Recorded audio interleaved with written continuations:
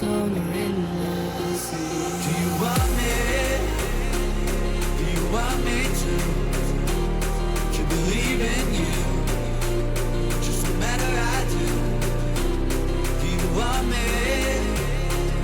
Do you want me to? To believe in you? Just no matter I do.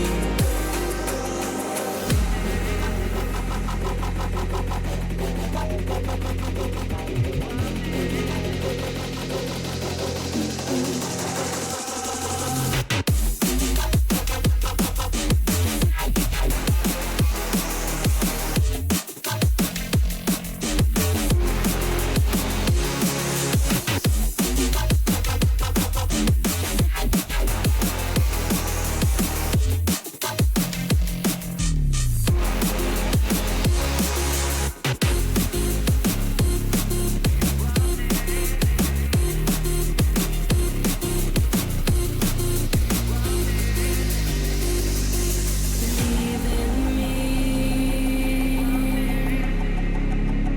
It's not that easy. Trust me. My mind's kinda crazy. Do you want me? Do you want me to? To believe in you? Just no matter I do.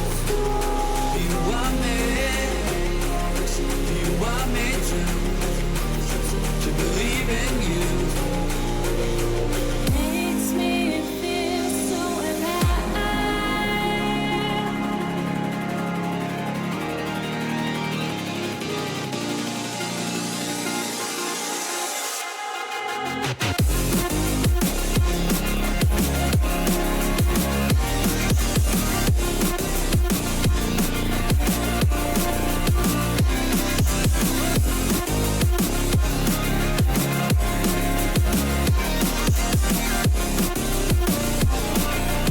Makes me feel so alive. Makes me feel so alive. Makes me feel so alive. Makes me feel so alive.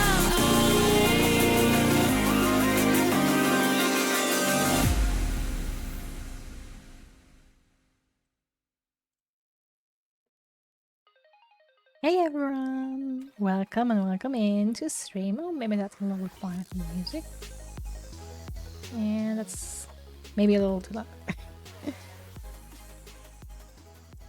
Yeah, maybe like that. Yeah, Lightring, welcome in. Happy to see you again and congrats on the job. I knew you would find something eventually. Have you started working there yet? Or did you just like get it? And you haven't started it yet. Yeah, it's been a week since our last stream. No streams this week so far.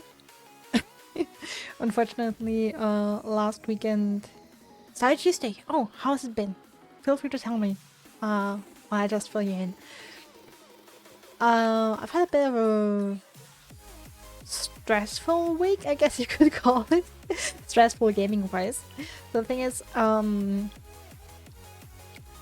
another streamer that whom I follow, hey Pluvio, namely Lil Guardsman, is having a community Minecraft server over the summer. Thanks for the like. Thanks for the belief. I'm not sure we can win this, but we'll see. I'll try my best. So yeah, Lil Guardsman is having a community Minecraft server. Basically every summer I joined this community last year and was active in last year's server. I'm not sure if I got whitelisted again for this year's server, but I really hope so. And yeah, the server will start tomorrow. And so last weekend I played a little bit Minecraft survival solo, just, you know, to try a couple of things, go through kind of my strategy, the things I want to do ASAP when we get started. and just trying to survive. Because last year I basically spent all my time in the peaceful village, which was an area of the server that was where the difficult where that was set to peaceful. Because I had never played Minecraft before, so I was a complete noob last year and was totally overwhelmed. And yeah, I was like, okay, put me in the peaceful area, so at least I don't have any any hostile mobs to worry about. And that helped. But yeah, so I tried survival and getting back into it, and making myself familiar again with the game of Minecraft, and I got completely addicted. I got completely addicted to it last Saturday. I managed to survive on my own, so much for that. Which is amazing. It's only my second time trying a survival world on my own. Friday Gaming, Gala, welcome in. Happy to see you here. How you doing? And yeah, the first night was rough on my own, but after that, I settled in pretty quickly on a nice, on a nice place where I could build my little base and just dig deep, search for diamonds, and yeah, it's been all going well ever since. But yeah, that was Saturday, last week Saturday and Sunday was all Minecraft, and then Monday, Tuesday, Wednesday after work were also Minecraft. I didn't plan for that. To be honest, I did plan to finish Lil Guardsman on Monday and then maybe do another short game for the rest of the week. But yeah, it totally got the better of me. So like Monday, Tuesday, Wednesday after work were all Minecraft. I think Monday was mainly because I was still totally addicted, and Tuesday and Wednesday were because I was so freaking exhausted, like mentally. Because at work we had like a special, how should I say it? Okay, we have this thing once every 3 months where we basically plan for the whole next quarter. So we basically go through everything that we're supposed to be doing, like all the things that are brought to us. Hey, we want to. If you don't know, I work in software. I'm a QA, so I'm a software tester. And so basically all the things that our customer wants developed are being brought to us, and we go like, okay, so we go through all the topics and discuss them and go like, okay, this is how we would do that, this is how we would do this, and this is what we need for that, and just talk about everything. And then plan everything for the next 3 months and see which topics we can pull and what we think we can get done. And it's always very intense and long days. So you're basically in a meeting with your entire team for the whole fucking day. So for 8 hours straight, and that is a lot. It's always a lot. So yeah.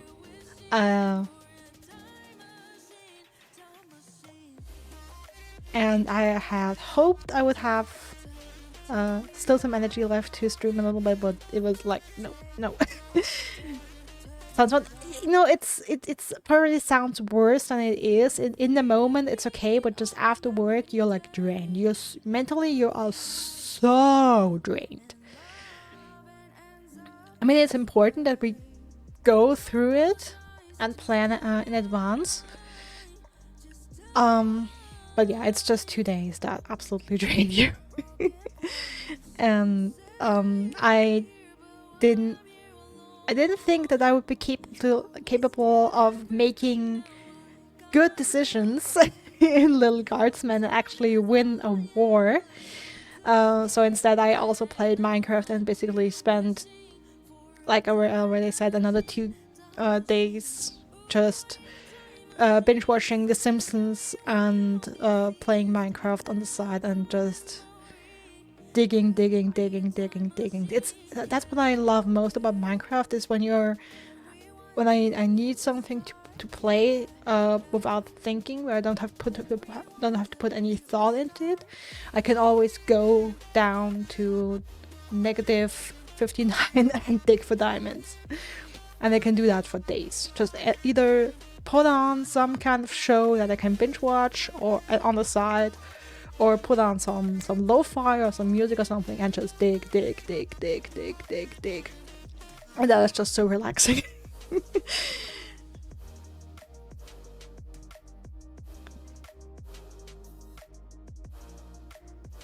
Alright, or Gallagher didn't read it before. Saying I'm tired of work, but I saw the announcement and I read that you had a car to win. So I was really worried I missed it. Yo, welcome to Lil Guardsman. We're winning a car today. So yeah. And then yesterday, I initially planned on streaming yesterday as well, because I thought like, okay, now work's over and we had a holiday yesterday, so I thought, I would be refreshed and relaxed. But the other thing is, I mean, y'all of you might have seen it because I posted about it in Discord. I had the weirdest nightmares the last 2 nights, and due to that, sleep was not very restful. So I was exhausted. Also, I was at my brother's yesterday and helped him with some new shelves he got. We did some wiring and then some cleaning. And also I felt a little sicklish. Again, also that's something. I still feel like I'm rolling the dice whether or not I'm gonna get sick the next couple of days, because one of my co-workers is sick and was at the office on Tuesday and was like coughing and sneezing and like spreading germs the entire day, and was like, dude, why didn't you stay home? Why? And so it's not the first. I am so peeved about this because it's not the first time with this particular coworker. Like, this is a guy that we have to tell him every single time he comes to the office sick, and he has done that multiple times. And we tell him, please, if you're sick, call in sick. It's okay. You don't have to worry. Just tell us in our team chat, and maybe give us a little bit of info where you left off, so that someone else can take over, and then stay home and you're sick and it's all good. Like, we're not mad. No one's gonna be mad and thinking about it. And it's like, I live in Europe. Like, we don't even have stupid shit like limited sick days or something like that. If you're sick, you can just call in sick and that's it.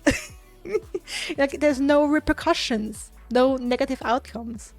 And like, it happens to all of us. And honestly, everyone favors you staying home. It's better for you, and it's better for everyone else. Because what's the benefit of you putting your body, your sick body, through the task of going to work and working and concentrating, even if like it's not a physical draining work, it's mentally draining. And if you're sick, even such mundane tasks as getting up and going to another room in your own apartment can feel like the most massive physical thing to do. But yeah. He called in sick Wednesday, and I just hope I didn't catch anything. But I feel like that's still I'll have to see how I'm doing tomorrow or Sunday. I did feel a little in my throat yesterday, and I was getting worried that I caught something, so I was But yeah, that's my excuse for not streaming the entire week. The long and short. But yeah. That's it. Now everyone's bored and left. So I guess let's get to the fun part now.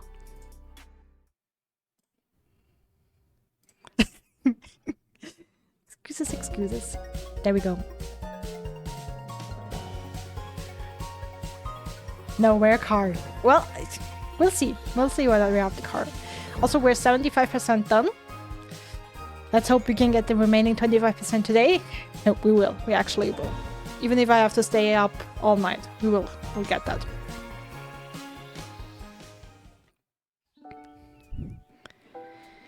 Level 9! Leading to the highest levels of brutality ever recorded, with the pointless bloodshed sure to scar the psyche of all those involved for years to come. Haunting words from one of the survivors of last night's charity bake sale at the Garden District's Haven for the Elderly. And now, news from the war. The battle for the Western Food Reserve Grotto was lost. Yeah, sorry about that. That is the only detail I have to report. And now, more exclusive audio from what has been dubbed the Goodies for Geezers Bake Sale Massacre.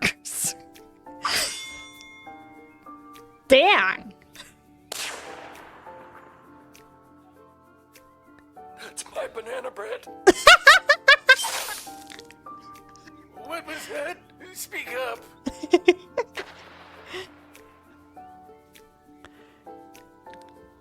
I wish my grandson was here. Wow. That is one aggressive bake-off. I guess that's... My banana bread. Yeah. That's all the sound effects.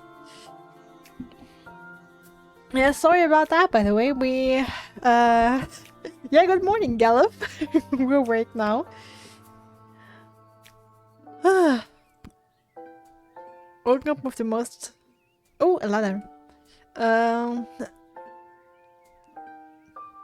most aggressive bake-off ever. Yeah, last time we ended... what did we do? Last time we had our night shift. Night shift was fun. Then we ruined a wedding. But that was good.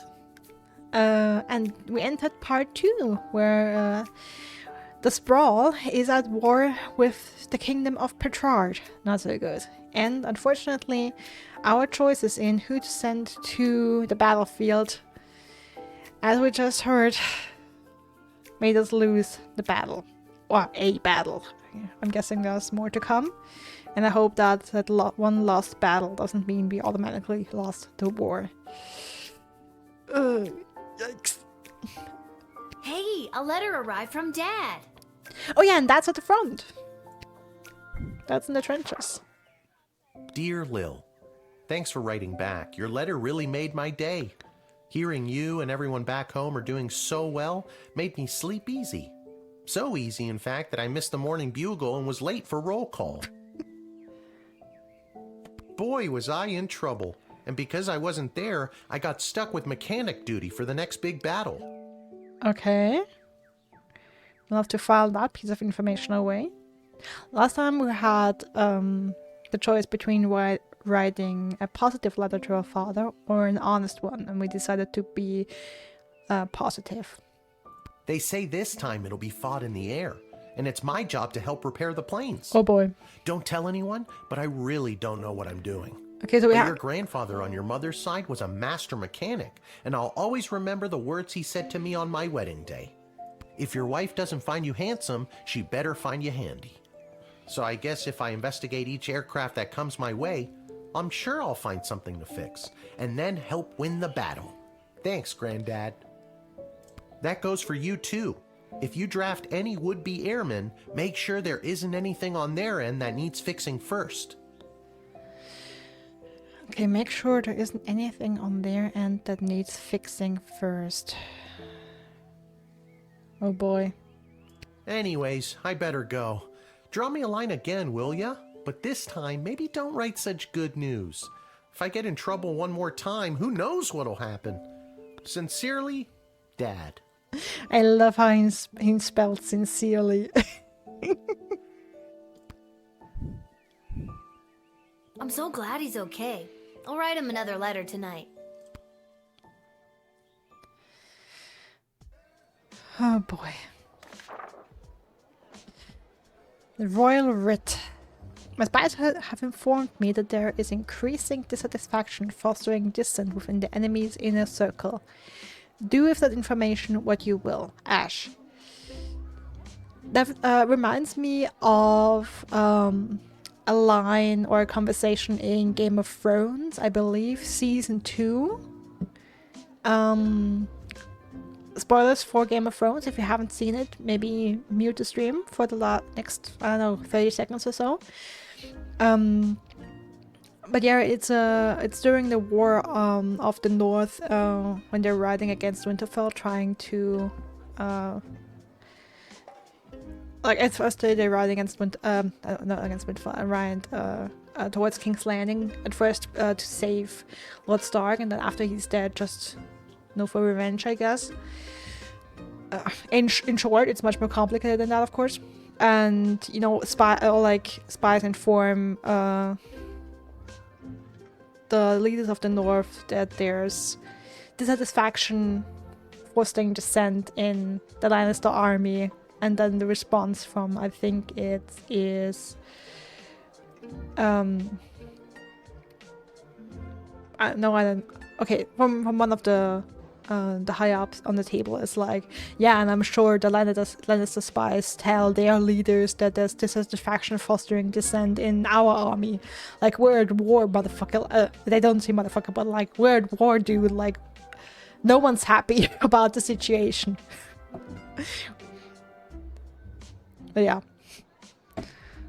So do with that information what you will. I will, Ash, so maybe it's true, maybe it's not. I mean, they're at war. But I guess no one's happy about that. In addition to the forces that were drafted, the outcome of the last battle was also due to the state of our equipment. Pay extra attention to what our men, women, and creatures are marching into battle with. Striker. Okay. Although their proposal for addressing our little food shortage problem was rushed through council without their scrutiny or approval, please extend my associate from Catering Corp every possible courtesy. And don't trouble yourself too terrible with the nature of the plan. Nothing to see here, as they say. Councilwoman Ash.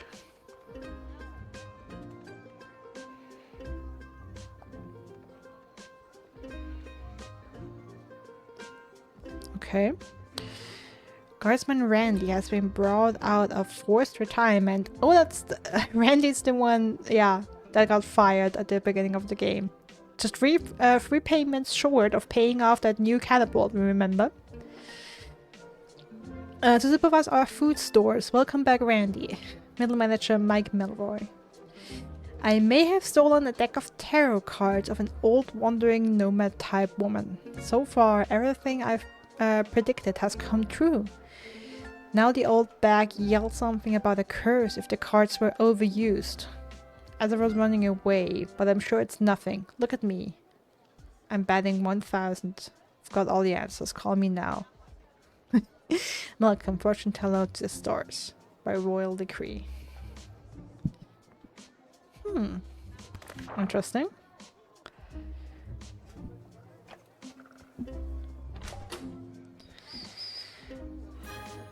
Alright.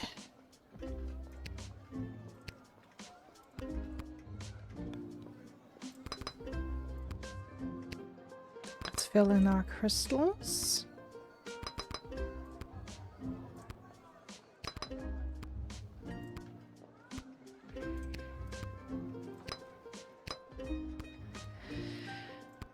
And begin our day. No time to waste. Unhand me, you fools! I must be granted entry immediately!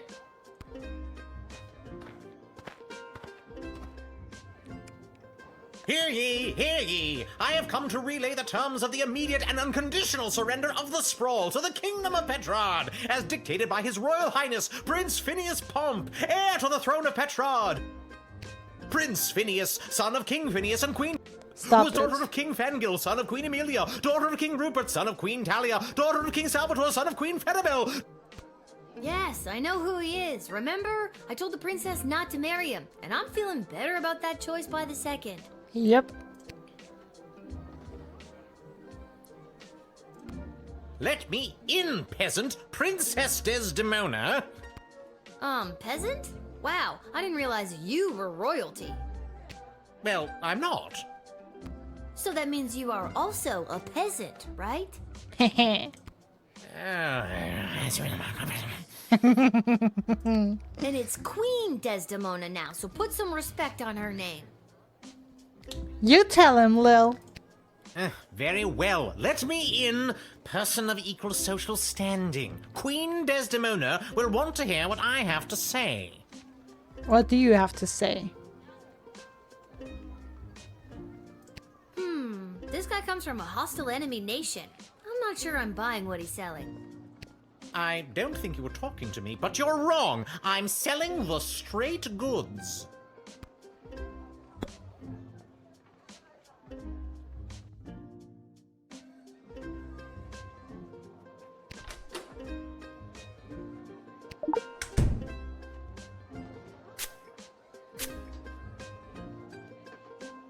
It is my intention to divulge the top secret battle plans I have been made privy to the Queen in exchange for food for my people.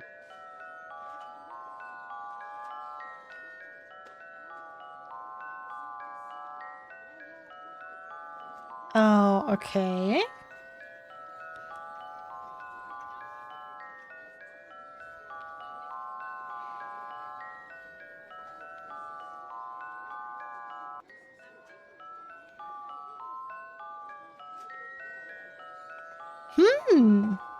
Interesting.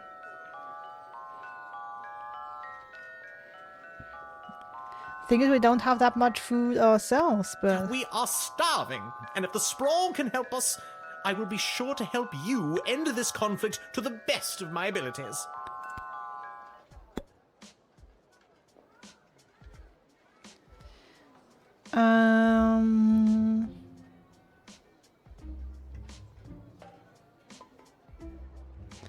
Okay, I either call Ash or I question him again.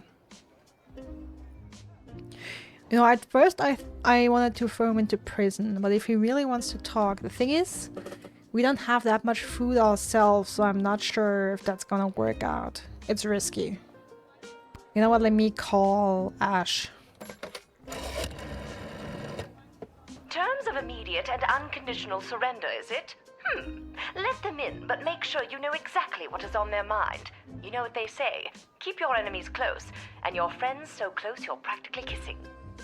Is that what they say? Okay, we know what's on his mind. He actually wants to help us in exchange for food.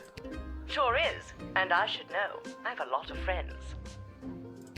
With that philosophy, I'm not surprised.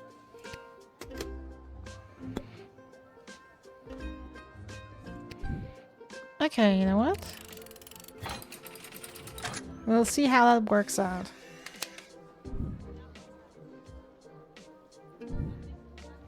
Thank you. Hopefully this exchange of food for information will help put an end to this bloody war. Let's hope that. Perfect! Having heard their true intentions, you let them in. Now it's up to the Queen and other people above your pay grade. Okay, starting off good here. Ahoy, child manning the gate! Ahoy! Adult in a basket? Ha ha! I like your spirit! I am here to enlist in Her Majesty's Air Force! Alright, looks promising. Hot air balloon, missing the balloon. Once inflated, my grand contraption shall sail high above the clouds. First I will destroy the enemy air force, and then it will take me no time at all to traverse the entire world at that altitude. So how does this grand contraption of yours work anyway? At least a project like that. When inflated to almost bursting, this ball will carry me up into the sky, keeping myself inside this wicker basket aloft. Simple science. Oh, I get it. You're gonna die in that thing.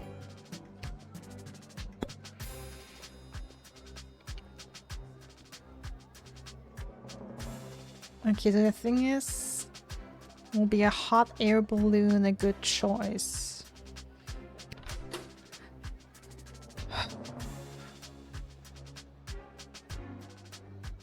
Okay, we have nothing to decode, so that ring is not a good choice. Not sure if I should whip him. I can see metal. X-ray truth spray. Should we go for the truth spray again? I'm not sure. I first read about the floating ball machine in a book about a chap going around the world in 80 days. Julie Goblin Vernon, I think his name was.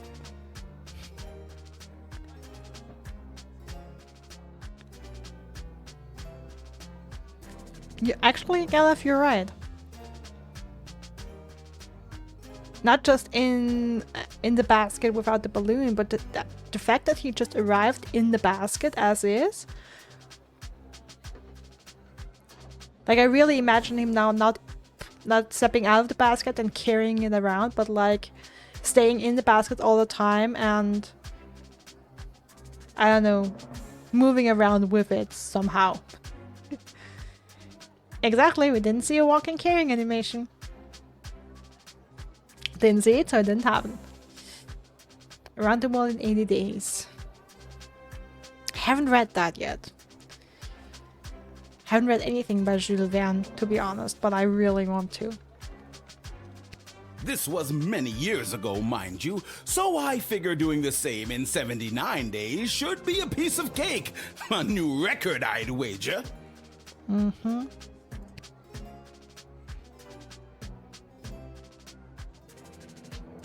Of course, all that depends on whether or not you help win the upcoming air battle first, right?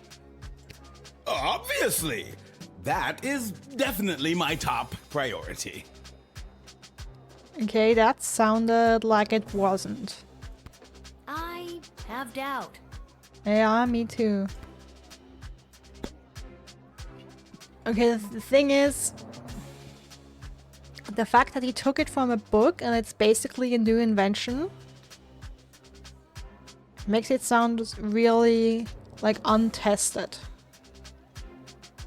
It's here to steal all of our hot air. No, not the air. Okay, at first I was like, ooh, hot air balloon, nice.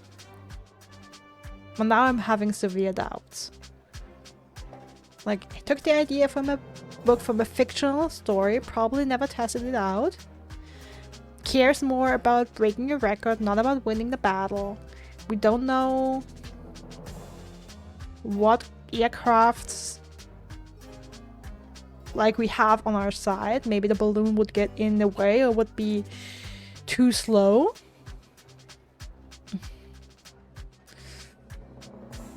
Okay, the question is, ask him again or use something. And honestly, the only thing I would use is the truth serum again. But then that's twice already.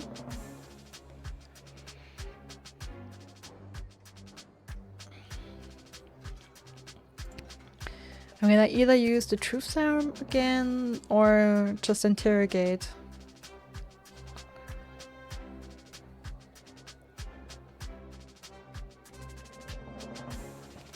Honestly, I don't want to waste. I don't want to waste the crystal on the serum. Let's just interrogate, and I honestly lean more towards a decline. This is my heat source. Fire. You see, when I fill the balloon with hot air, it goes up. Boom! Science!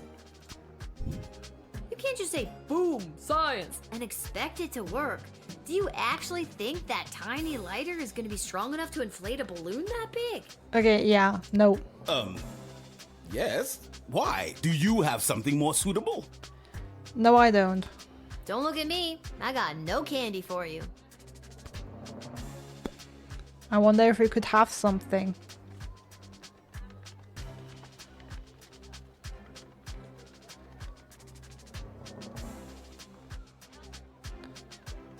I wonder if we could have confiscated something out of someone. Like a flamethrower or something. But yeah, sorry, you'll have to be denied.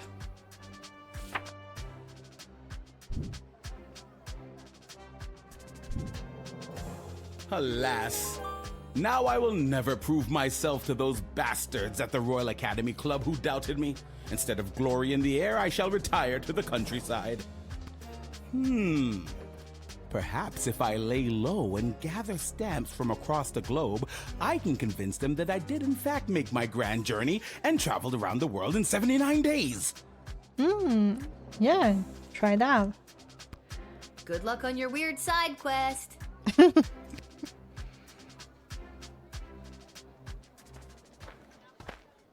Alright, who's next? Hey, I remember you. Yeah. Really? Most people don't. Regardless, I am here today on behalf of Catering Corp regarding our services and food management. Yes, please. We need you.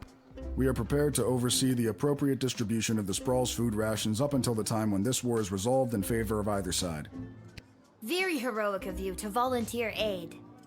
The proposed services rendered come with a detailed budget and a projected ROI. Oh, really? Return on investment? Less heroic.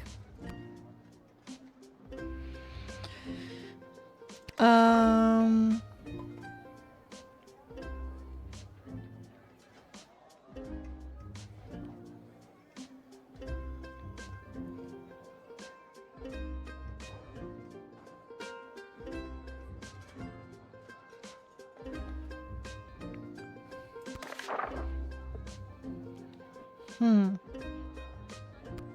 It has come to our attention that the food rations are being severely mismanaged. If this trend is allowed to continue, the Sprawl will be completely out of food in a week. Whoops. Are you sure your numbers are correct? Of course our numbers are correct. All we do is numbers. We eat, sleep, and breathe numbers.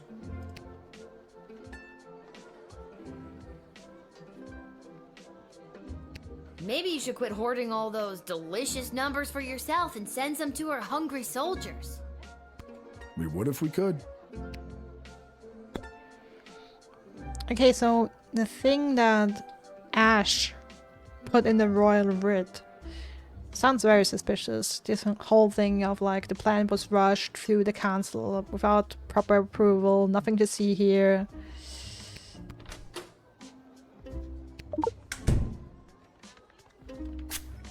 I feel like something's shady going on here. I feel compelled to verbally dictate Catering Corp's food rationing plan. Item 1. All individuals above the weight of 71.6 kilograms will be allowed a single 14.7 gram ration of Soylent Beige nutrient bars per day. Item 2. Anyone below 71.6 kilograms will be restricted to food scraps and or edible waste, either begged or foraged. What? Item 3. Individuals below 71.6 kilograms who succumb to hunger will be collected and repurposed into said Soylent Beige nutrient bars in order to sufficiently feed the remaining individuals above the weight of 71.6 kilograms. What? So concludes Catering Corp's extremely efficient plan to solve the Sprawl's extreme food shortage crisis. Oh yeah, cannibalism is efficient. Collected and repurposed into Soylent Beige nutrient bars?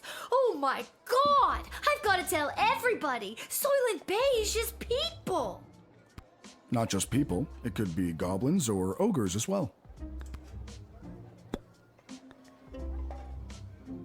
Okay, so who do I tell this?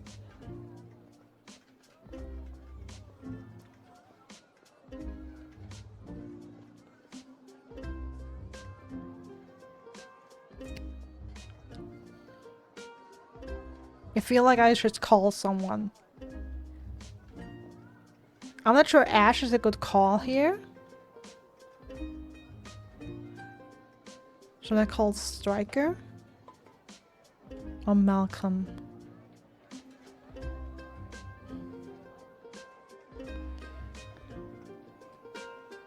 Not sure. Let me try Striker. Oh boy, this guy again. He and the rest of those Catering Corp clones just rub me the wrong way. I mean, I'm a brutally ruthless soldier who would walk over her own grandmother to gain an edge battle-wise, but those guys just seem so heartless. Talk to them or make them talk. I want to know what they're planning with those plans of theirs. I can tell you! Why don't I already know that. Why don't I give the information along?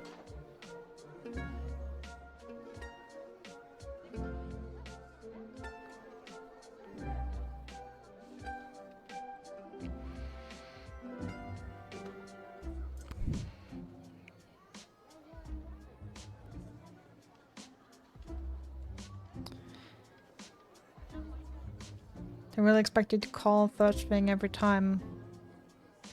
I guess so.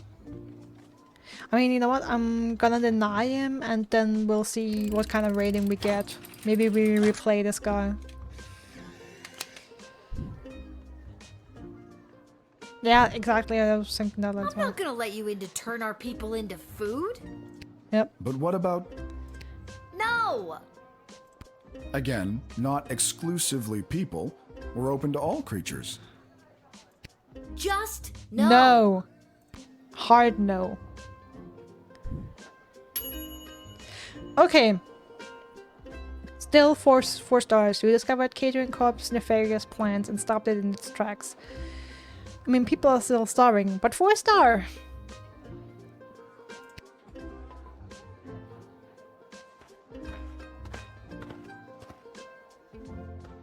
What's the holdup? I figured most of you Guardian Defender types would be out fighting on the front lines. Let's move it along. I got a Goblin Ball match to set up. Excuse me? And you are... We're at war. Albert St. Lush, manager of the Sprawl Brawlers.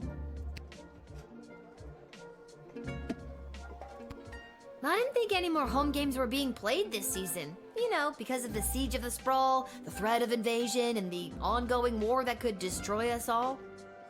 Yeah. Let me in and I'll make sure we get one last game.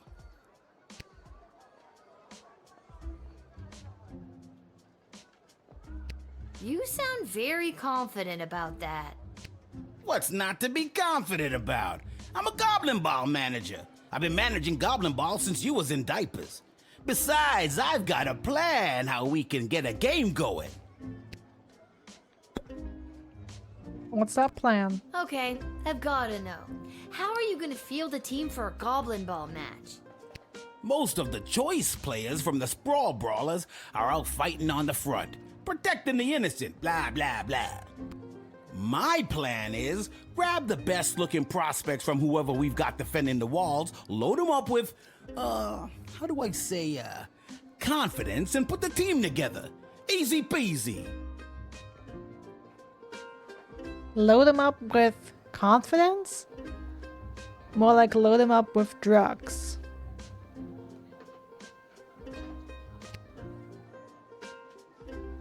You think that the best of the rest from the Sprawl could really go toe-to-toe with a proper Goblin Ball team?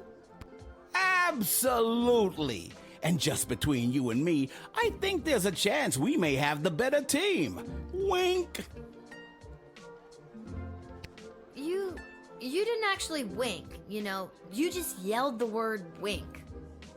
Or did I? Wink. Yeah, you did. Twice. Cringe.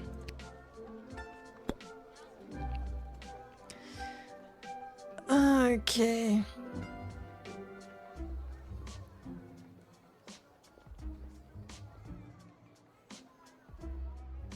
I mean, they really have the team manager down, like the necklace, the stick, the ring, the cigar.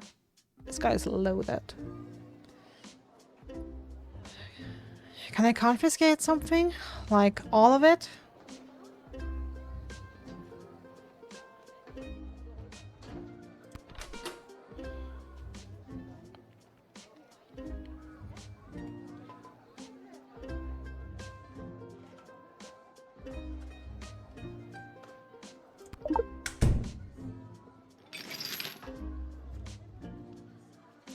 Oh yeah. There we go. What are these? Don't worry about it, kid. Tools of the trade. So long as the players don't ask any questions about what they're getting, it's totally legit. The secret ingredient is pure basilisk venom. What? What? You think those on the Milton Marauders ain't doping? You're crazy. Confiscated. Well, there ain't no way I'm gonna win with these bums now.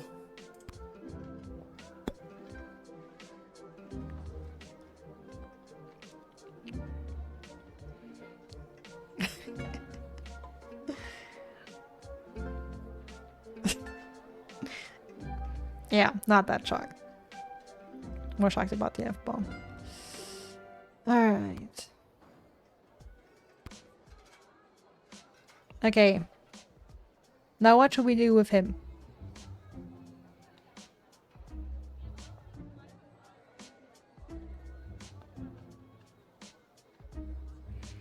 Admit, deny, or jail?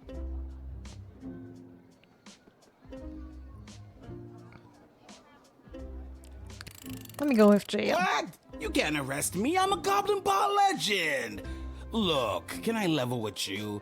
I know this will weaken our defenses, but the Sprawl really needs this right now. I really need this right now. No. And you could probably use this envelope full of gold I've conveniently left for you right there out in the open.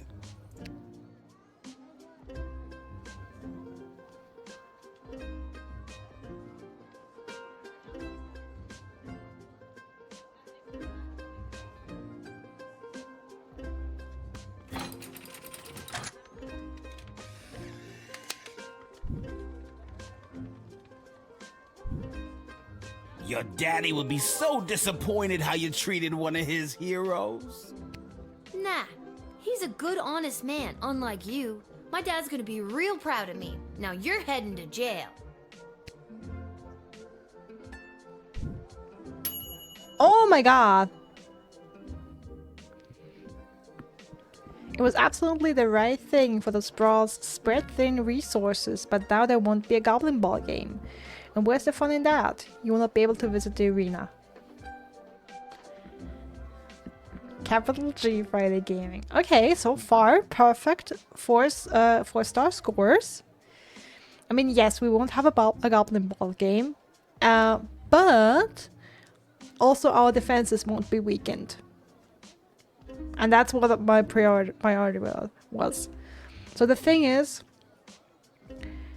I kind of have a little bit of a theory that it could actually turn out good for the defenses if you admit him and let him dope the players, because he's like taking people from the defenses, dope them, put them in the game. If like they gain strength or muscles or something through the doping and return to the defenses, it could make the defenses stronger in the long run. But honestly, that was too much of a gamble for me right now, because honestly, especially hearing that basilisk venom is part of the drugs, you know, too much of a risk for me.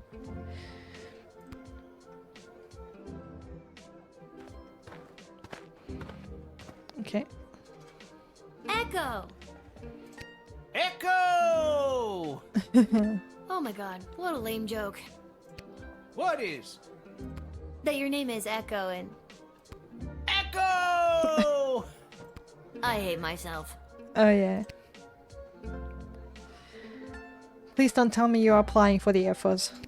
What do you want, Echo? And don't you dare say Echo again. All right, little sister. Chill out. What are you doing here? The Mages Guild are all gathering in the Sprawl to discuss our place in the war efforts. Been a long time since we've all been summoned together like this.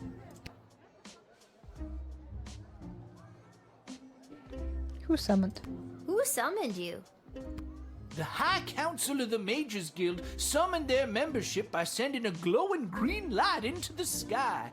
A sort of signal that tells us we're all needed.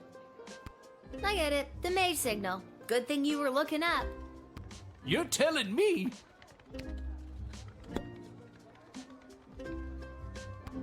The reason I founded the Mages Guild was so that we wouldn't have to all gather together this way. It was a set of guiding principles that all mages would adhere to, so if you knew a mage, you knew what to expect. Kept people from fearing us. Now it looks like some mages want people to fear us. It won't end well.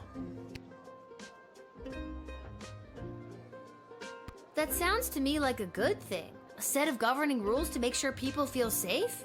Am I wrong? I don't think you are, but darker forces in the guild sure do. They think the rules are too strict. They want to use magic to control people and eventually the whole kingdom. If we don't stop them, there could be a rift in the guild itself with mages on both sides. It's getting pretty hairy.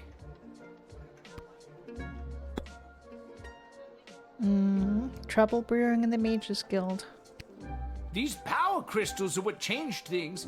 Back in my prime, a mage might see one power crystal in a lifetime, and even then it might not be a particularly powerful one. What they're pulling out of that dig site could open the door to worlds of possibilities, and not necessarily good ones. What else do you know about power crystals? I've got one right here in my robe. This here's my old power crystal. I don't usually carry it around, but with this gathering of the mages, I thought it might come in handy. Of course, it might not. Haven't used it in an awful long time. I mean, this is one of the ones that might work or might not work. Let me return that. I don't need it. Yeah, this looks trash. Yeah, there's around a 67% chance it is.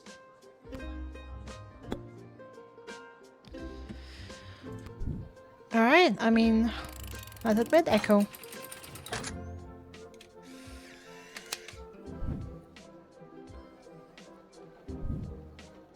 Thanks, Lil. I better get to the Mages Guild. But first, I may stop by the Twisted Sister and grab some grub. Man, have I got a case of the munchies. Rock on, little buddy. Thanks. He was here on official guild business. Sure, he's a stone windbag, but he's a good people.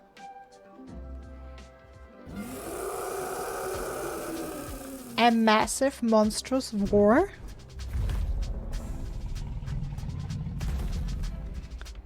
Is this... Whoa! Stand down, Peaches. It's all right. I'm here for the draft. Well, me and Peaches. Yo! Dragon? Peaches? Okay.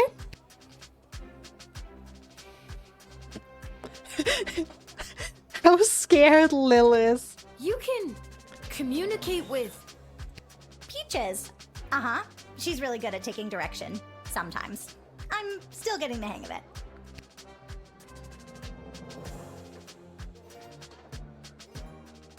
Your dragon's name is Peaches? I didn't name her. She chose it. Alright. She chose Peaches? Yep. We tried Ragnar for a while. Peach's word of disapproval. But she really prefers Peaches.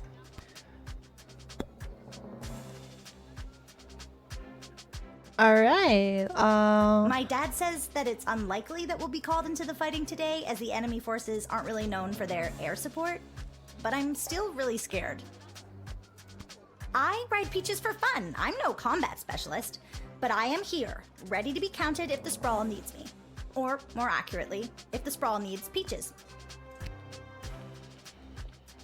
okay, let's be affirmative because I really wanna get her. You are so incredibly brave. Oh gosh, thanks. I hope Peaches is ready for anything that comes our way. Uh-oh. I know I'm nowhere near as good a rider as my dad, and I feel like I'm missing something. Oh well, I'm here and ready to go. Missing what? Can I give it to you?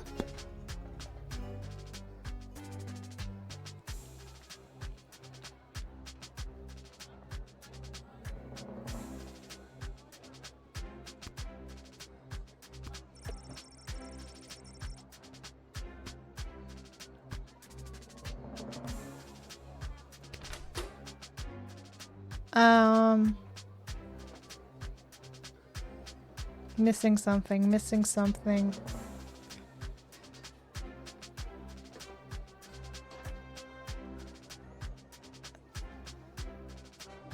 I mean, I'm tempted to whip her and hope that we pull an Edward with her. Damn it. I'm just filling in for my dad today. This is his job. Primaris Dragon Rider. But today he says that I have to work his shift while he places a bet on the Goblin Ball match down at the pub. Seriously? That's exactly what happened to me. My dad wanted me to fill in for him while he placed a bet on the Goblin Ball match down at the pub. Is there even going to be a Goblin Ball match today? My dad said it was up to forces beyond our control. It was up to me, and no, there's not going to be a Goblin Ball match today because of what I did earlier. Whoa, your job is so cool.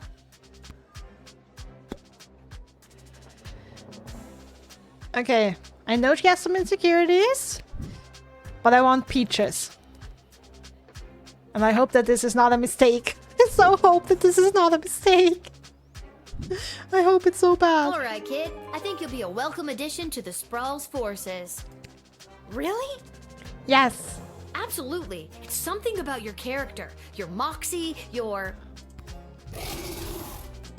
giant intimidating dragon. Yes. That I control with my little tin whistle.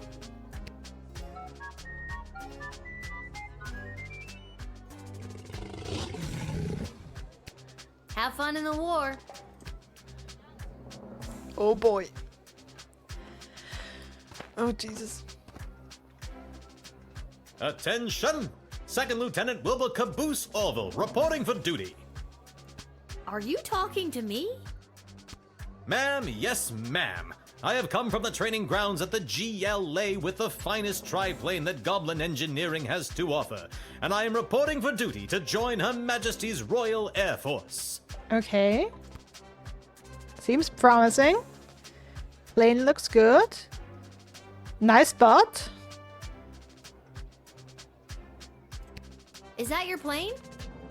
Yes, ma'am, indeed it is. A sup with gobbo of primo make and model. As I said, the finest that Goblin Engineering has to offer. Would you like to know her name? Yes. Sure. What's her name? I call her the Green Baron. Interesting. Huh.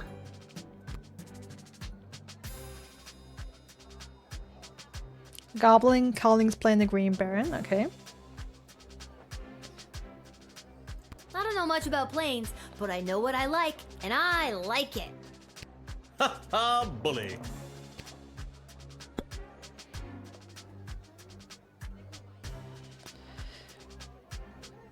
I mean, honestly, the plane looks good. I've been flying the Green Baron for years now. Earned my wings under King Oswin himself. That was back when you didn't see a whole lot of goblins in the air. I spent a ton on human-colored makeup. Like, there's not a more prominent color on the plane? You mean gray or orange?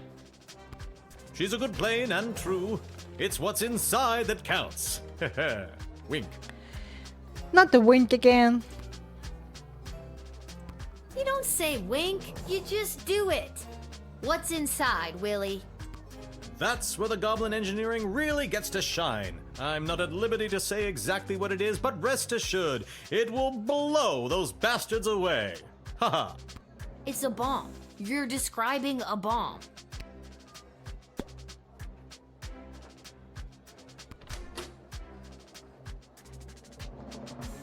Okay, so wait.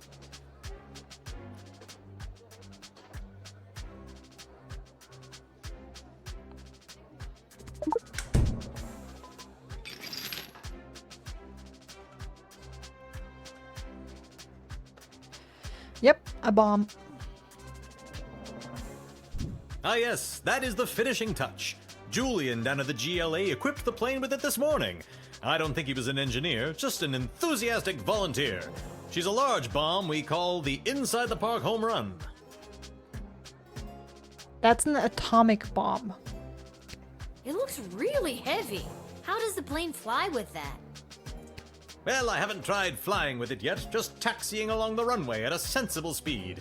But there's plenty of space for it to roll around back there, with all those loose tanks of fuel and barrels of gunpowder. That gets confiscated.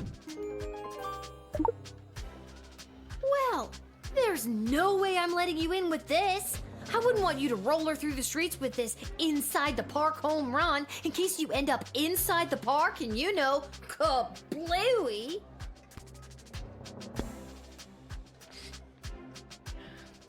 Okay, listen, even if the Prince of Petrard is an asshole, no nuclear warfare, okay? That's where I draw the line. Okay, now the thing is, this again is a new plane. We're being told it's good. It looks okay. The nuclear bomb is gone. But it hasn't actually flown yet. So admit or deny, I'm split. Like, I want to trust Goblin Engineering, and now with the bomb gone, he might be able to make it. But the question now is, without the bomb, what does he have? It doesn't look to have guns.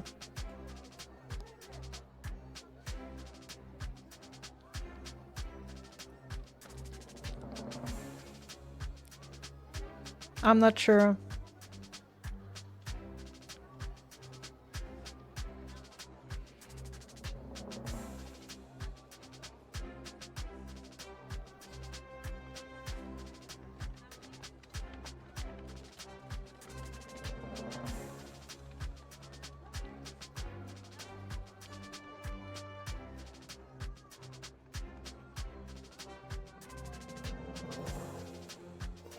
Damn it.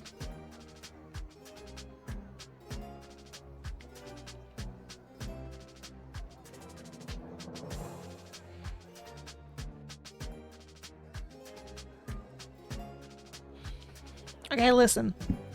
I'm also split on this decision, so I don't know if the battles are all the same. Like, okay, if we think back to the last stream and the last battle, we also had 3 candidates to draft. And at the end of the day, what I gathered from it, we sent in 2 people. But I think that it would have been better if we just sent the last candidate that came in. And just send him alone. Because the other 2 people, the other one we sent was the woman he tried to woo. And you know, they distracted each other, and it basically neither of them helped us in the battle. The third person was her ex-boyfriend, who wanted to join the military because of his broken heart, and we denied him. He was the first one to show up. Now I'm wondering if all battles, I don't know how many there will be, work the same, that we are basically only supposed to choose one person. And the other ones we send in will basically negatively affect each other, and we won't have any positive effects from anyone. Well, I guess you can hand him some rocks to throw down while flying. True.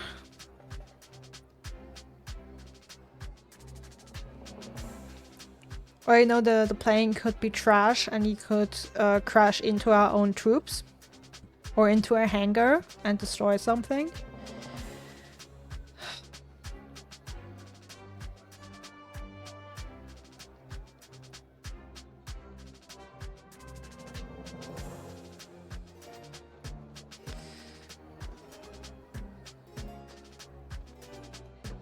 Then they go with the dragon steps and those spiky rocks later. Oh my god, I hate this. No, it was all fun and games until we entered a war.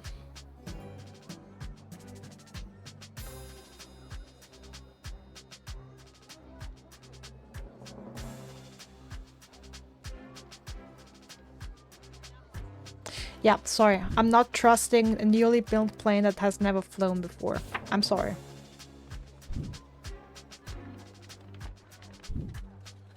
Sorry, Flyboy, but you're grounded. I'm not gonna draft you today. Was it because of the bomb? Yes. No. That's fair. Julian was pretty drunk when he loaded it onto the plane. All right, Second Lieutenant Wilbur Caboose Orville is going home. Disappointed.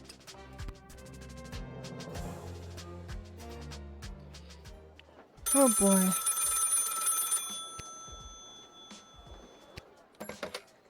Go for Lil. Lil, Chuck here.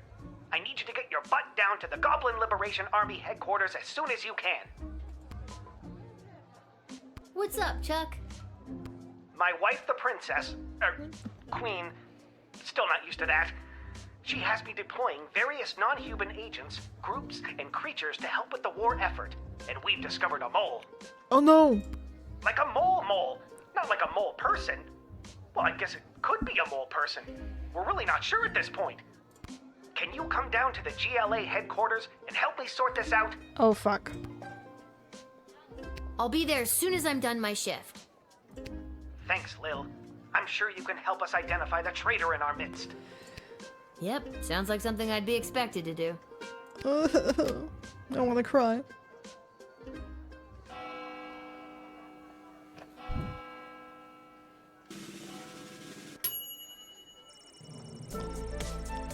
But perfect performance. 4.0.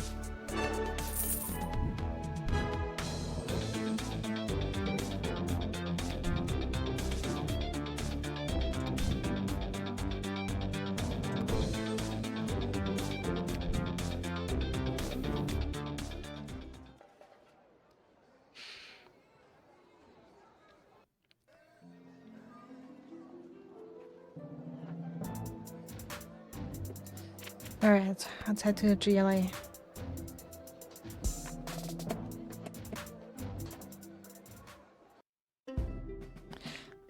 Oh, wait a second. Lil, thanks for coming. Are you ready to help us whack-a-mole? Sure, in a second, Chuck. I'm not thinking about something and I'm so stupid. You know, Malcolm, who wrote in the Rid that he has a tarot card set stolen. I wonder if we could have called him on the people trying to enlist and we're like, hey, I have this guy, what do the cards say? Oh, why didn't I think of that sooner? For some reason I always disregard Malcolm. Alright, let's whack him all. What's the scoop so far?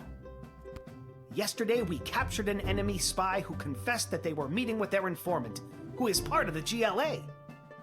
Oh damn. But before we could get a name out of them, the spy chomped down on a poisoned tooth. We've gathered 6 suspects.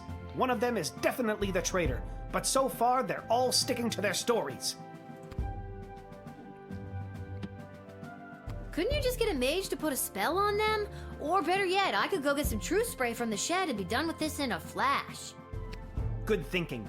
But the guilty party could have built up a tolerance to truth sprays, or be in league with a corrupted wizard from the guild. Your deduction skills are the only method we can truly trust. Think you can help us out?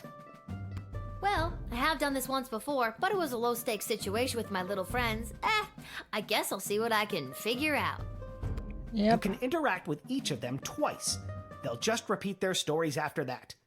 See if you can detect any inconsistencies about their whereabouts last night, and catch them at a lie. Oh boy.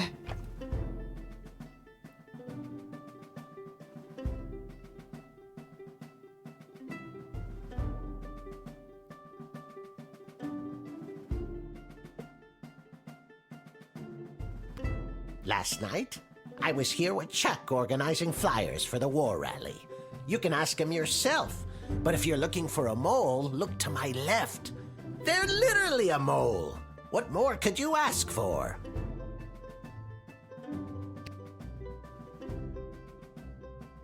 So, Lil, who is it? Who is the traitor? I'm not sure. Give me a sec. I thought I could ask Chuck if that is actually true. But honestly, I would guess it's not, because if they were really with Chuck preparing flyers, why did they get drafted as a suspect here? Listen, I know everyone's gonna think it was me because I'm a literal mole. But last night I was at a bar in Little Ogre Town watching the Goblin Ball game, I swear. What Goblin Ball game? I never miss a game, even when they're out of town, like they were last night. Okay, so Goblin Ball game in another town that you watched.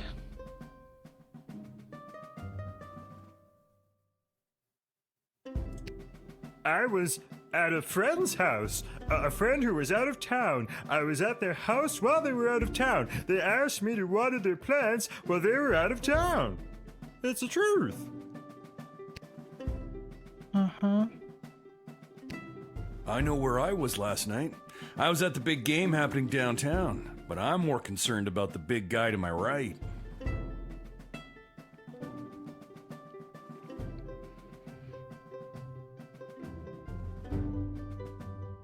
So was there a game or was there no game?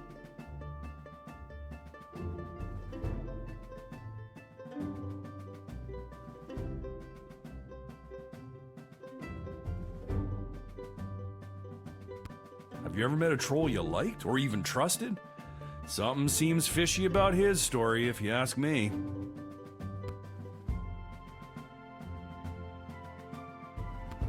I was quietly meditating in my chambers last eve. The degrading acts of skulking in shadows you're picturing are obviously more in line with a creature half the honor of an elf. Someone like a halfling, perhaps? Quietly met in my chambers.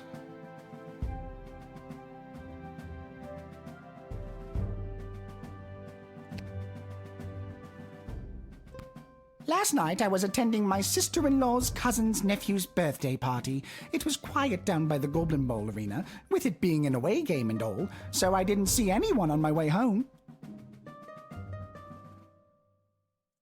I don't know why anyone would suspect me. I have a leftover apple tart in my freezer to prove it. Okay, I'm suspecting this guy. Because we have two people who say they watched a game, a Goblin Ball game that was taking place somewhere else. And also we had the manager today who was like, you know, we hadn't had a Goblin Ball game in a while because all the players are gone. So he's the most sus. I told you, I was at the Goblin Ball Arena last night. I live around the corner from the stadium, so after the match I went straight home, no funny business. I'd ask that elf. Hard to trust those uptight, pointy-eared snobs. I honestly have no idea who the traitor is, but all I know is that it's not me. Ask anyone who works at the bar in Little Ogre Town. They'll remember me. I'm a really bad tipper.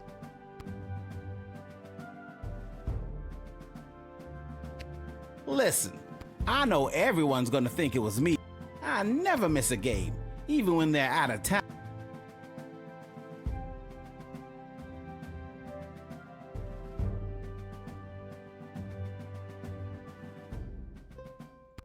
Fine, I'll confess. I don't actually have any leftover apple tart in my freezer because I ate it on the way home. My sister-in-law's cousin's nephew's mother is a professional cook and I couldn't resist. You should lock her up for the crime of making irresistible desserts. I will.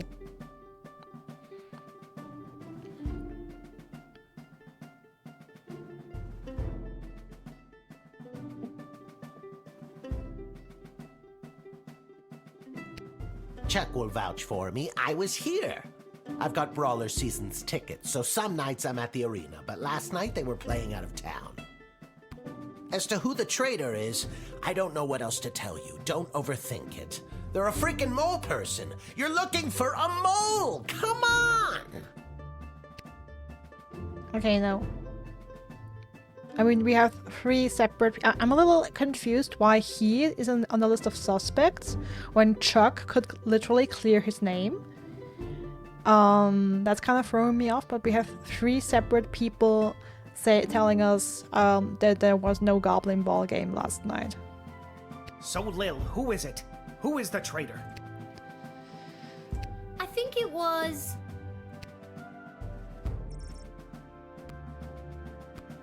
the Cyclops.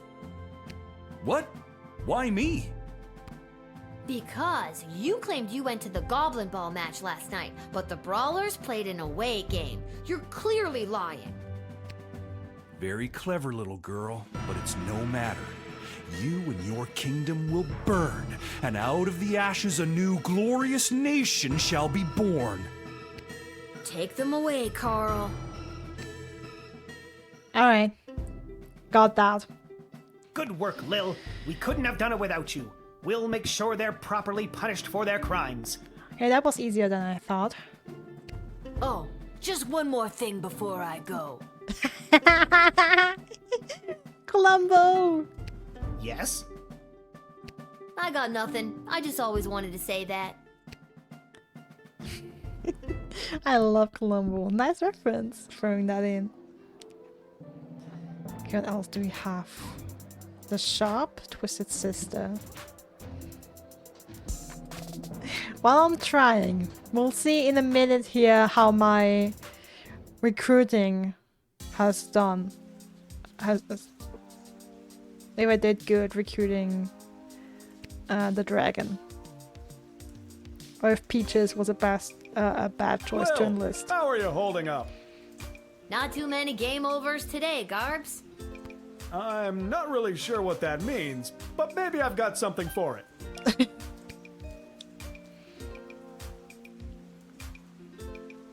Alright, you know what? Let me keep these things. And let me buy one crystal.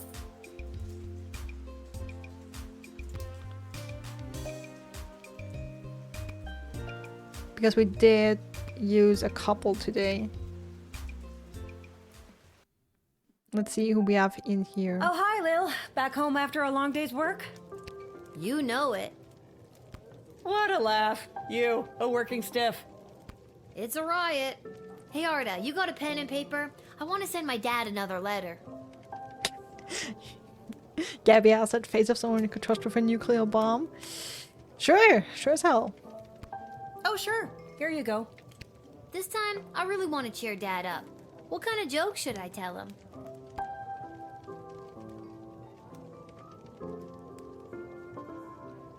A good joke or a dirty joke?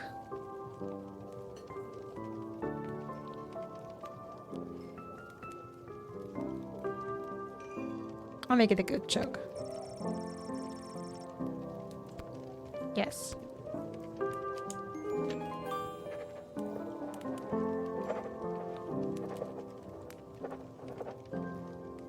That should put a smile on his face.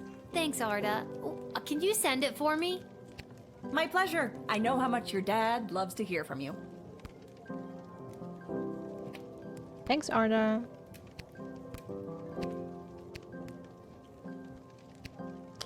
Oh, hello. Is that your friend? Oh, this is so weird, being out with you. Anybody could see. Aw, honey. It's what's on the inside that matters. I'm not embarrassed to be seen with you. That's what I thought when they were like going on. Oh, I was at a friend's and watering their flowers while they were out of town. I mean, it clearly wasn't the truth, but yeah, I was thinking of something along those lines. Embarrassed to be seen with me? I'm worried someone's going to see me with a human and tell my mother. Oh, brother. Him too.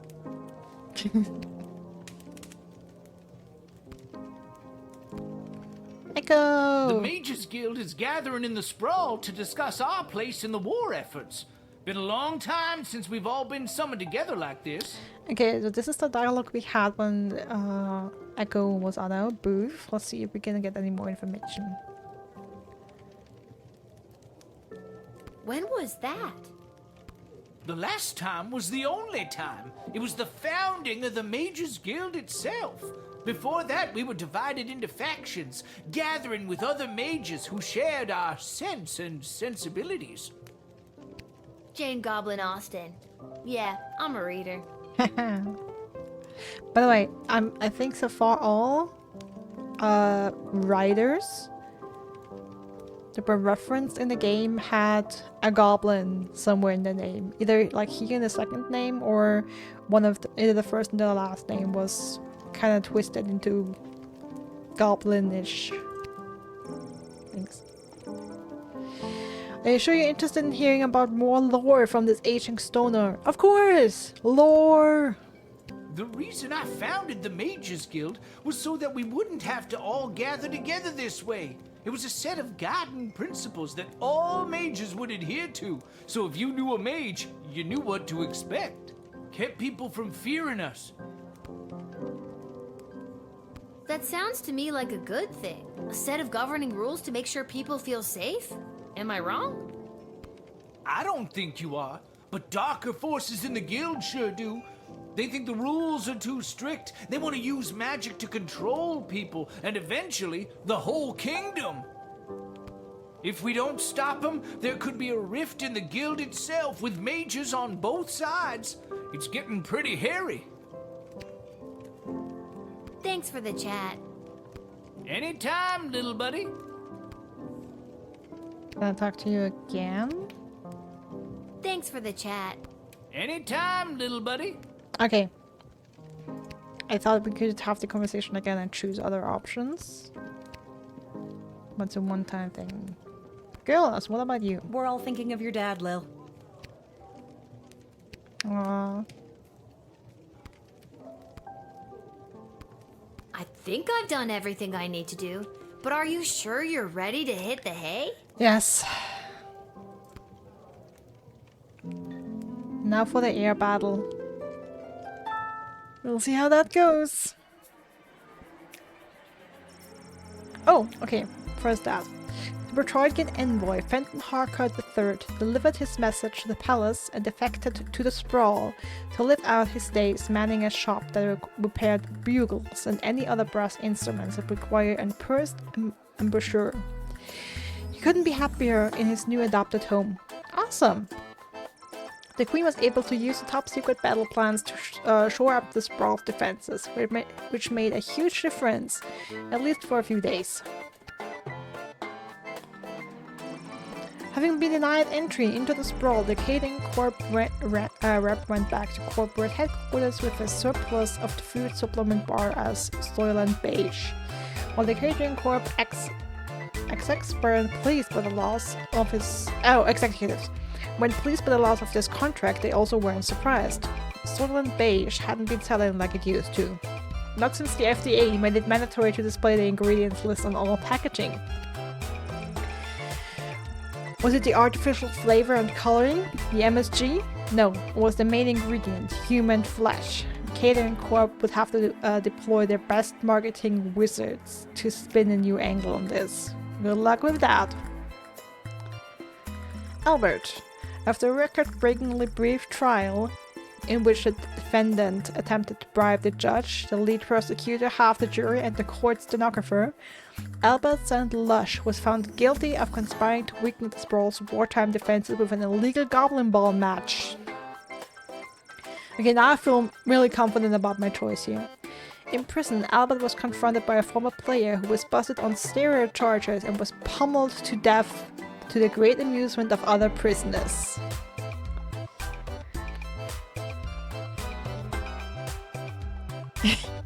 Oh no, it's a printing error on the label. Not human flesh, humane flesh. Found the marketing wizard. Echo the Wanderer. Echo arrived at the guild hall just in time to speak out against Tyronius and his plan to demand greatly increased powers for the mages from the Queen. Echo successfully argued that the guild should use its power to support the city council and guard corps, and help the people the war was hurting instead. Due to Echo's timely intervention, Tyronius did not get the 2/3 majority vote that he needed. He and his followers loudly insisted that the election was stolen, and Tyronius vowed to use his own power to stop this war, by any means necessary. His people formed a radical group that dubbed itself the Freedom Caucus, and they soon vacated the guild hall in a huff. Echo breathed a sigh of relief at the job well done. He took a trip to his favorite hound, the Sprawl's premier bowling alley Pinheads. It was a pretty righteous way to end the day. Correctly identified as being a traitor, the guilty Cyclops was loaded into a catapult and flung at a brick wall the next morning. there was much rejoicing. The sprawl and its secrets were now safe, thanks to your masterful detective work. Oh boy, you make it sound... I mean, honestly, I was worried about this when Chuck called us in, but that was actually easier than I feared it would be. I was afraid it would be harder than this. It was pretty easy.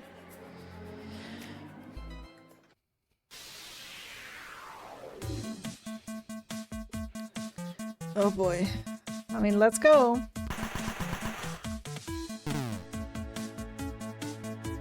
Are you...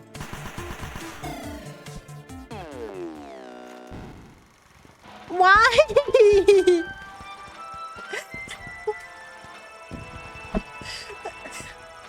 Okay, we're gonna lose the war. I'm so shit at this. As the dawn sun rose, it was clear that the Sprawl had lost. Their airborne defenses scattered, there was no way to protect themselves from attacks coming from above. The people of the Sprawl watched helplessly as the enemy wrote a message in the sky, surrender Lil. Most people thought the message must be a typo, but its looming presence had a severe impact on the city's morale. With his hopes of participating in the battle dashed, Professor Fogg hid in the countryside for 79 days. He emerged and fooled his chums at the Royal Academy Club into thinking that he had in fact sailed around the world in record-breaking time. To sum up, he hid in the barn, managed to bamboozle his fellow academics, and received a free beer for his effort. The little Primaris dragon rider trying to command her dragon Peaches with just her thin whistle had a rough go of things. Damn it! Peaches couldn't hear the whistle above the roar of battle, became disoriented and a panic fled combat and took them home. Oh! Shit! My father was mortified when he realized he had failed to equip them with his trusty... Oh my god! Are you kidding me? I was wondering if the bullwhip is the question like it was with Edward. Are you kidding me? He resolved right then and there to never leave her in charge again, and swore off going down to the pub to bet on Goblin Ball for good. While returning his plane to the GLA headquarters, they're inside the park home run bomb sitting in the Green Baron's hold.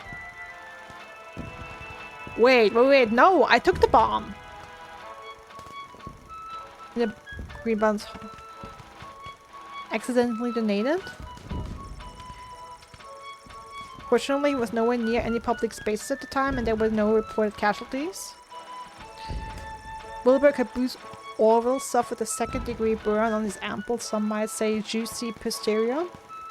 He must wear a butt case for 3 months, which he claims grants him further cushion for the pushing.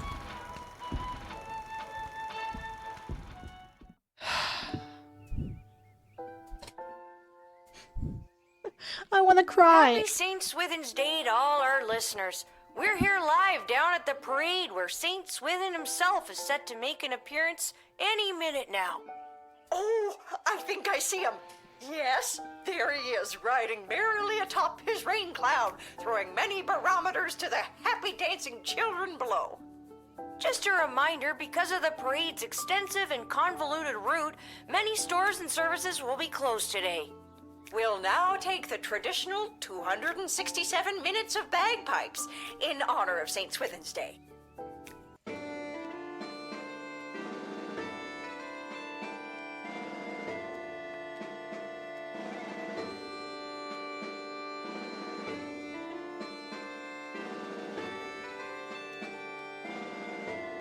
You know, for bagpipes, they ain't bad.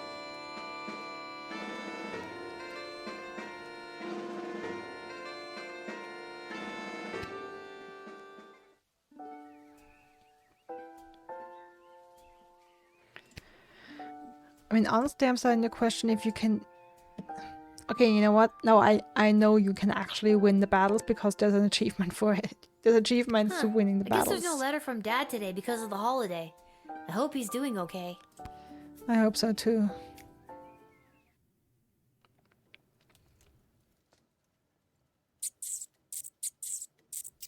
Rats.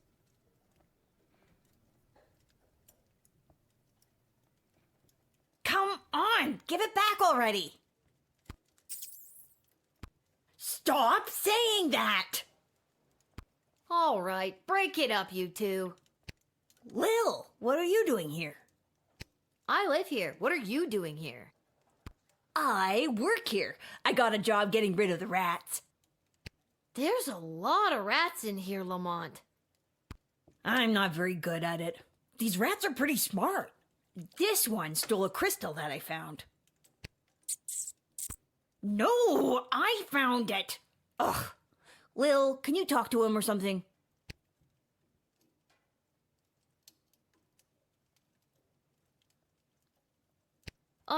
Hey, rat.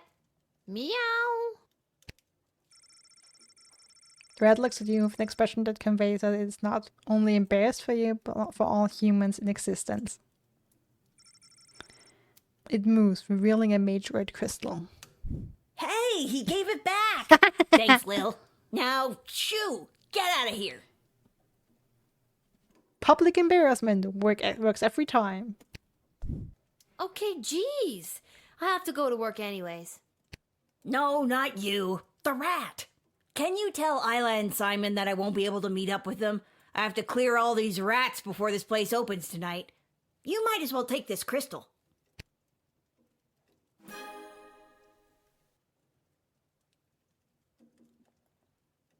Where's Isla? I was supposed to meet her at Councilwoman Asher's office. Where's Simon? I was supposed to meet him down by the docks. Interesting. I don't need luck. I need a foolproof way to get rid of these rats.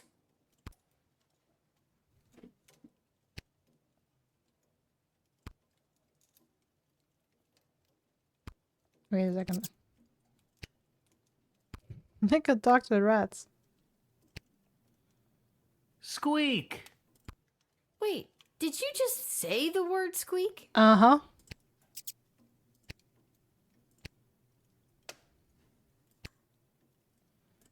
So the shapeshifter.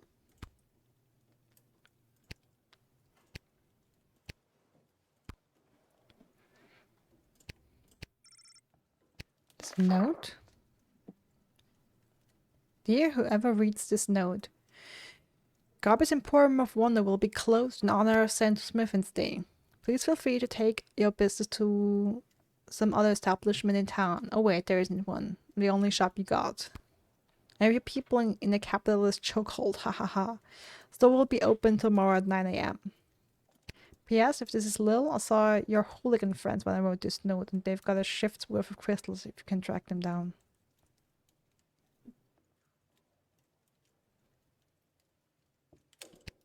Ah. So I can get a crystal from each and every one of them.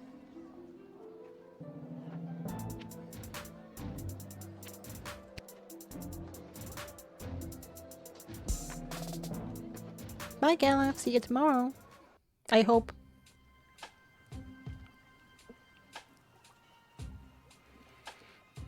Alright, let's see.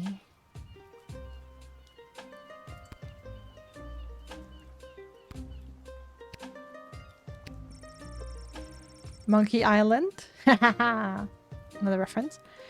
Arstoska? We get it. You don't need to literally point to your influences.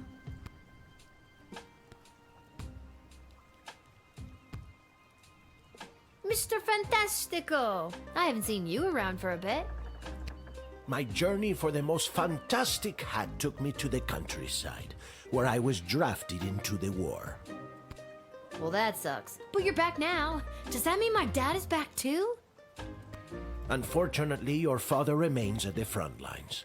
I, however, got sent home for wearing too many fantastic hats. Apparently, it was alerting the enemy to our presence.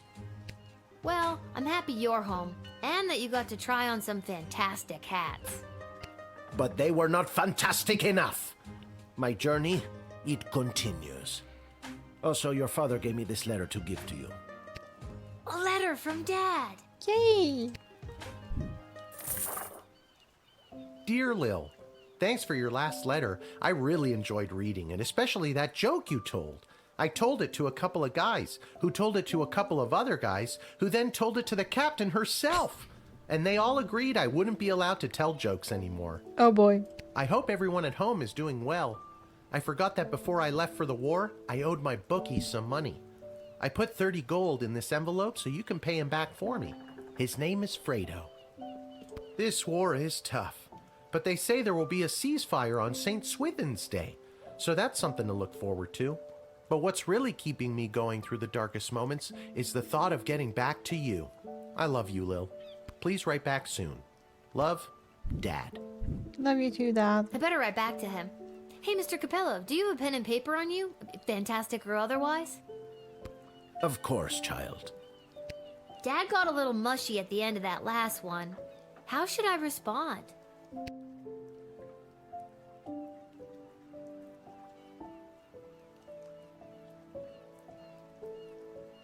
Play it tough.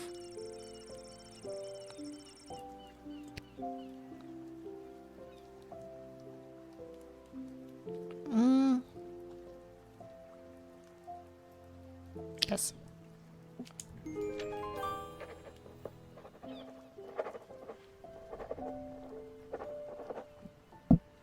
Hey, Mr. Capello, do you think you could mail this letter for me, fantastically or otherwise?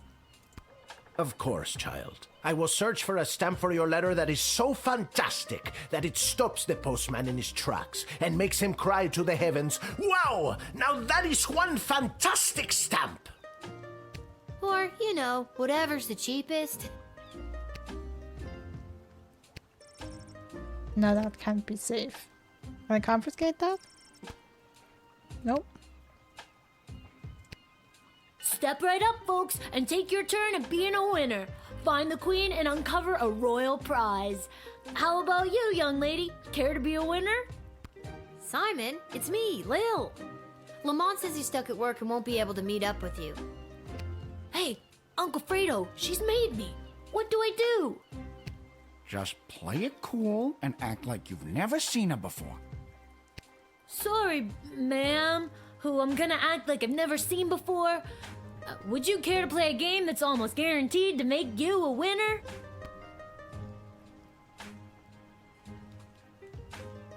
My mom got drafted to the front lines. Until she gets back, I've been staying with my Uncle Fredo. We kind of move all over, running different con games. Never admit you're running a con. I've got something from Garby for you, but I can't just give them to you. You'll have to play for them. I thought so. All right, what's the hustle? It's not a scam at all, ma'am. All you need to do is find the queen. She's one of the 3 cards you see in front of you. Just keep your eye on the prize.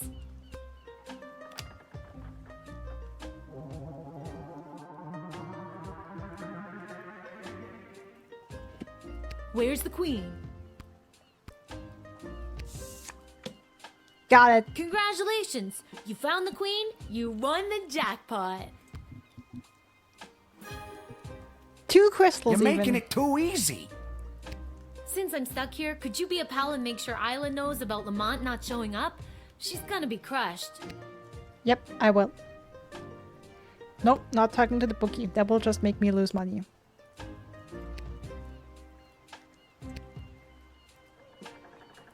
Hello there, Lil. Hello, little painter. Seamus McGoblin, what brings you and your family to the docks? Oh, we live here now. Things got a bit tight after the war started, so we had to relocate. It's not the prettiest or safest place to live. But...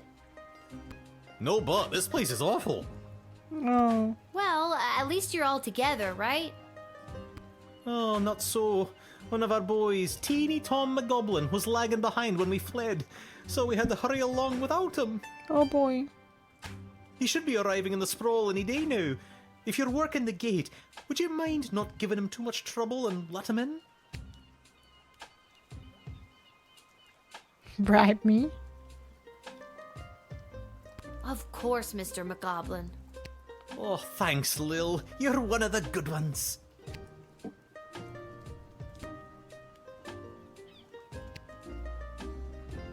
Oh, Diddums, my trusty valet, we've been so displaced by the war. Yes, we have. It It simply must stop by any means necessary. The means necessary to stop war must at all times be relentless, Mum. How true, Diddums. Mark Goblin Twain, correct? No, Mum, his cousin Egbert.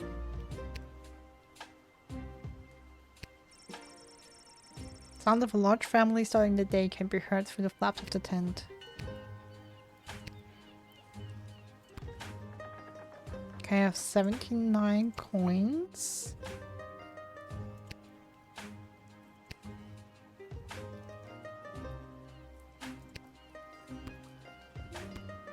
Yeah, honestly, I don't want to talk to the bookie. Alright, let's see. Ash's office.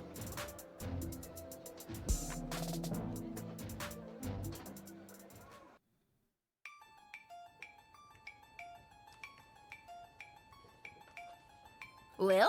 How unexpected! I could say the same about you. What are you doing in Ash's office? I'm volunteering as her unpaid intern. My mom said this will fast track me to get into the youth politician training program for two-faced cutthroats and liars, or the YPTPT-FCL. She says it'll help build character. Oh, for sure. Yikes. I'm here because I'm supposed to tell you that Lamont will be able to meet up later. He's, stuck at the office. Oh, that hard-working lug. He'll be the perfect trophy husband for me. He's so distractingly handsome that it'll both impress and intimidate my opponents. Damn. Okay, well, let me know if there's anything I can do to help you with that. Now that you mention it. Uh-huh. Oh, crap. The YPTPT-FCL does have an entrance exam that I could use your help with. And I've got something from Garby if you do. Okay, what do I have to do? There are a couple of questions about current and historical affairs that I still need to answer. Here we go. What was the name of the late King Oswin's father? Ooh.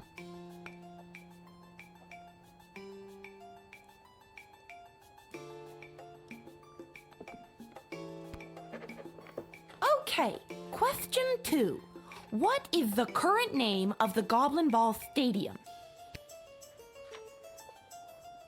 Grand Coliseum for sports. Great. Question 3. The Crown Prince of Petrard, Phineas Pomp, is the son of...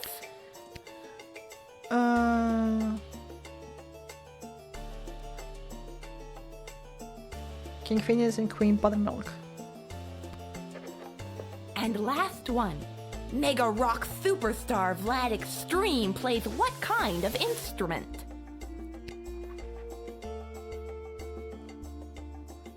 Guitar? Okay, that's all the questions. Thanks so much for your help, Lil. Here, take this. It's from Garby. Another crystal, nice.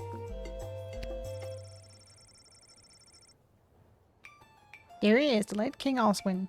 When will they get around to replace those with Queen Desdemona? Okay, so I try to remember the stuff. Oh my god. Okay, you can see it. The book, Court Intrigues for Dummies. Lovely. Travis isn't here, but even if he was, would you really want to talk to him? Nope.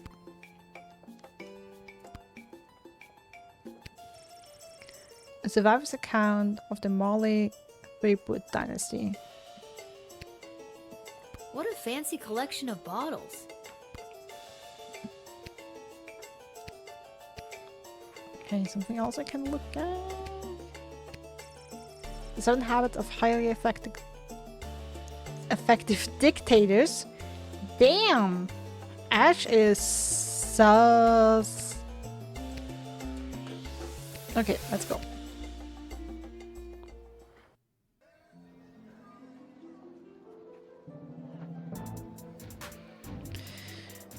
Okay, now let's see if we can find something that will help with the rats.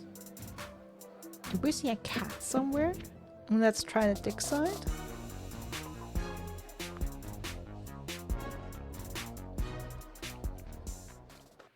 Let's check out what's going on here.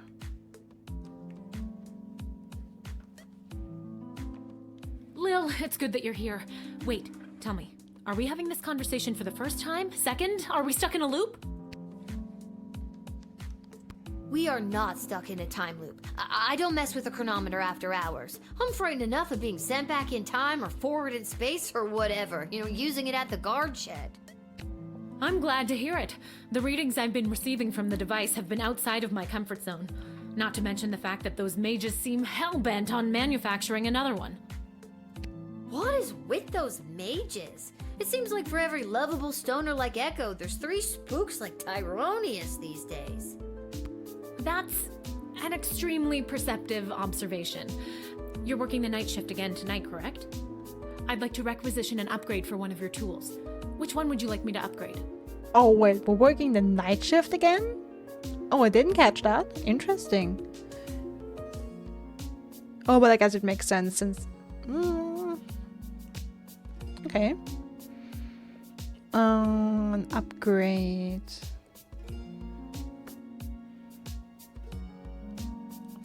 Let me get the X-ray.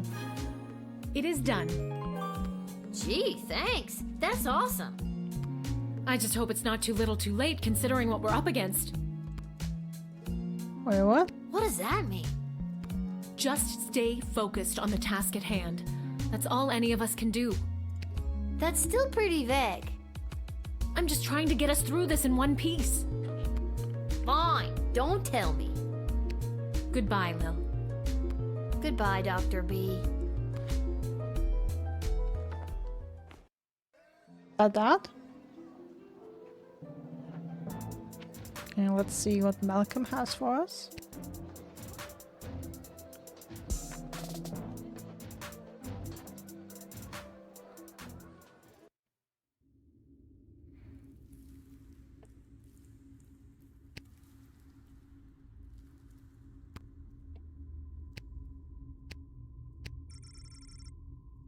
Well, knocks, but there's no response.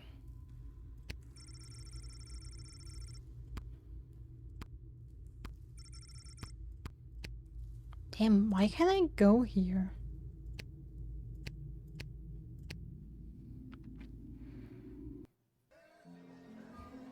Let's see if we can return to the dig site. No, we can't. Okay.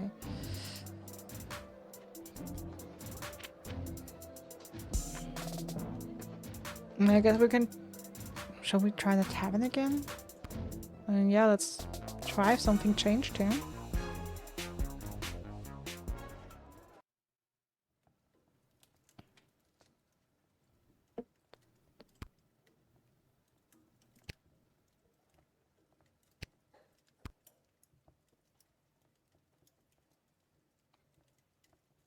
I don't need luck. I need... Okay, nope. No other dialogue options.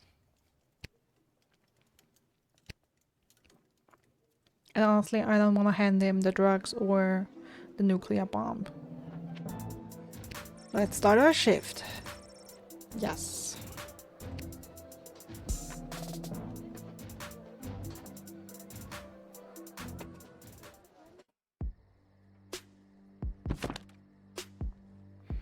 Okay, here we have the book again. 2nd edition, let's see what's new. Forest entities, remember them.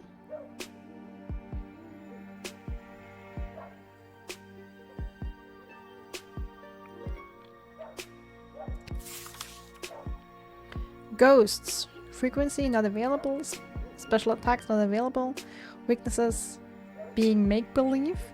Alignment not available, size not available, no such thing. Interesting. Werewolves again.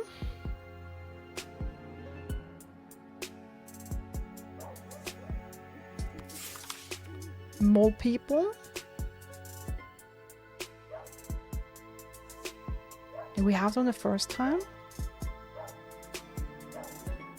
Let's read this. Mole people, frequency common. Special attacks, digging, biting when provoked. Weaknesses, daylight, non-fatal. Oh yeah, I think we had those. We had them last time, long ago. Lived underground, evolutionary. Like, when considered disfigured and even monstrous by some, please do not persecute the mole people. They are not to be punted. After all, without mole present labor and digging, no how this bar wouldn't enjoy the world's greatest sewer system. Yeah, we've had them the last time. Necromancer. Wizard's gone bad. Vampires. Had them as well.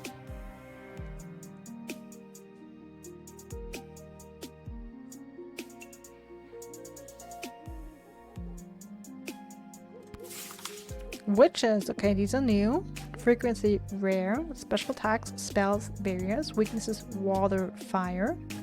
Alignment, very good or very bad. Size, human-sized. Though they are rare and often indistinguishable from regular folk, it is possible to encounter a witch whilst on guard duty. There are tests that can be done to confirm whether they are or are not a witch. For example, if the suspect witch weighs the same as a dog, it confirms they are made of wood and they... What? For example, if the suspected witch weighs the same as a duck, it confirms they are made of wood and therefore a witch. What? How does that make sense? Multiple logic. Hey, after the link, like I'm in. Absolutely. And this sentence sounds like those weird math problems that make no sense. In practical terms, witches are not so different from regular folk. However, beware ulterior motives.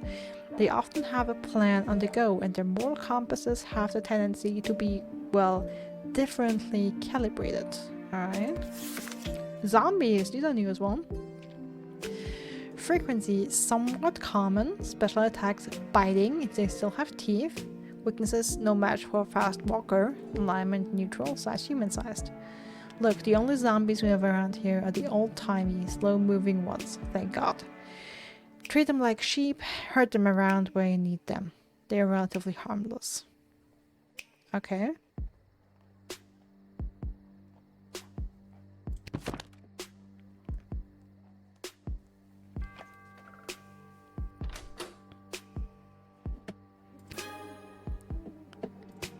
We have so many crystals.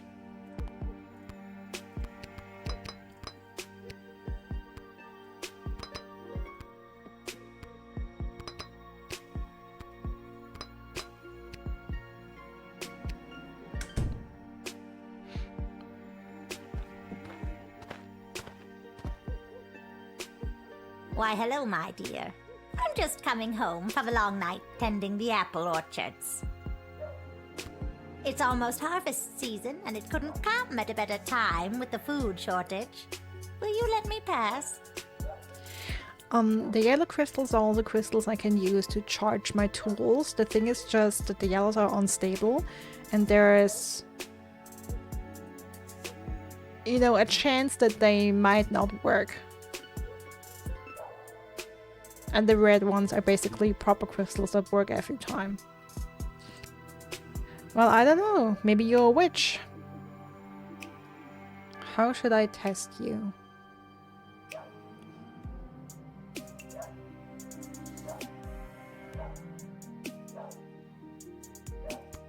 I've got the first apples of what looks to be a very fruitful harvest. Tee-hee! Just a little gardening humor, dear. I'm using them to make a delicious pie. It's my absolute favorite recipe from my absolute favorite cookbook. See?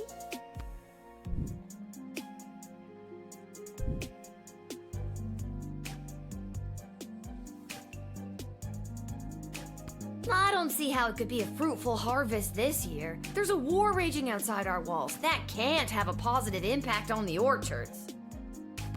No, dear, you're right. The orchards were a bit sad.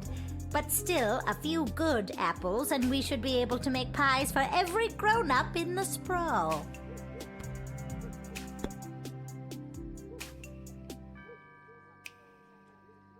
Okay, I think she's a witch.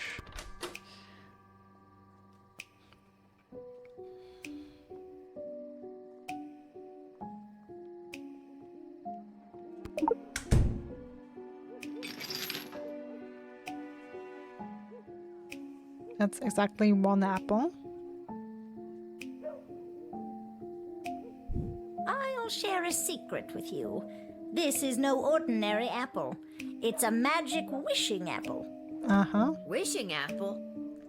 Yes, 1 bite and all your wishes come true. Would you like to take it?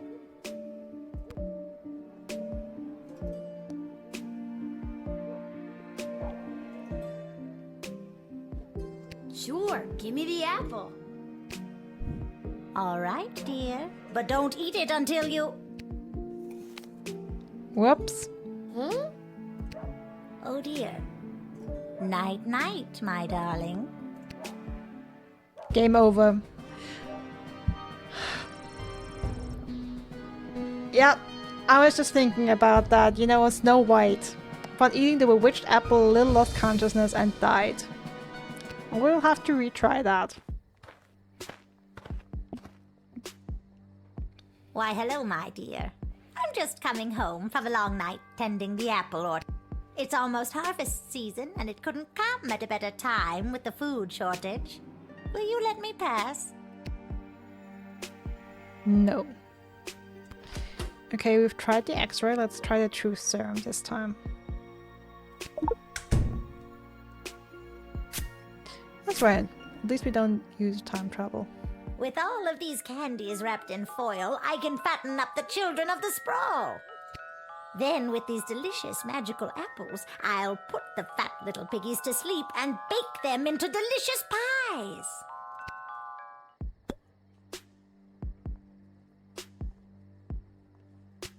I've got the first apples of what looks to be a very fruitful harvest. Tee-hee!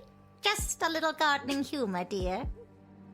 I'm using them to make a delicious pie. It's my absolute favorite recipe from my absolute favorite cookbook. See?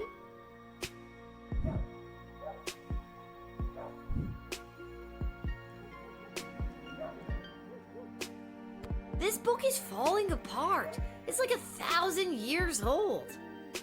Older than that. And I should know. I wrote it myself.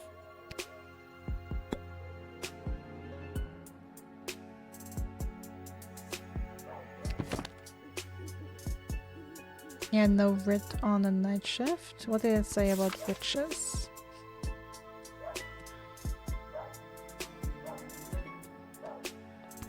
Okay, probably best with her would be to jail her. I don't mean to be rude, but are you a witch? Oh, oh, my dear, it's not rude at all. Of course I'm a witch. It would be rather dangerous being out all alone if I wasn't a witch, wouldn't it? Most people just assume I'm a witch, but it's nice to be asked. I always thought witches had hairy moles and funny hats and broomsticks. I do have a broomstick, but I haven't been riding it as much lately. This war has got a lot more people poking their noses about at night, especially nights like this, with the full moon out.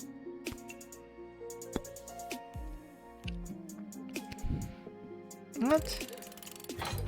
Let me jail her.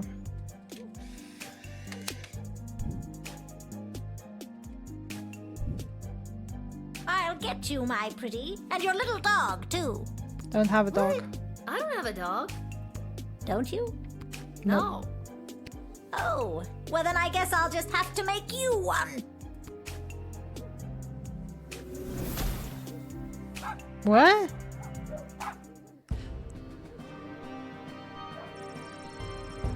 What? Transformed into a small terrier, you were unable to continue to work as a castle guardsman.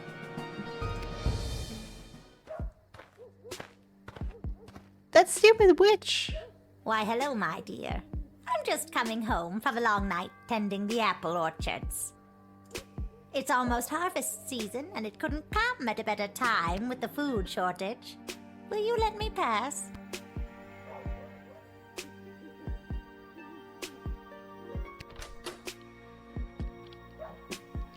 Okay, let me go with the truth spray again.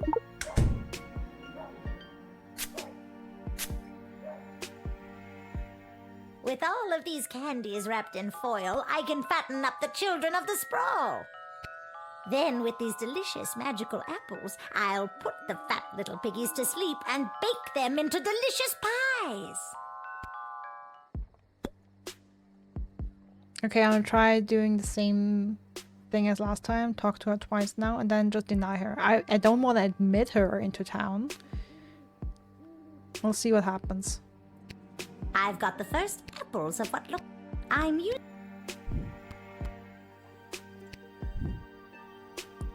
This book is. Order. I don't mean to be rude. Most. I always thought.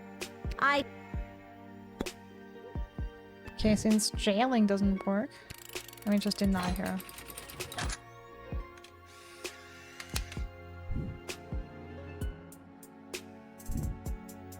But my plans! My glorious, glorious plans! And my delicious pie!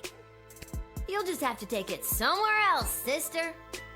I don't like All that. right, but before I go, I'll share a secret with you. This is no ordinary apple. It's a magic wishing apple. Wishing apple? Yes, one bite and all your wishes come true. Would you like to take it? No. No thanks. I've got this thing about taking food from strangers. What a clever little girl you are.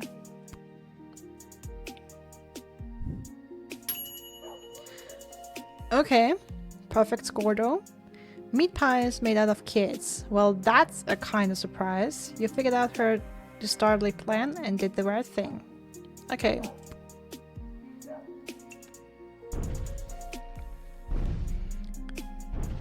Another entity. Oh, hey! It is the same Little Guardsman who admitted Scary Tree Monster in our previous encounter. I am here today to attend a meeting at your puny and horribly decorated city hall. I was successful in my bid to represent the constituents of Darkwood Forest on the outskirts of Kaladar.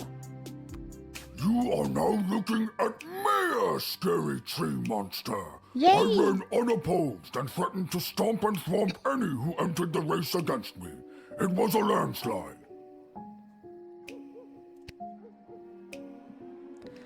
No wonder you ran unopposed. I wouldn't want to get stomped and or thwomped either. Smart kid.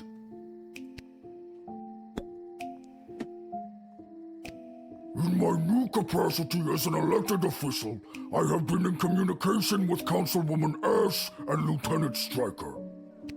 They each have plans to use my newfound political capital to achieve their goals. So many options for Mayor Scary Tree Monster. Wow, you've been busy. Making connections and getting to know all the people? Sounds exciting. Yes. It has been quite an adjustment for Scary Tree Monster, but I am doing my best. It is quite stressful, though.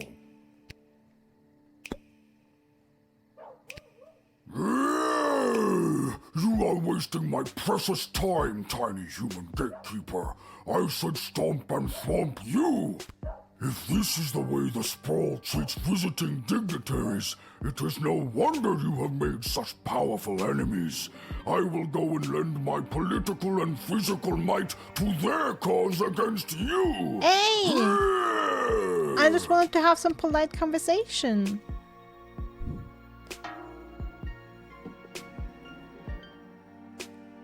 Like his aunt, cousin, Scary Tree monsters don't have all day. He will lend his signature stomping and thump to the enemy thanks to your indecision. Okay. Rewind that.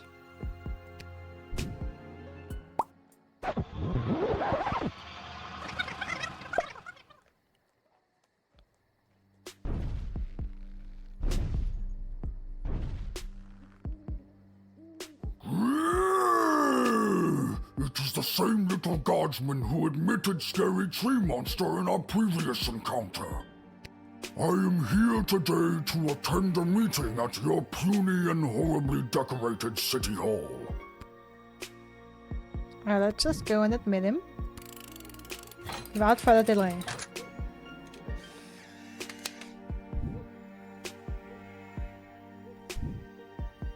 Mayor Scary Tree Monster humbly accepts entry into the sprawl.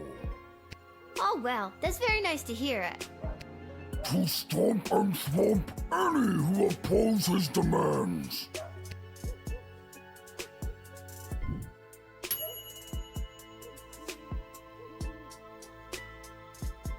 Hey, only 3 out of 4 though. You admit the former terrifying 3-creature turned public servant. Good call. Otherwise he would have been stomped and thromped.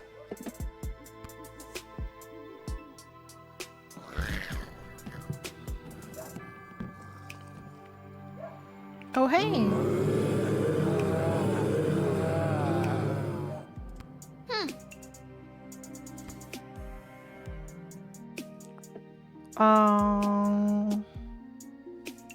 Zombies, huh? Can I nuke you?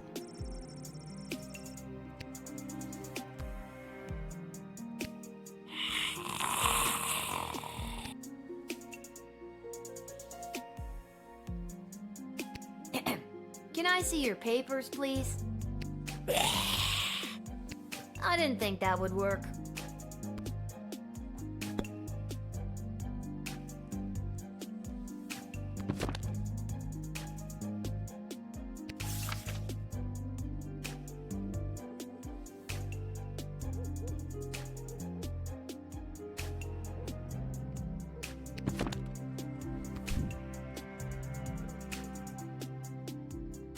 Jail him or I don't want to accept him. Either deny him or jail him. Let me try jailing them.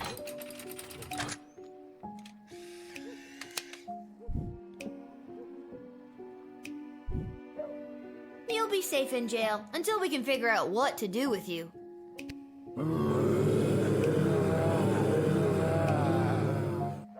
Nice Bye, voice lines. zombies!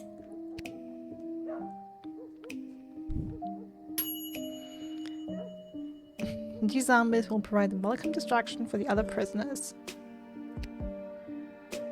3 stars at least. Oh hey! Oh hi! You must be Lil. I was told to come to these gates so that I could be looked after by you. I'll be heading in now unless you need something else from me. What was it about more people? I know it said do not send them to prison.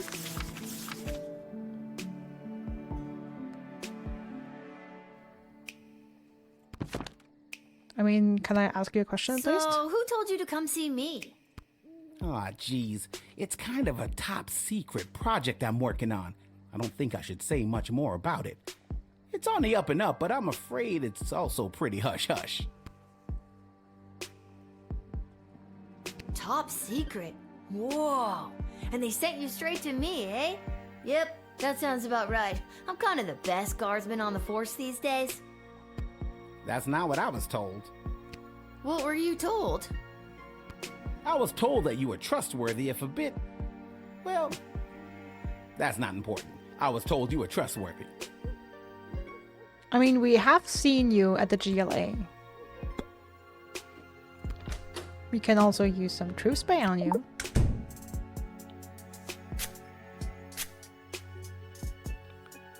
The GLA floated a plan to dig a tunnel under the outer walls to access essential supplies from the outside. I'm here to get the project started. Perfect.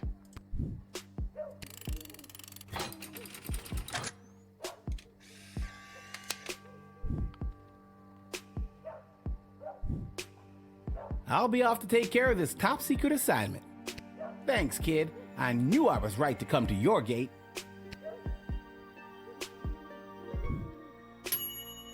You had the details of the tunnel plan finally coming to fruition. Remember? The one we first told you about in level 8? Go you!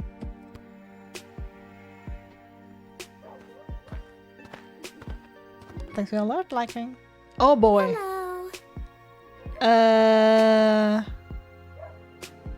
Wow. Okay. Holy hell! You are actually a nightmare come to life. Is it the belt? No, it's more the big ass knife and the mask. What? And the No. claws. Is it the knife and the hockey mask? Yes. And the knife glove. Yes. Are you sure it's not the belt? Because I have a big job interview today, and I don't want anything to ruin it. It's not the belt.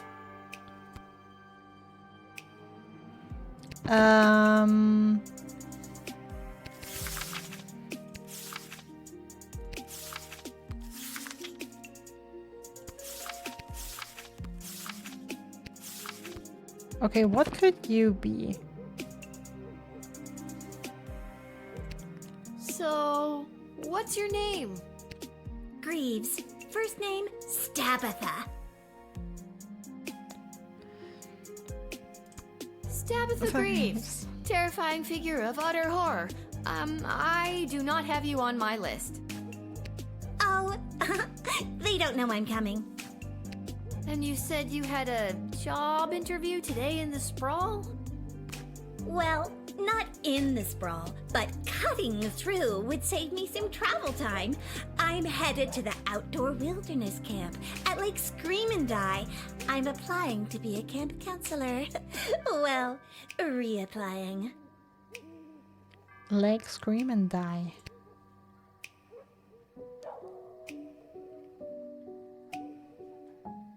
Do you think you're, dressed appropriately to be a camp counselor?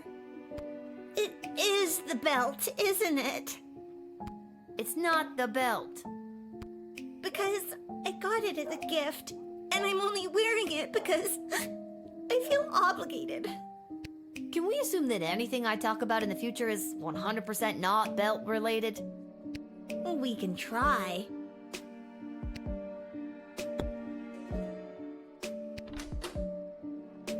Last truth spray, let's go.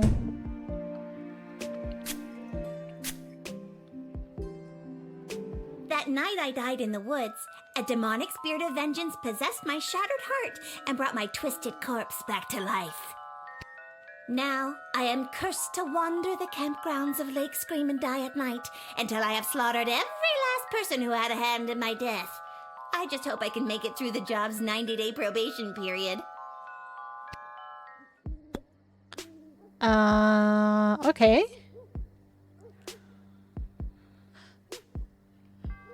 Now, what should I make of that? Now,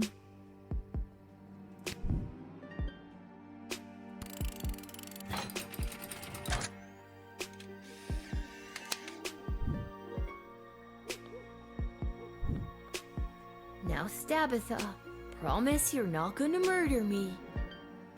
I can't promise that. But I'm not gonna let you in. I understand.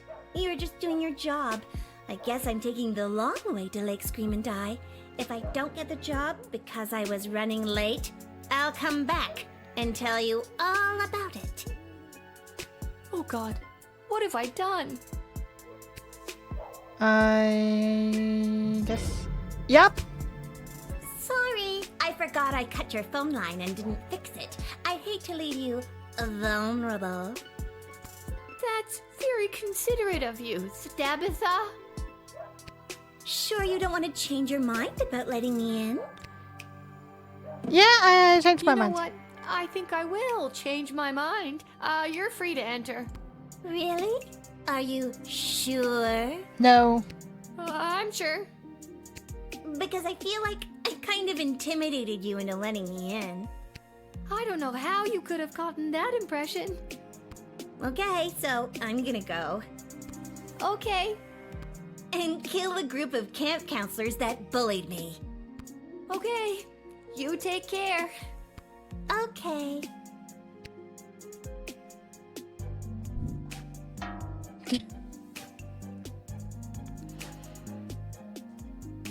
He opened the door for a deranged psycho corpse lady to slaughter a handful of horny teenagers. Was there a way you could have saved them?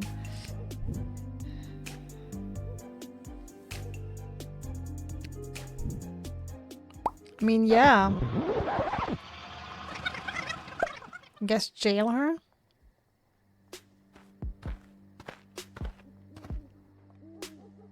Hello.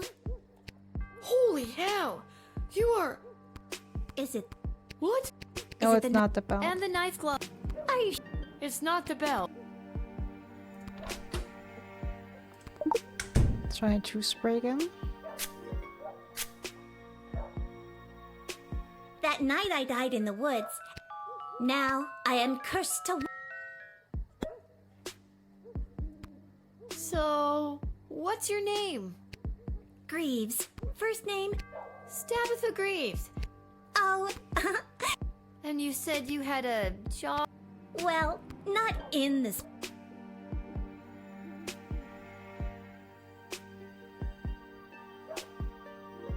Do you think you're, dressed appropriately to be a camp counselor? It is the belt. It's not the belt.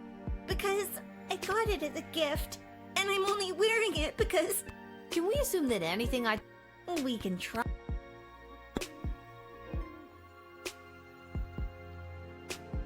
And the question is, can I take her weapons?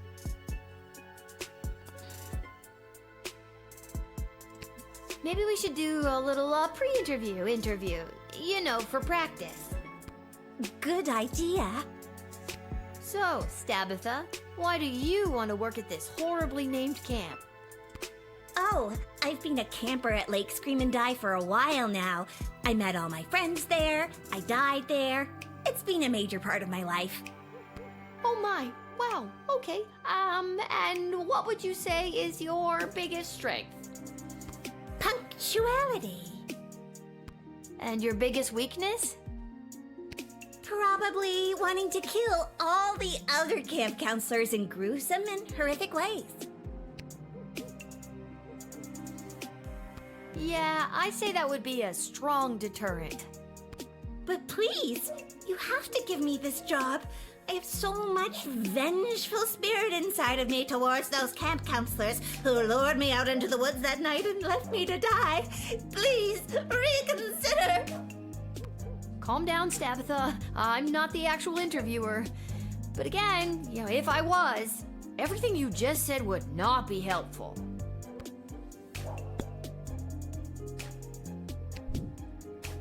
Alright, let me try jailing her.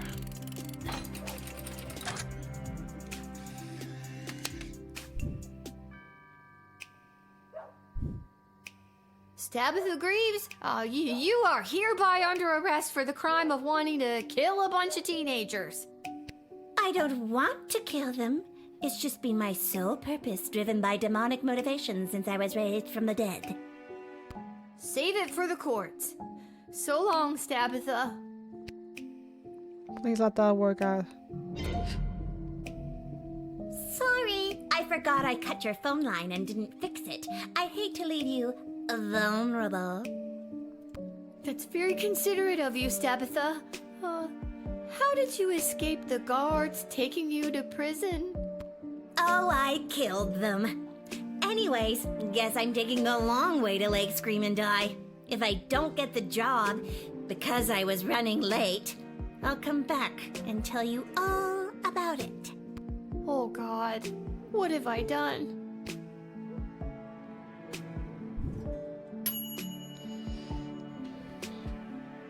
Your impulse to jail this horror show was correct, but as a result of your actions, a half dozen guards were brutally murdered, so that's not great. Was there a way to stop her once and for all?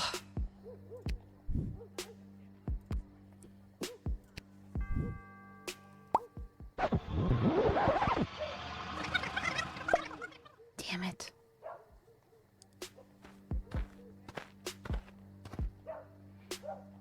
Hello. Holy hell! You are actually a nightmare come to life. Is it the belt? What? No. Is it the knife and the knife glove? Are Are you sure it's not the bell?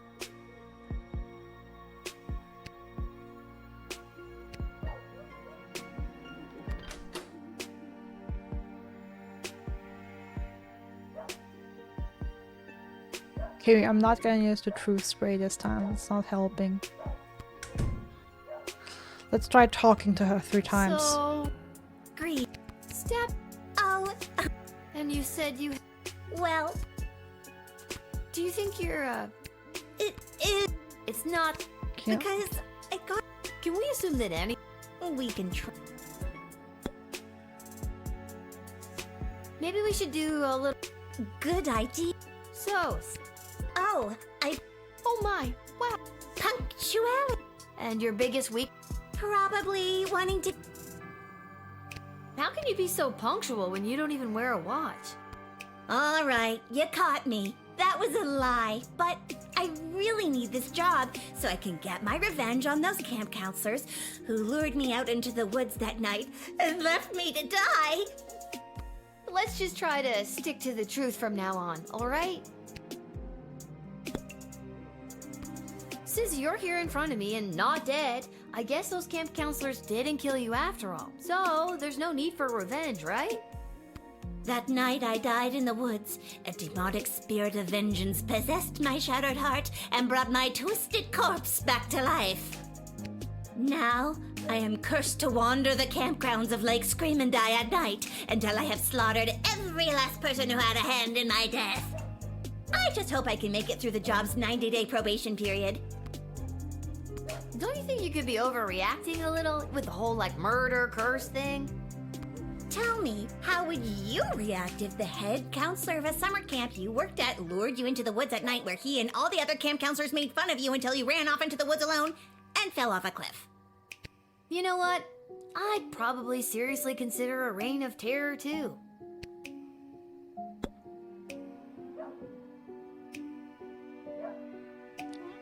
Okay, I'll just deny her. And stick with that this time. And we'll see how that goes. Now, Stabitha, promise you're... I can't promise. But I'm not I understand. Oh, God.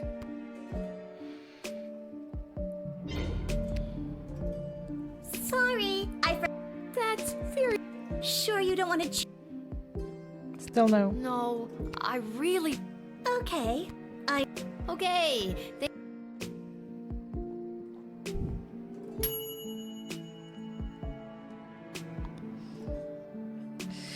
Save them how?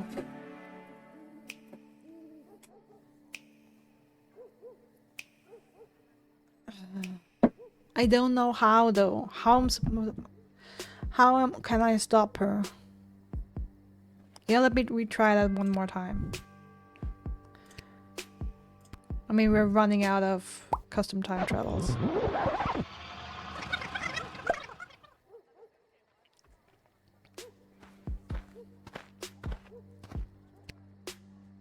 hello. Holy hell! Is it? What? Is it the? And the knife glove. Are you sure? It's not the best.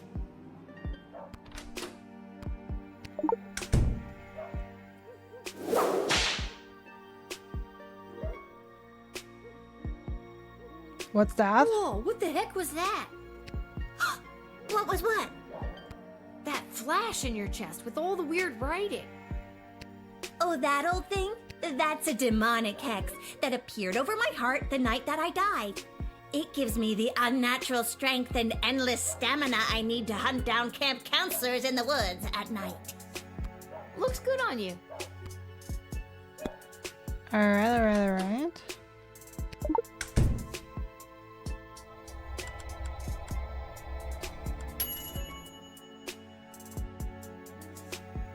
Did you just decode the hex on my heart without asking me? Yes. Oh, I guess I did. I'm sorry. That's a little presumptuous. I don't have to read it if you don't want me to. No, go ahead. I'm curious what it says myself. It translates to, if this hex is read out loud, the cursed shall return to whence they came. Wait, on second thought, no! Yes!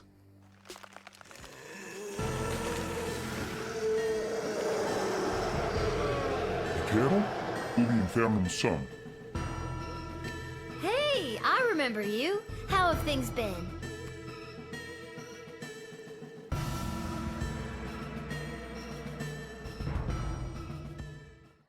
Well, this has been one for the books. Oh boy.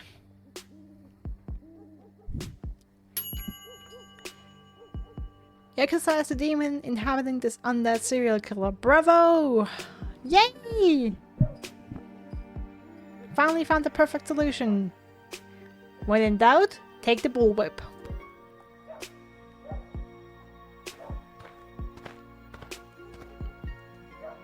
Oh, We got a call. Ghostbusters. There may or may not be something strange going on in your general vicinity. Who are you now? Ghostbusters! Ghost finders. Almost.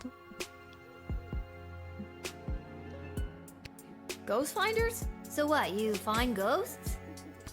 That's right.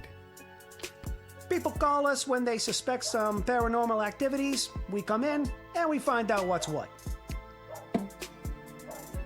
Uh-huh, ghost finders, eh? So what do you do when you find these ghosts? Well, it's tough to say. Technically speaking, we haven't found one yet. But we sure have come pretty darn close. Come on, man, you're full of Whoa, where did a nice kid like you hear language like that? My dad. That's what he says about the Goblin Ball referees.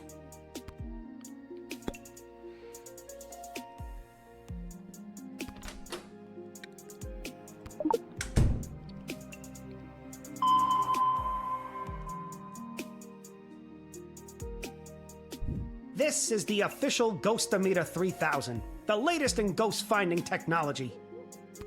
Takes a lot of power to use. This baby burns through power crystals at a pretty good clip. Cool, can I see it in action? If you have a power crystal you want to use, I can show you how it works. Sure. I have plenty. Here, chuck this in your Ghostometer 3000. An actual mage-grade power crystal? Whoa, these are kind of rare. Truthfully, I've never actually tried this before with one of these. Do it. What the heck? I say go for it. Okay, here goes.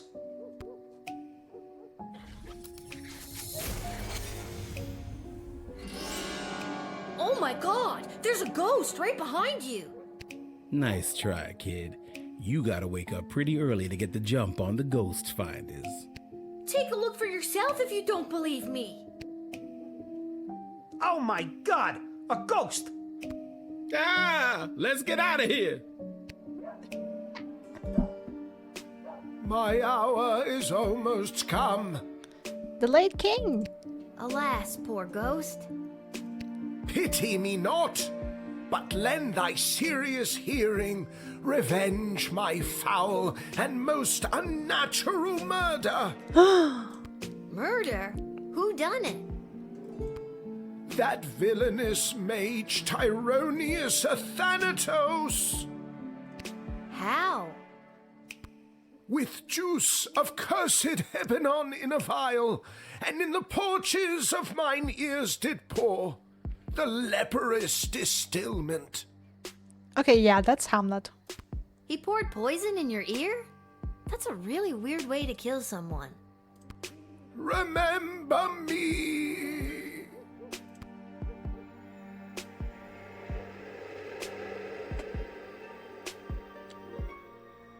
Whoa, I knew that Tyronius was no good, but this is another level.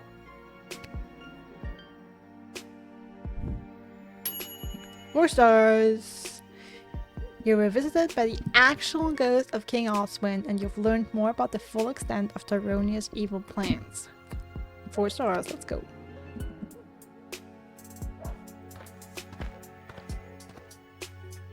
Oh, you again. It is imperative that you invite me in. The sun is coming up.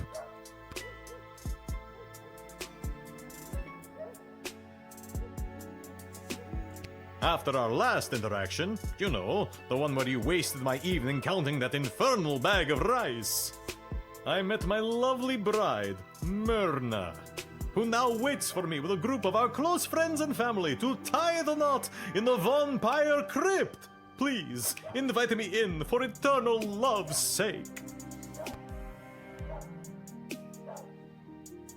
It just sounds so creepy when you ask me to invite you in.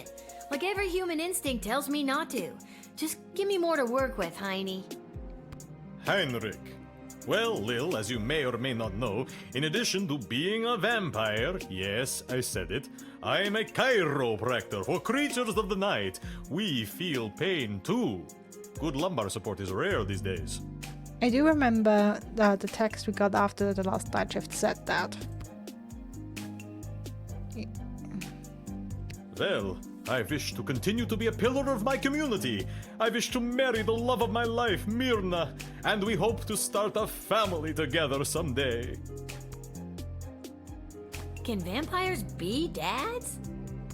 I mean, I wasn't really looking to have the talk with you tonight. Not what I meant. I think I've got enough to go on now. Finally, I can still make it! You know what, I'm gonna admit Don't it. make me regret this, Heinrich. I invite you into the sprawl to get creepy married. You have just completely redeemed yourself, Lil. My love, I'm coming.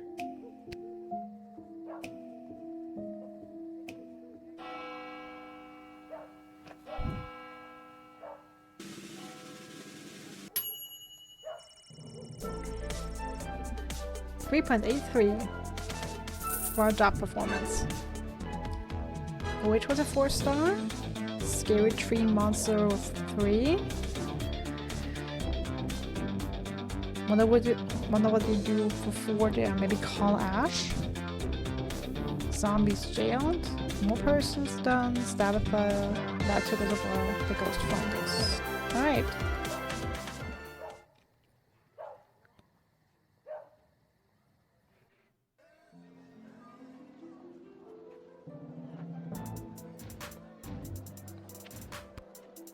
Alright, let's go to the tavern.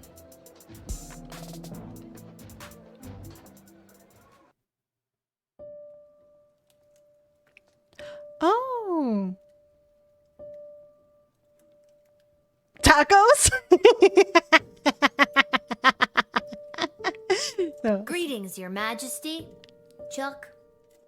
Hi, Lil. Sorry to bother you so late, but Desdemona has something to discuss with you. Desi, I know we talked about this, but are you sure? Lil's done a lot for us. I am not having this conversation again. It is entirely inappropriate what you've been put through. That is why tomorrow will be your last guard shift. Oh. But we're at war. I've been doing a good job, I think. No. I feel like in lots of little ways I've been, I don't know, changing the course of fate. Desi, sure, she's a kid. And no, it's probably not fair, but she's proven she's more than meets the eye plenty of times. You were the reason I asked her to uncover the spy in the GLA. True as that may be, it's time she was relieved of her duty. Honestly, thank you. I agree. But my dad's out there fighting. I think I can still... Listen to me. I have made my decision.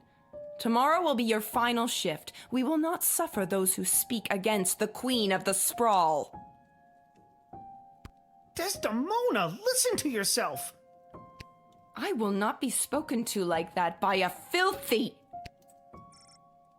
I'm sorry. I'm under so much pressure.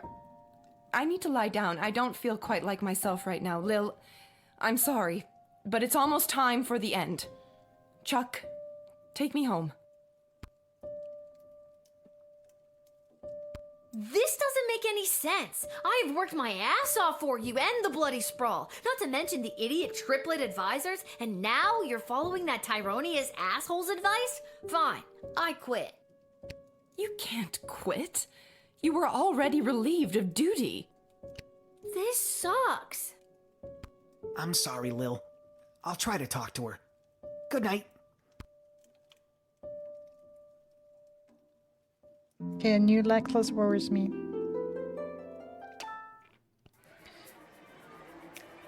Let's see. Lil had foiled Brunhild, the morally questionables, to say the least, plan to fatten the children of the sprawl with candy and then bake them into pies. The witch left in a huff. She took a hard look at the scheme and really thought about why people were so often disgusted at the idea of eating pies made out of children. So she pivoted and created a line of vegan apple pies. After months of tweaking her recipe to perfection, she baked some of the most incredible pies you've ever tasted. She made the cover of the Sprawl Tatler newspaper, was declared best new restaurant, and there was much rejoicing. Awesome! Major Scary Tree Monster arrived at the Sprawl City Hall just as the other councillors were voting on the controversial new bill. A bill that included, among other things, plans to cut down his dogwood forest on the outskirts of Caladar. There was no way Mayor Scary Tree Monster was going to let them cut down his home. He immediately halted the vote and commenced with what witnesses called the most drawn-out and confusing filibuster speech they had ever heard.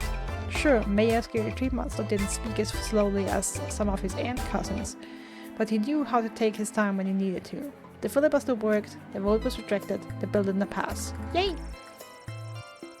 This was the highlight of Major Scary Tree Monster's political career. No longer would the denizens of the forest need to worry about the used dogwood forest lumber to build orphanages for sick and injured children separated from their parents, but the wars helped them get their parents back bill. Not anymore. Ooh, okay, not the worst bill. The addition of this trio to the prison system was an unmitigated disaster. These slow-moving zombies were able to catch every single prisoner, and there was literally nowhere for them to run. A new prison had to be built to house living prisoners, as the original prison now catered exclusively to the living dead. With the arrival of Punxsutawney Polly, the build a secret tunnel to get to supplies from the outside plan could officially get underway. The project was completed in record time, with team leader Polly attributing some of its success to having had the opportunity to unpack and talk through the secret plan on his way into the city. For the first time in months, substantial amounts of food made its way into the sprawl. Yay! The code and the hex on Savithal's Grieve's heart exorcised the demon and freed her soul from its clutches. In death, she was finally at peace. Sabbatha's former friends, the councillors from the outdoor wilderness camp at Lake Scream and Die, ended their summer contracts and went home. But they were plagued by the guilt they felt for their part in Sabbatha's death. Could they really just go back to their normal lives after what they had done? 1 year later, they met up at Lake Scream and Die. They were all starting to crack under the weight of their secret. In fact, Assistant Head Counselor Mitch Morrison suggested they all turn themselves in. He couldn't live with it anymore. He needed to tell the authorities what they had done last summer, to assuage his guilty conscience. But others didn't like his plan. This plan. They knew they couldn't let Mitch confess to their crimes. They had to silence him. Oh boy. With 2 murders now on their hands, the group of camp counselors went their separate ways once again, assured that the secret was safe, for now. Demon Lil had exorcised from Stabbatha found the perfect new home, Mitch Morrison, and the cycle continues. The Ghost Finders were never again able to replicate their trick of making the ghost of King Oswin appear, nor were they able to convince anyone that they actually did it in the first place. As a result, the duo was forcibly committed to Sisters of Charity Psychiatric Hospital for the differently minded and delusional. And the 4-star Count Heinrich Vampire! Count Heinrich Vampire's wedding started beautifully until the pesky Van Helsing showed up and killed the obvious vampire just before sunrise, which would have been the most romantic part of the ceremony. Oops! On the plus side, Myrna Herkin was freed from the Count's curse and control and eventually rekindled a romance with her old fling Jonathan. They got married and had a son named Quincy. They were a very boring family. The Sprawl lost one of his best chiropractors last night. Rest in peace, Heinrich. You are too beautiful for this world.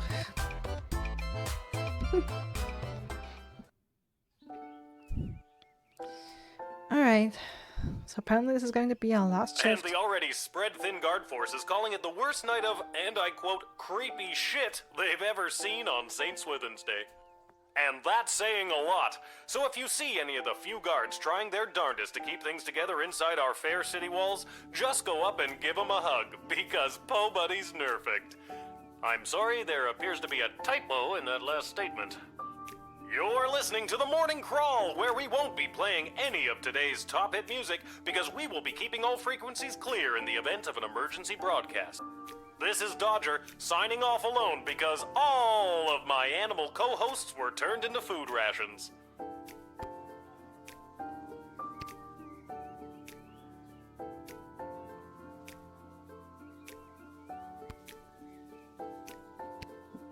We have a new letter. Hey, a letter arrived from Dad. Dear Lil, I haven't received your last letter yet. I really could have used the pick-me-up. Things are getting really hectic here. Everyone is busy getting ready for the upcoming naval battle. Even though I don't have any training at all, I'm getting stationed on one of the attack boats on the front lines. But don't worry, I overheard the admirals say that there may be a plan brewing to unleash a ferocious sea monster, if they can find one. But they'll have to make sure there aren't allies in the water when they do. So that sounds like a plan, right? I don't really know what's in store for me, but I'm doing my very best so I can get home, and we can finally get our lives back on the right track. Wish me luck. I think I'll need it this time. Love, Dad.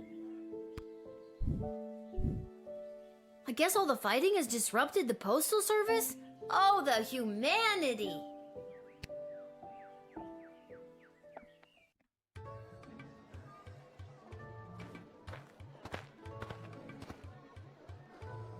I heard the news this is your last shift down here at the shed. Yep. It sure is. I may not always get 4 stars, but I think I've been pulling my weight around here. Seems pretty weird to pull me off duty, just as everything seems to be at an all-time level of terrible. Speaking of things being terrible, let's make sure you're all stocked up for your shift.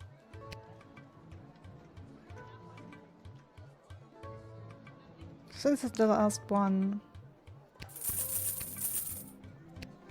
Are you sure you've got everything you need?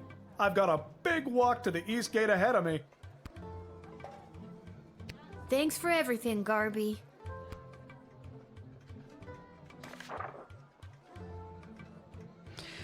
Okay, the royal writ of the day. This message is for Guardsman Lil. Hi Lil, they're letting me add something to the writ. Isn't that neat? I just wanted to let you know that the Cyclops was the mole and that the GLA has been able to successfully do 5 missions without incident thanks to your help. Have a great last day. I'm sorry I couldn't convince Desi to keep you longer. Chuck.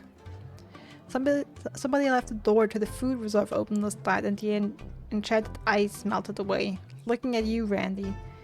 We'll need to restock with fresh, non-rotten food, so please be on the lookout for that. Middle Manager Mike Melroy. Attention, Randy's friends and colleagues. He's officially exiled from the sprawl. MMM.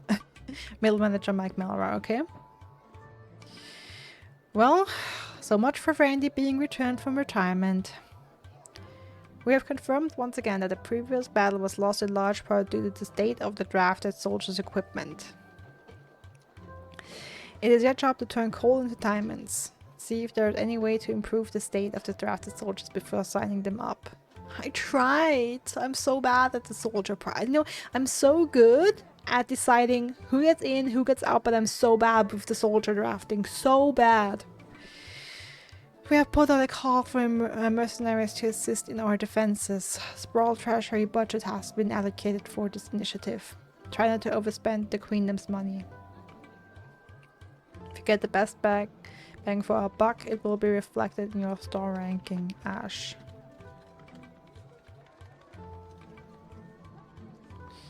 As a result of the Sprawl's mummies and daddies being turned into cannon fodder, I'm seeing lots of vagrant hooliganism from the feral and orphaned youth.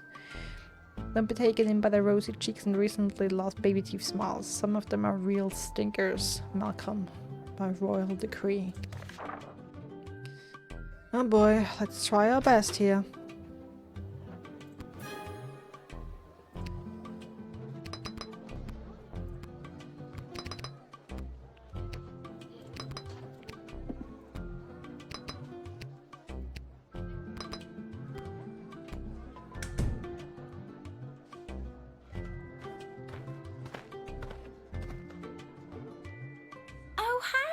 It's me, Kelly. I remember you from the wedding. You hired me to serve the soup to all those bigwigs. Why they wanted Monty's soup at the royal wedding, I have no clue, but you know, rich people. I've got a wagon full of food for my boss to help with the whole people dying of starvation thing.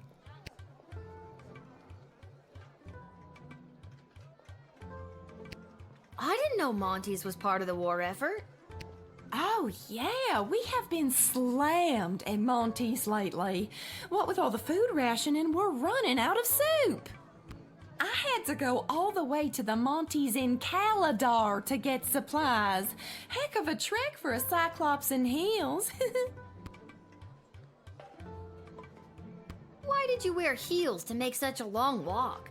Don't you have any hiking boots? Psh, I can do it all and look good while doing it, honey.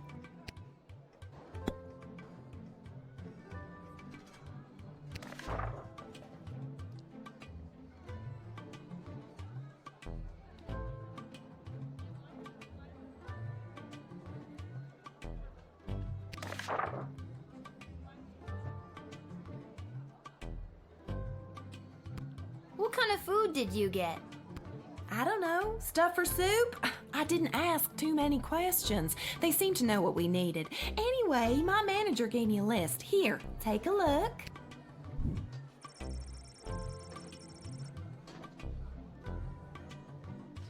She hands you a list of ingredients. Pretty standard stuff. Most of them are marked perishable. Let me quickly check what that means.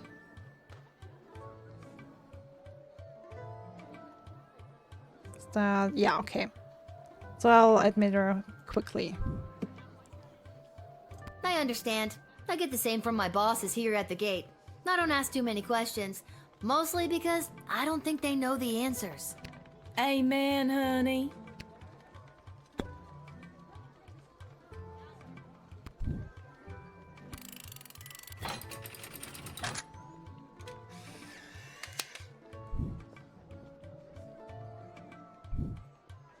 Gee, thanks, kid. I can't wait to get this into the kitchen and put my feet up. My dogs are barking, if you know what I mean. See you around.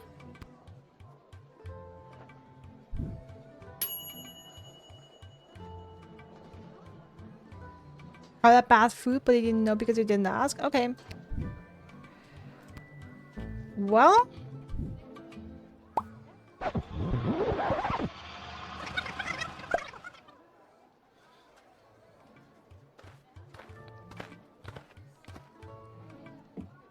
Oh, hi! It's me! I've got a I honestly felt I could trust him, but let's try X-raying this.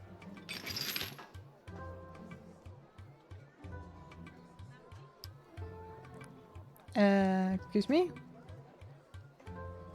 Whoa! Your wagon is full of rotten food. Well, it wasn't rotten when I picked it up 2 weeks ago. Of course. That's really not great.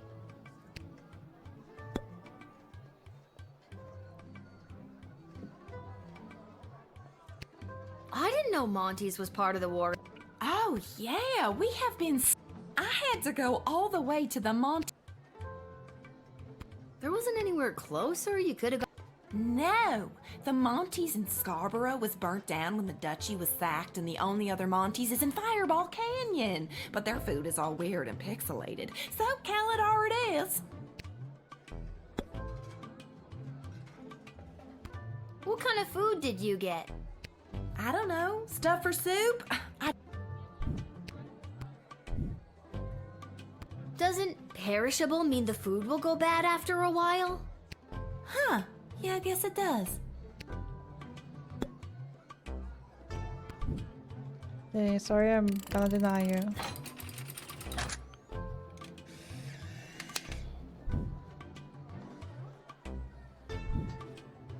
Hey, kid! I don't gotta take this from you, too.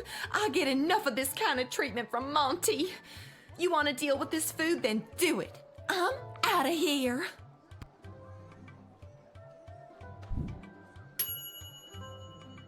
Yes, this was okay. 4-star now. Baseball thinking of something? Oh, what? Care to share? Yes, this brawl is desperate for food, but it is not desperate for dysentery. Good catch, Guardsman. Well, I had to fail first. I did trust the little Cyclops. Oh! A blinding rage fills my eyes. It is the gatekeeper who ruined my wedding day.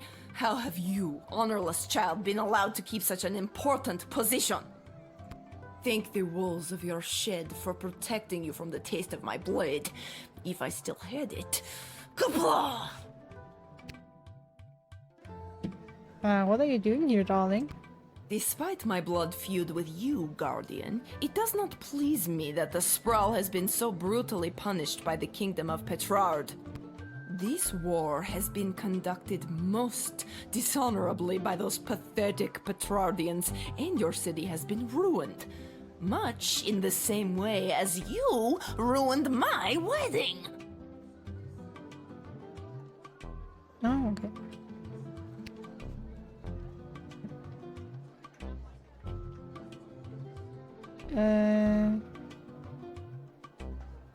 Well, I'm glad to hear that you have at least some sympathy.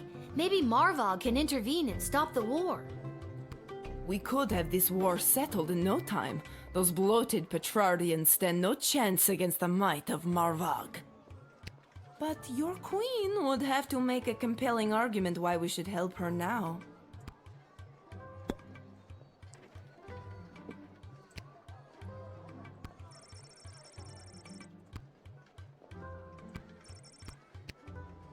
Okay, I cannot give her any of these items.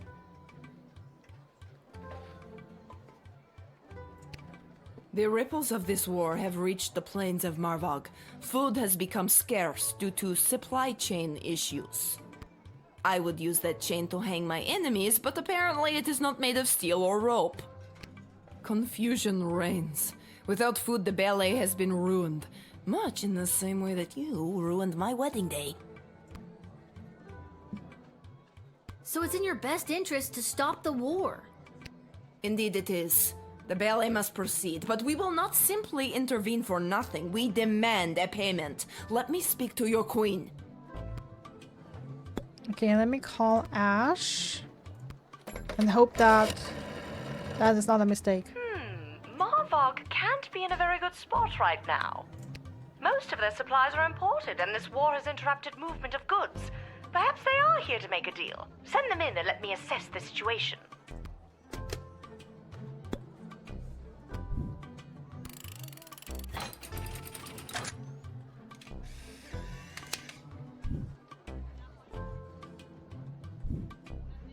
Glory shall come to Marvog this day. Kapla! Well, Kaplad, little one. Kapla! Kapla!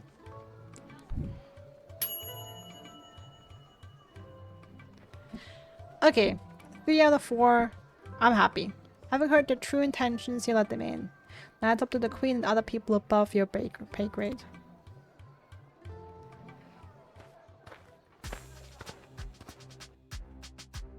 Hail, Groundwalker. I am Marabella. Hi, I'm Lil. Anything else? I don't know. I've never been above water before. You lead the way.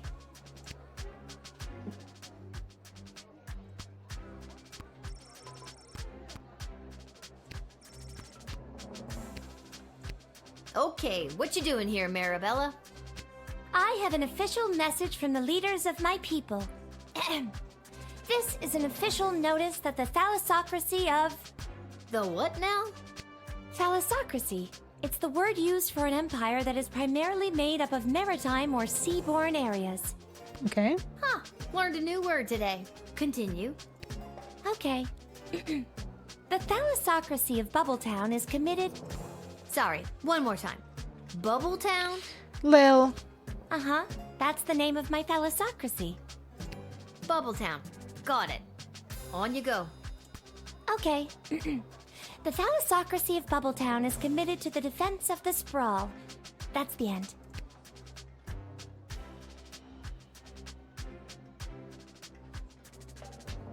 That's wonderful news. A new ally in our hour of need? Oh, thank you, good Marabella of Bubbletown, for your message. Are you a warlike people? Well, we don't like it, but we are quite good at it. We used to be a peaceful people, skilled more in song and art, but we lost our song many years ago, and now we know only war. Oh, that's rather sad.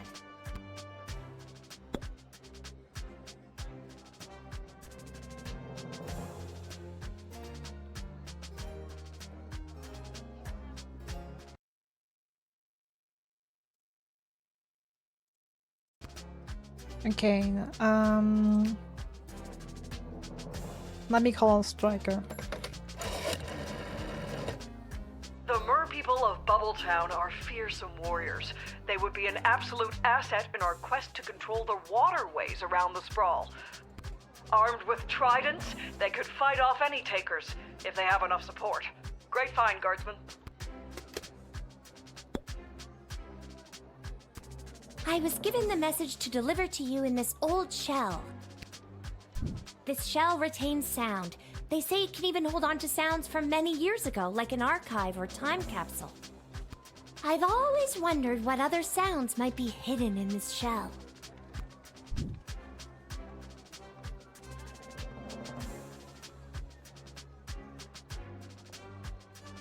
That is kooky. Boy, you really seem like the girl who has everything. I've got gadgets and whiz-bangs aplenty. I've got bobbins and... Yeah, that's nice. How can you hear what else is inside the shell? That I don't know. I only know how to access this message.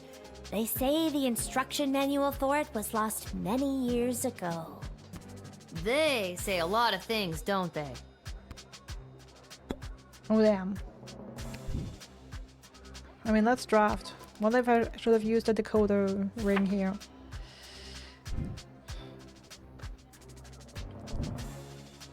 Alright, Marabella, strap on your boots.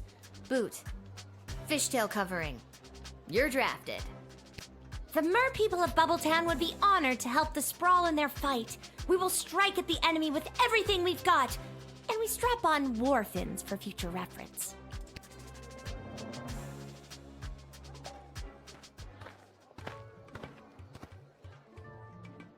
This is the place. I got the call. I'm a mercenary. Your move, kid. Okay, there was something about mercenaries in the Ritz.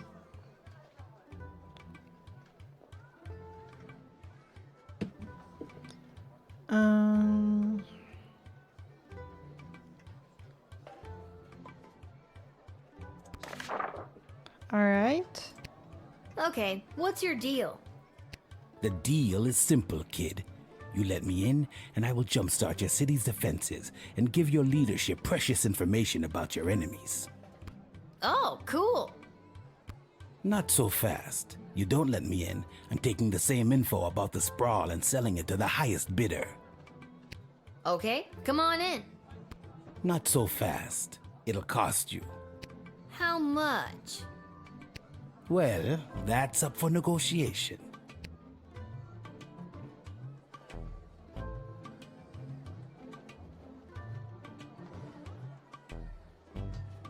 How do I know you're not gonna take the money and run? A Bangalorian always keeps their word. Oh, Bangalorian. So Mandalorian. Okay, so you're Boba Fett? Whoa, that's a goofy name. Grr, 2,000 gold.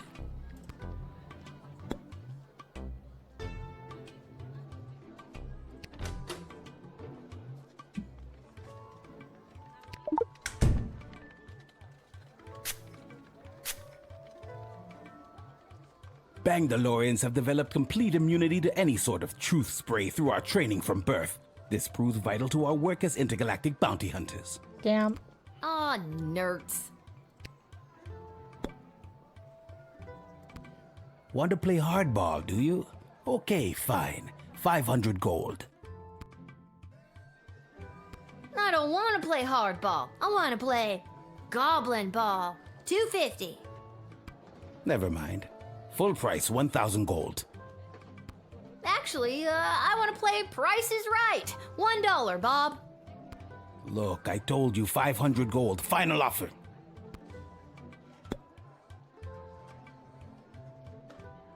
Okay, I think I might want to play that again.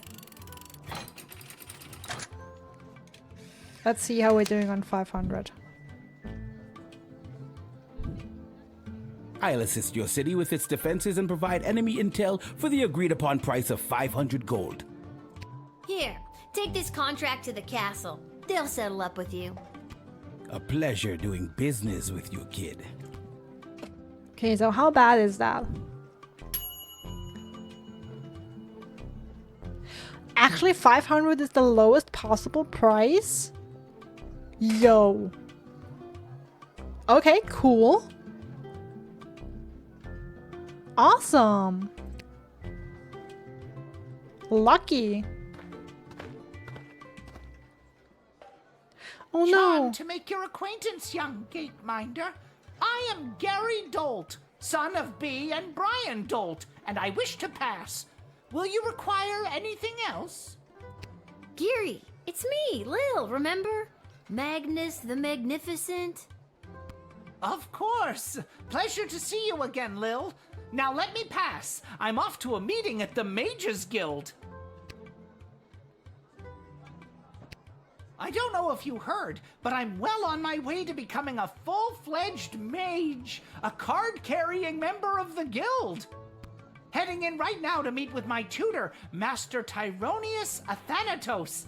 He's not much for having a laugh, but I've learned so much from him. I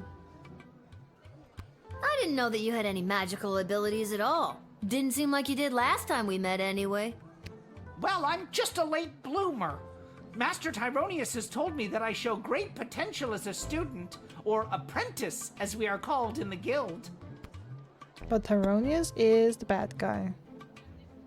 So not sure we should let you through. My magical skills have flourished exponentially ever since my precious birthday present. Julian, that sweet simpleton, gave me this.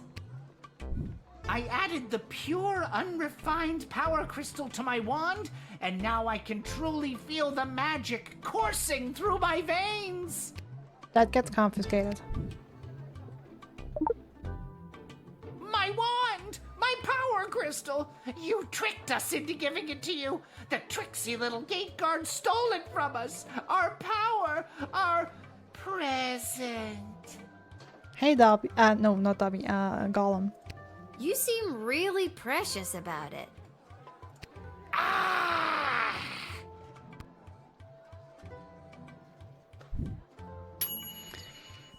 Yes! 4 stars. You took away this darker, more powerful version of Gary the Goblin's new toy. He was getting too precious about it anyway. Okay. Oh, hello. Avast, Petey! There blows a fine, upstanding guardsman. Upstanding guardsman, We'll take our ship and blast our way through whatever scurvy barnacles are attacking the sprawl's waterways. Yarr! So, you're saying you'd like to be drafted? Aye, aye. That's a much more concise way to say it. Yarr! Okay, let me do the X-ray.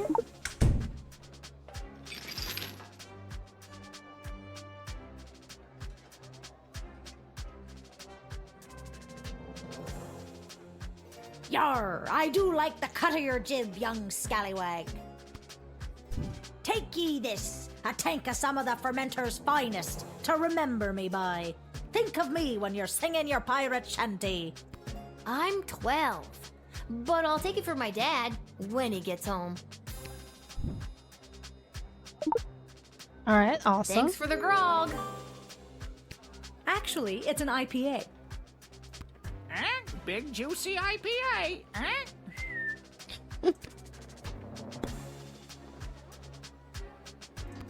Ahoy there, landlubber! The name's Captain Jane Pigeon, and this here's me fine-feathered matey Pete. Though yous can call him Petey if you're an old sea dog like me. Yar har har! Old sea dog. Please stop using that stupid voice. I'm not a tourist. Yeah, okay. Fair enough. It's a character choice.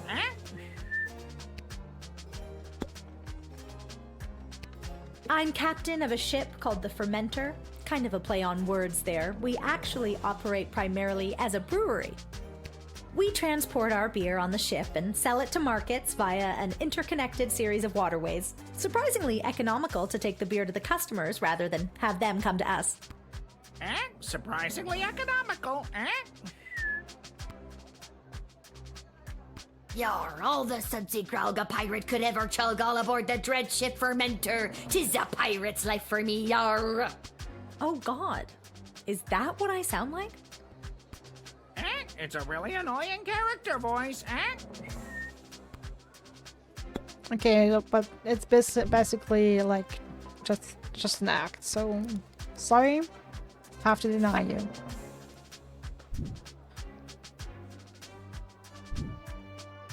Oh gosh, this is really gonna hurt morale back at the ship. People were so excited to serve their queen and country. Oh well, best of luck to you. Come on, Peter. Back to the ship we go. Yar. Wallow in pity.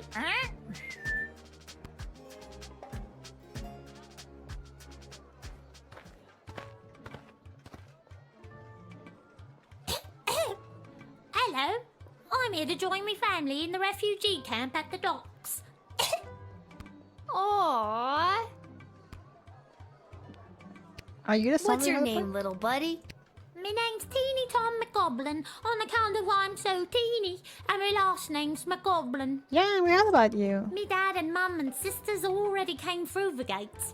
I was lagging behind on account of me bum leg. Yeah, I was just about to say you lost a leg there. Aw, what happened to your leg? Agree on the choice repair, but different reasons. It fell off. Oh boy. Aren't limbs supposed to, stay attached?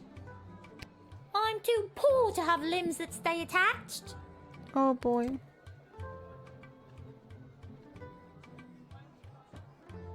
I think I'm gonna have to see some ID. I'm too poor to have ID.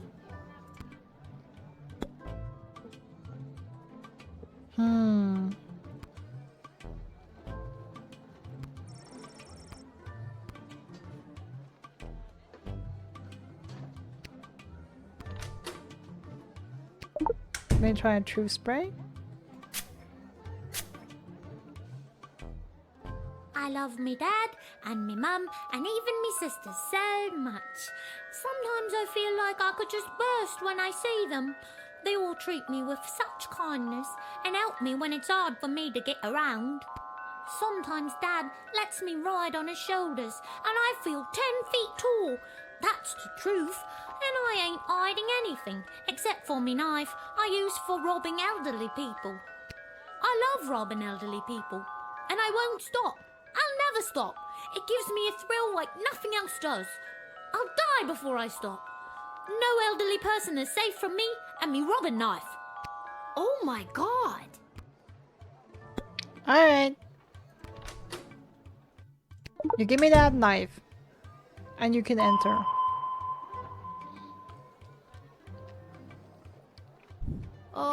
Is that a knife you have on you? I don't know what you're talking about. I scanned you and it shows you're carrying a knife. No, I'm not. Yes, you are. Your machine's broken. You're too young to be carrying a knife. Mind your own business. Try it and I'll cut your off. Excuse me? Whoa, that took a turn.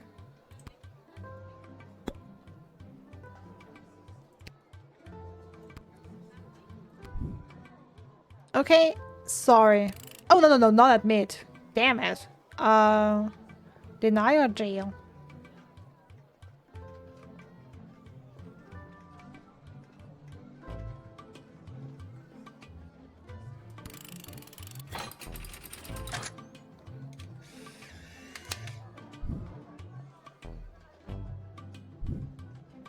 Teeny Tom, you're going to jail for a long time. Is this because I like to rob elderly people at knife point? Yes. Yes, 100%. That's the reason. You don't know me? Over here stepping all up on me like a... Excuse Prison me? don't scare me. Bring it on. Hey! Holy crap! You seem so harmless in your introduction. That's called a ruse. See you on the outside in 5 to 10. I'm gonna get jacked on the inside.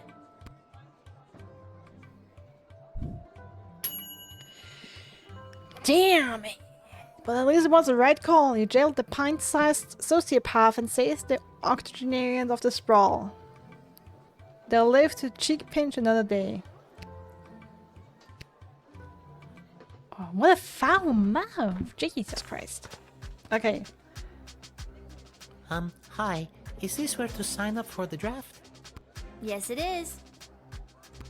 Wonderful. What's this? Would you like to be drafted to fight in the war? Oh no, it's not for me. It's for him. For who? My pet fish, Dennis. Okay, are we having a laugh at my expense now? No, I'm quite serious. So the fish wants to fight? He wants to fight, all right, and he is very good at it, I promise you.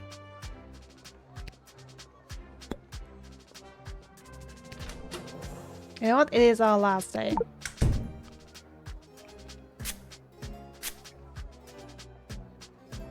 Dennis here has gone 28-0 in the admittedly immoral and illegal underground fish fights that happen down at the docks.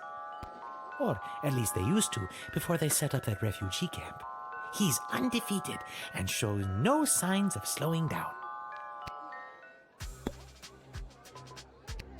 He really is quite a violent fish. Where's the camera? Am I getting punked or something? No punking going on. I'm telling you the truth. He'll tear right through anyone or anything in his path. You see, I'm afraid that admitting him, like again, admitting two people, will actually hurt us and not help us.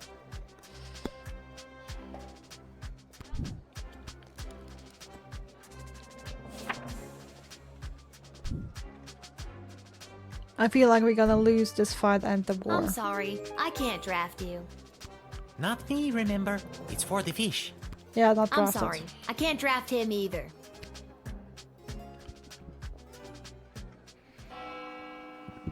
Alright.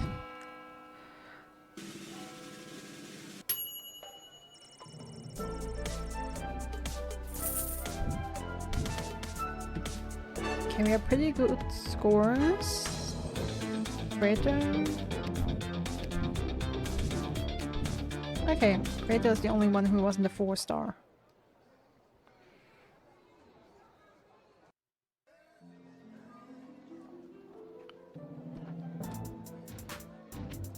Let's go to the Twisted Sister.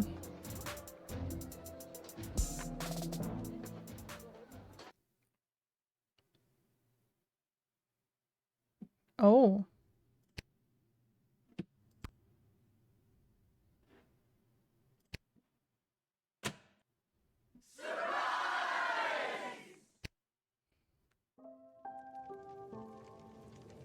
You should see the look on your dumb face.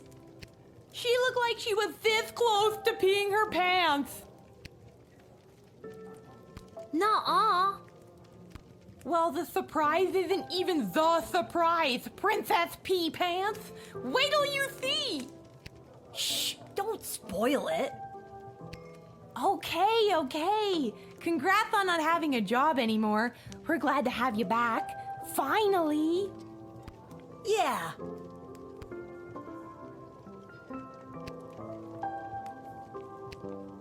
Hey, Arda, mind if I write a quick letter to my dad? Yeah, maybe later though, okay?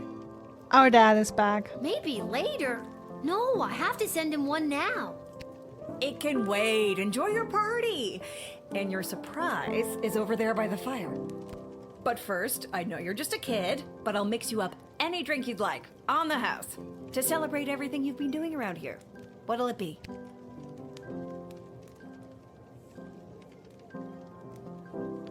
Give me some warm milk. Coming right up.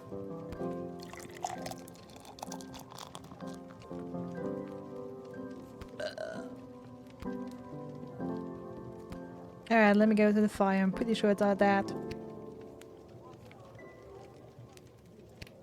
Magic lovers of the sprawl, please put your hands together for the one, the only, the Edward, the Great Magician. Alakazoo, Alakazee.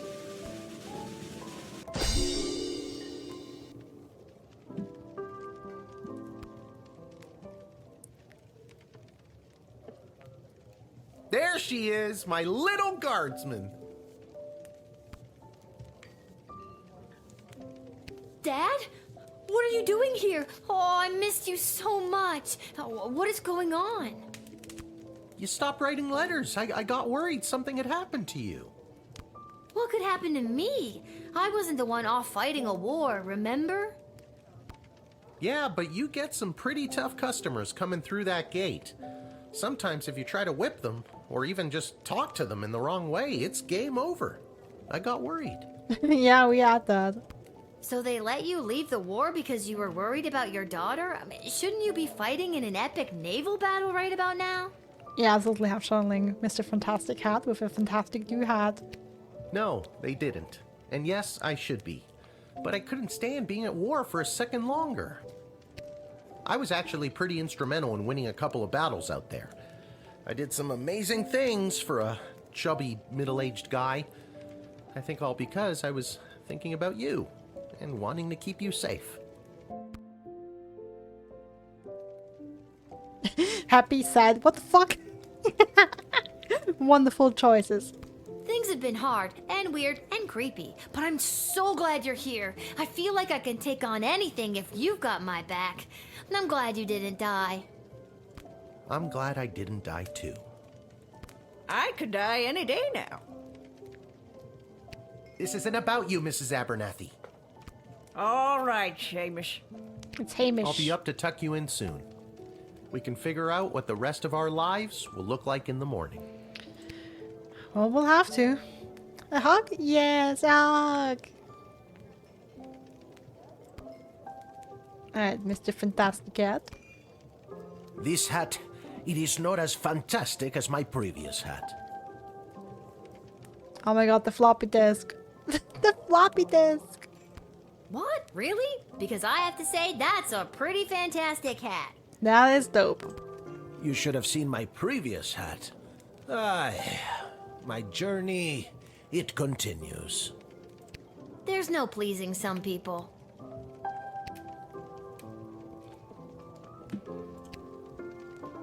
Any additional I'll be up to dialogue? tuck you in soon.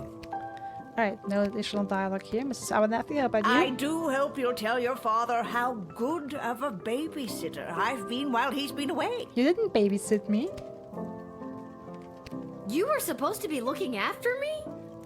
I dressed you, I bathed you, I cooked you 3 square meals a day. No, you didn't. I've been here, alone, this whole time. Then tell me this. Who have I been bathing, Lil?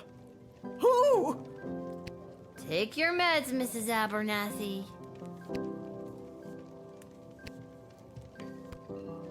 By the beard of Bertram Bartleby the Bloated, I appear! Edward, the official officiant.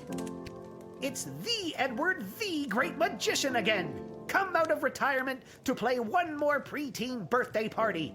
How old are you today, little girl?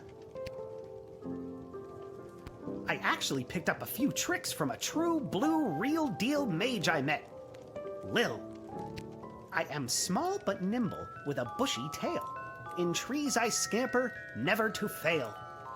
I gather my food and store it with care. Do you know what animal I am? Do you dare?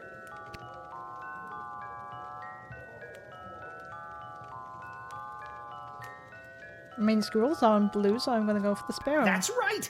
A sparrow! Ta-da! That's actually pretty great, considering everything I know about you, the Edward. But I think you might have gotten the hint mixed up with another animal. What do you mean? Sparrows scamper through trees when they're not flying, right? And some people would call their tails bushy. Yeah, okay, you got me there, the Edward. Do you have time for another? Yes. Okay, here we go. I'm small and petite, with feathers so fine. I sing sweet melodies, a sound so divine. I flit and flutter through the air with ease, and build my home high up in the trees. Who am I? Can you guess my name? I'm a little bird that's known for its fame. Another sparrow? That's right! It's another sparrow! Ta-da! Okay, this time it actually made sense. Made sense and amazed you! Honestly, that was pretty great. Thanks for being at my party, the Edward. I'm gonna miss you.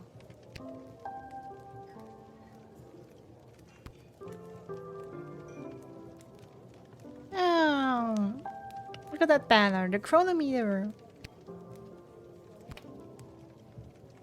I'm sure between my job at the city council and as an administrator with the Guard Corps, if the sprawl was on the verge of catastrophic collapse, from within and without, Mike Melroy would know about it.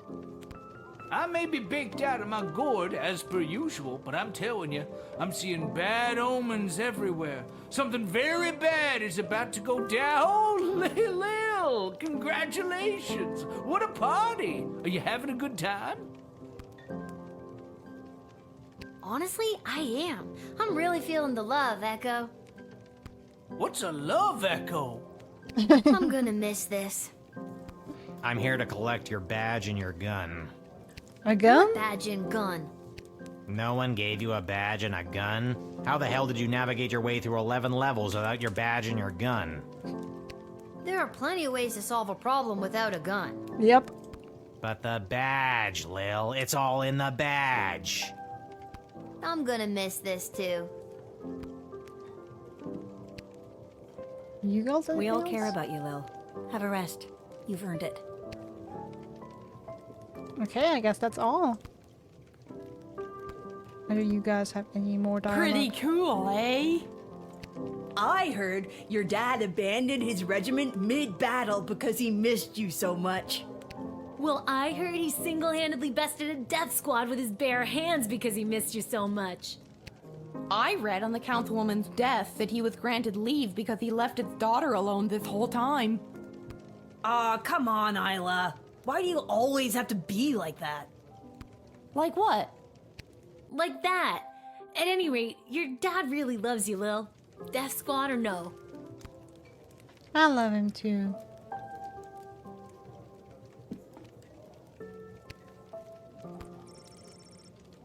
Yes.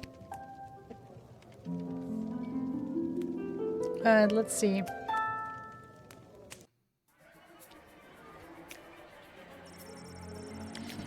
Kelly, without the arrival of the wagon carrying ingredients, Monty's home of the soup was in a real predicament.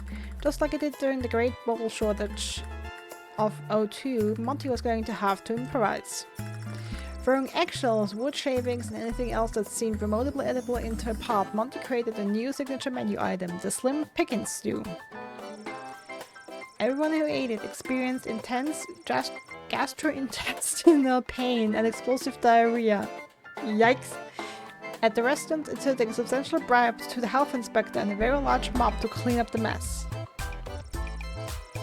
Kelly Bodine had 2 weeks' notice and started looking for another job. She was tired of being indirectly responsible for poisoning so many people. Puerto Cargan was granted the audience with the queen and the council that she so desired, but it was like super awkward because this was like, you know, the first time they had seen each other since the whole "you left me at the altar" thing. But the Prieta held strong and admirably pleaded her case for the strategic trade routes and resources she could offer in exchange for the foreign aid Marvok so desperately needed. Impressed, Queen Desdemona announced the two nations would join a tactical alliance against a common enemy. She then apologized to the Prieta for the way things ended on their wedding day and wished the best for her. Not knowing how to react to this genuine show of emotional maturity, Praetor Cargan panicked and started asking if he was still with that loser goblin and saying things like, "I want you to draw me like one of your calendar girls." Nobody in the room was impressed by this behavior, least of all Chuck.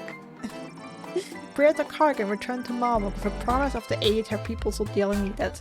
That and the goblin's fist. Fist-sized china on her left eye. And a newfound respect for goblins. Whoops! Bangalorean. The intelligence gained from the Bangalorean led to the evacuation of an outlying farming village before the enemy could attack, saving dozens of lives. A win for the Sprawl in the season of losses. Yeah, sorry about that. Using the money raised for providing this intel, the Bangalorean was able to commission the design of a personal jetpack. Yep, totally Boba Fett. His budget was a mere 500 gold, so it was an absolute hack job, and it immediately exploded, severely burning his face. Thank goodness for the helmet he already possessed. What?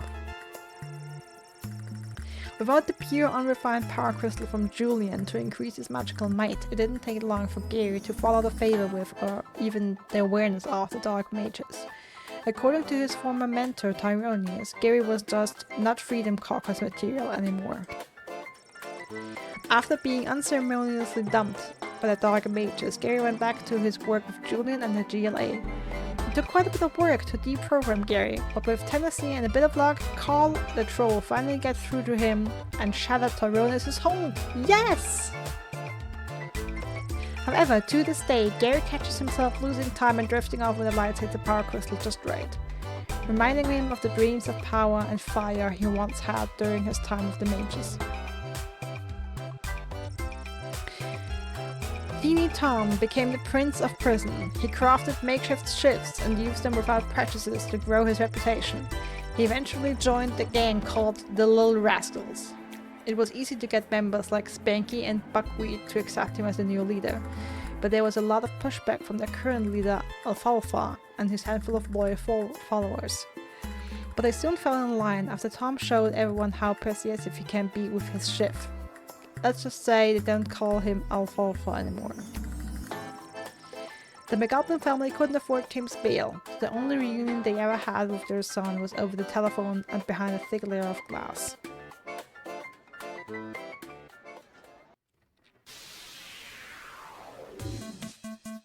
I'm so scared for this.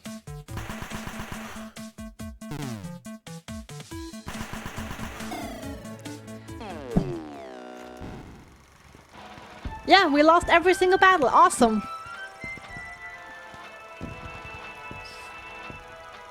Mirabella returned to her home in Bubbletown with the message, "We swim to battle." The fierce but uninspired tribe of mere people moved songlessly into fray and failed to instill any terror in the enemy. The pirates of the good ship Fermenta sailed away from the battle, singing their shanties and brewing a new beer, a tasty porter called the Chocolate Deserter. Dennis ended his fish-fighting career with an absolutely ridiculous record of 117-0, with one draw when someone accidentally pulled the plug out of the bathtub he was fighting in. His retirement was marked by his induction into the Legal Fish Fighting Hall of Fame. His owner could not be more proud. Morning came, the waters of Sprawl Harbor finally calmed. The enemy ships had left the harbor, but not before laying waste to the docks and the encampment that had sprung up there. War had caught up with the refugees once again. There were no survivors. Well, The destruction of the dock will have a massive impact not only on the Sprawl's military forces, but on its ability to receive essential supplies and food. A red sky shone brightly that morning, an ominous portent of doom. I made all the wrong choices with this. We have just received word that the enemy has overtaken the Sprawl's military forces. Yeah, we lose the war. While the city's walls continue to hold, the remainder of the Petrardian forces are expected to join the siege in the coming days. This is a dark day for the Sprawl. As you can tell by my voice, this is a very serious thing I'm saying. We will be keeping this channel clear for instructions from the palace and other emergency updates. Damn it. That's actually what I was afraid of, so we will lose every single God, battle. It's all over. I should find Dad. We need to get somewhere safe.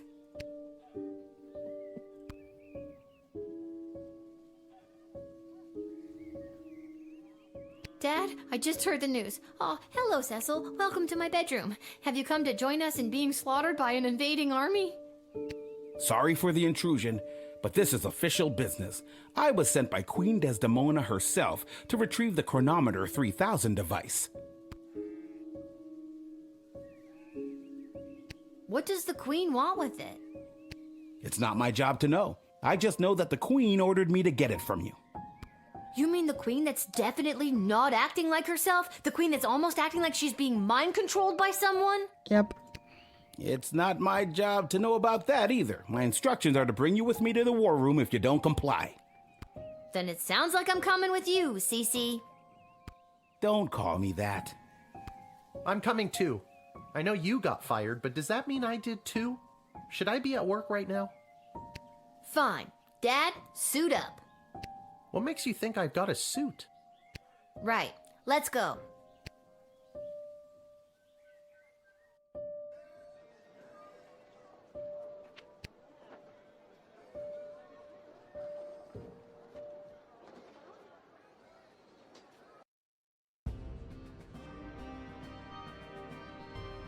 Ah, there she is, Your Majesty, Lilith, the Gate Guardsman. Yes, Lilith. I see you chose not to simply hand over the Chronometer 3000 as requested. No, she did not. Stubborn as a mule, gets it from her mother. And I'm her dad, Hamish. Hello, Your Majesty. I'm here to inquire about getting my gate guard gig back. Silence. Where's Chuck? Who? The Goblin Revolutionary is securely under lock and key, on charges of treason against Her Majesty. That's crazy! That's enough. Lilith, the Chronometer 3000, hand it over now. No. I beg your pardon? Dr. B entrusted me with the Chronometer 3000 to test it out at the guard shed, so I could make sure that only the right people would make it into the Sprawl. A position you sullied with your own personal agenda and no longer hold. You do not need the chronometer any longer. Tyronius does. I'm sorry, does that mean there's an opening? How dare you interrupt Her Majesty, you useless, pathetic, nobody guardsman! Hey, now! So I am still a guardsman. Enough of this. Guards, lock the doors. They are not leaving until they hand over the Chronometer 3000.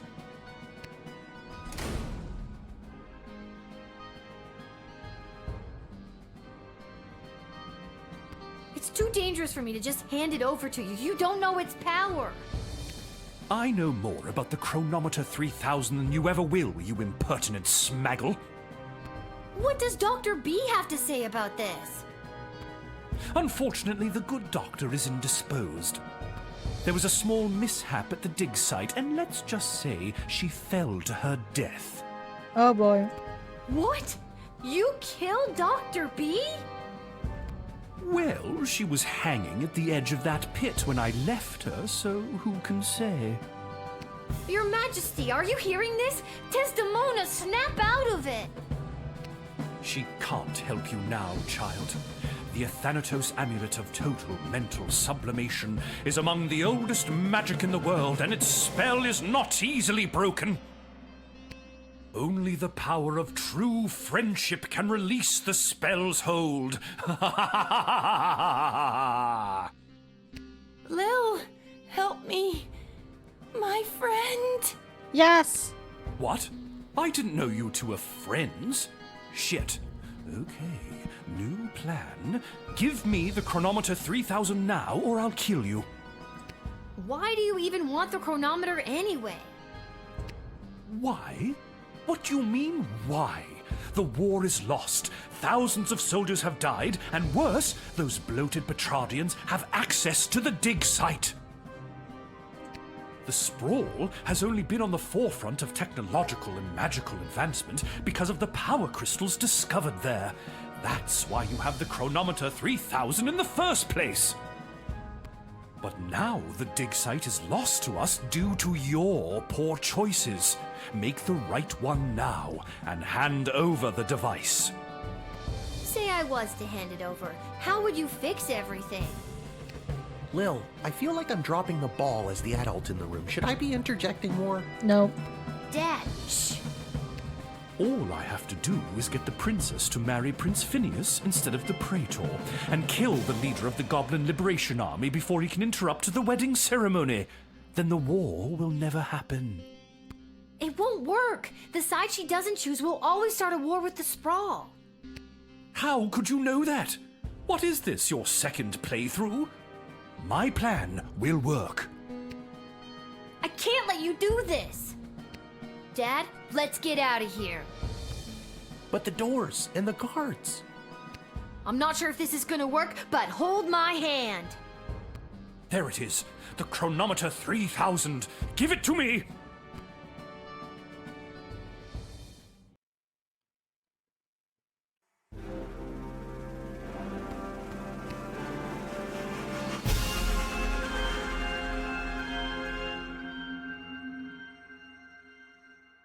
Oh, damn. What happened? Where am I? The palace. Oh, the wedding. But it's not the same. Desdemona's gonna marry Praetor Kargan, and there's that bastard Tyronius, and he's got my chronometer. What is he gonna do? I now pronounce you married. You may now kiss. Oh my god, Dad! No! No, no, no, no, no, no, no! I've been pincushioned with arrows a few times in my day. Ugh, but this time they hit something important. To think I've lived through a whole war only to die at a wedding.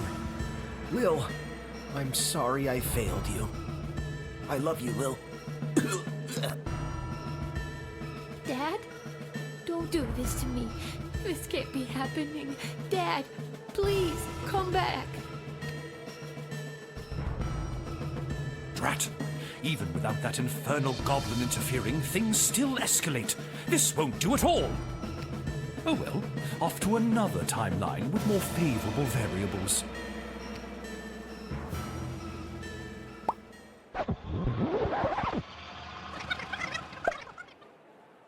Oh God, what? Dad, you're alive! What? I'm unarrowed? What's going on? I don't have time to explain. I'm sorry, I'm inconveniencing you? I've got no time for another tutorial.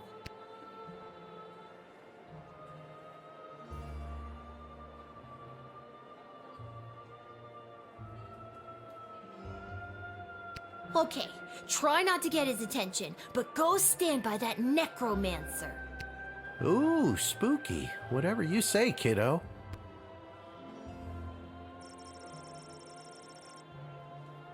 Like the official efficient if you need to advance to the next timeline, okay?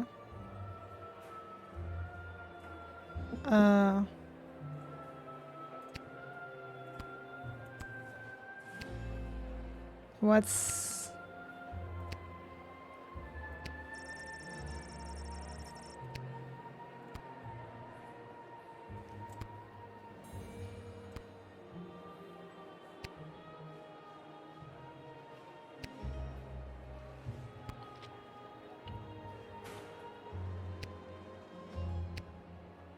Okay, we have these symbols here. What the hell are these?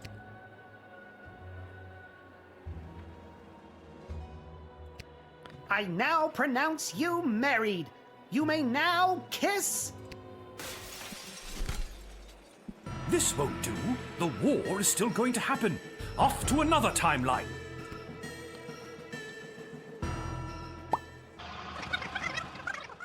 Okay, maybe that painting was decoration. What's I going don't know. on?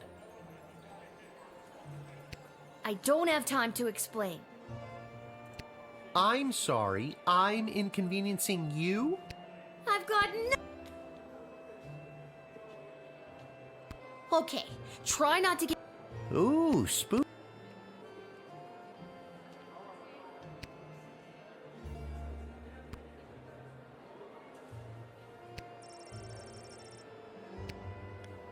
No. No, let me... Ouch! What is that? Some kind of force field? I can't get anywhere close to Tyronius while it's up. Maybe there's someone who could help me disable...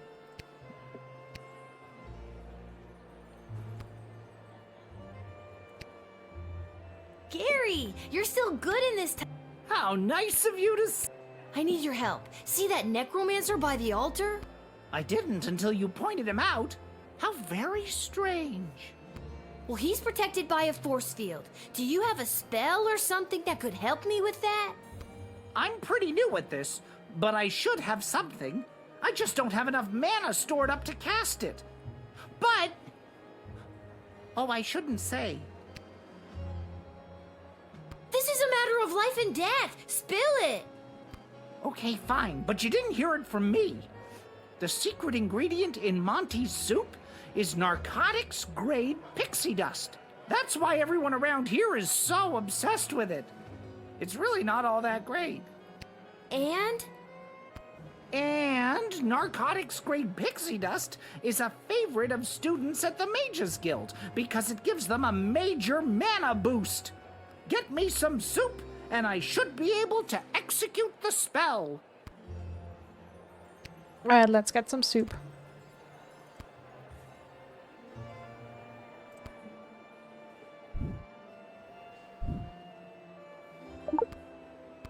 Thanks for choosing Monty's, home of the soup.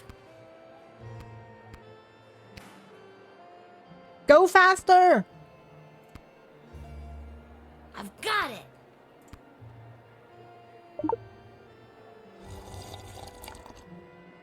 That's some good shit. I'm brimming with mana now, baby. At least, I hope that's what I'm brimming with.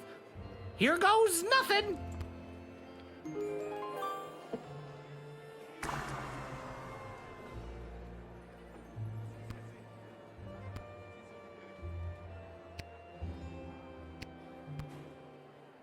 Now I've got you. Dad, give me a hand with this clown. How's this for being a useless, pathetic nobody? You continue to annoy me. Lightning! Damn it! Unarmed, Hamish fell immediately to knock Tyronius' fatal spells. The mage then strangled Lil to death. I guess Dad can't take him down unarmed. Let's see if I can do something about that.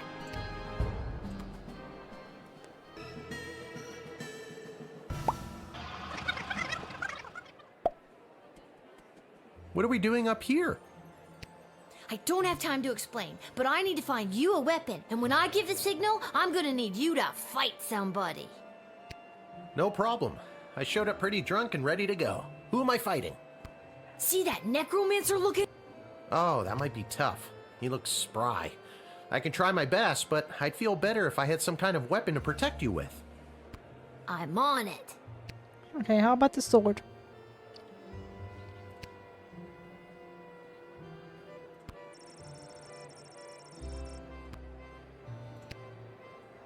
Okay, how about you?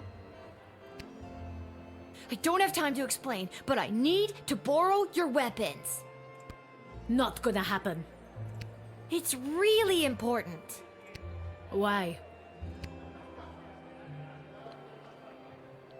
Not gonna happen. But I really need a weapon. Why? I wanna join the ballet. Well, in that case, take these. You'll need them.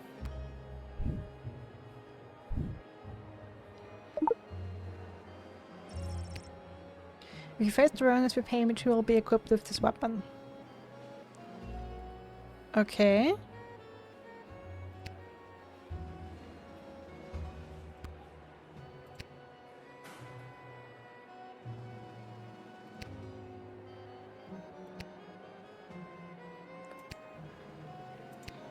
Guess let's advance to the next timeline. Excuse me.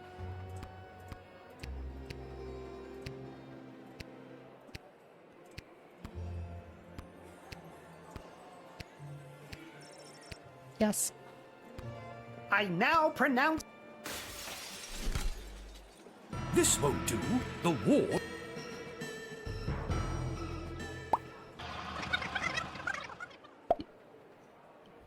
What are we doing up here? I don't have time. No problem. I showed up pretty... See that neck? Oh, that... I'm on it. Alright.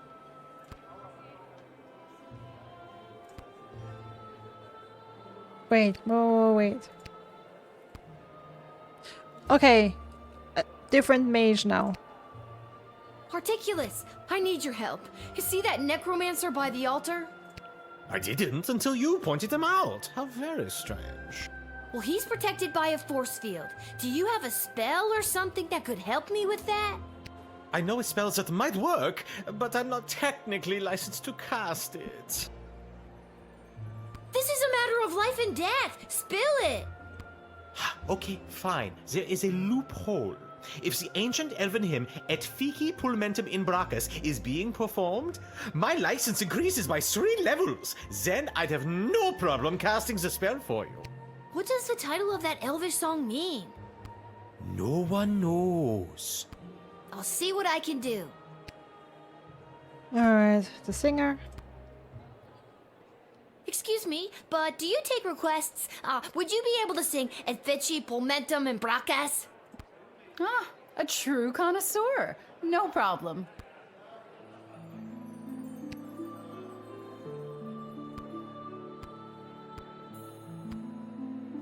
Do you hear that?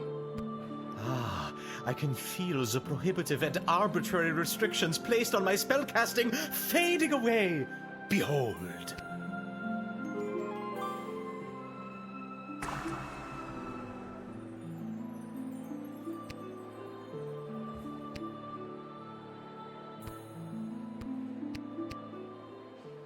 Now I've got you. Dad, give me a hand with this clown. How's this for being a useless, pathetic nobody? You continue to annoy me. Lightning! Awesome. Again. Okay, cool. Why unarmed? I guess Dad can't take him down unarmed. I did get the weapons. What the hell? I thought he would... Didn't it say that he would have the weapons automatically? What are we doing up here? I don't have time to see that.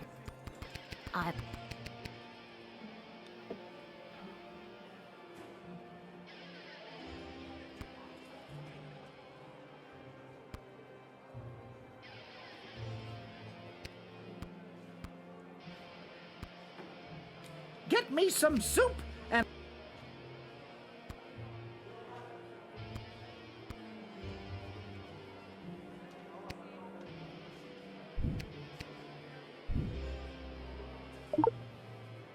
Thanks Yeah, for that's an choosing interesting wedding couple. I wonder if that actually is possible to achieve in the game.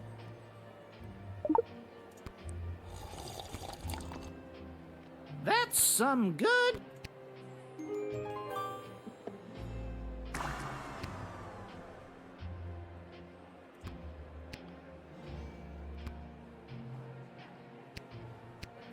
Go!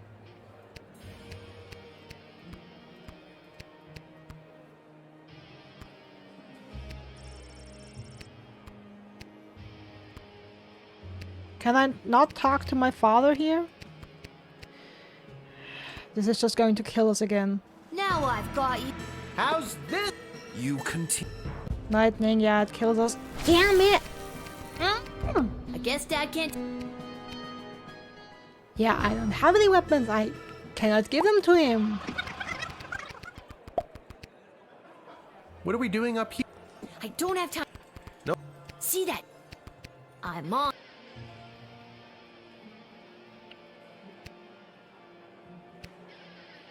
I don't have time to Not gonna. It's real. Why? Well, in that. Okay. I was thinking about something. Maybe I will be equipped with this weapon. Okay. But I guess I didn't have the weapon in the other loop. So I have to get him now. Echo! I need your help. See that? I didn't until you pointed. I'm very Well, he's strange. protected by a force field. Do you have a spell or something that could help me with that?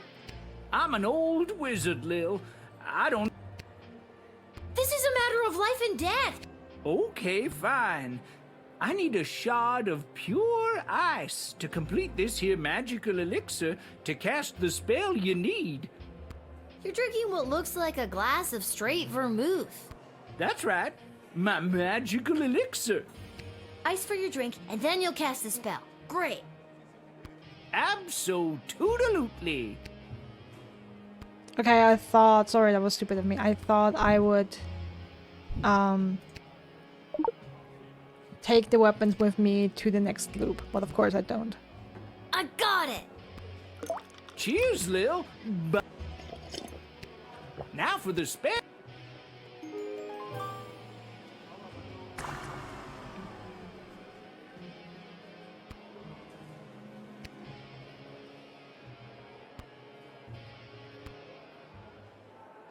Dad, now!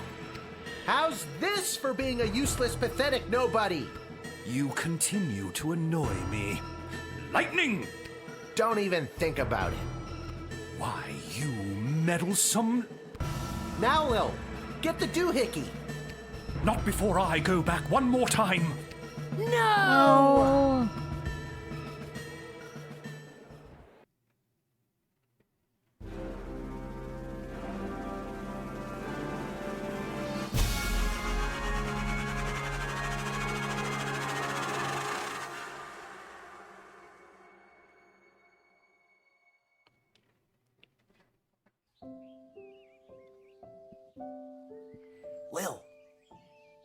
Lil!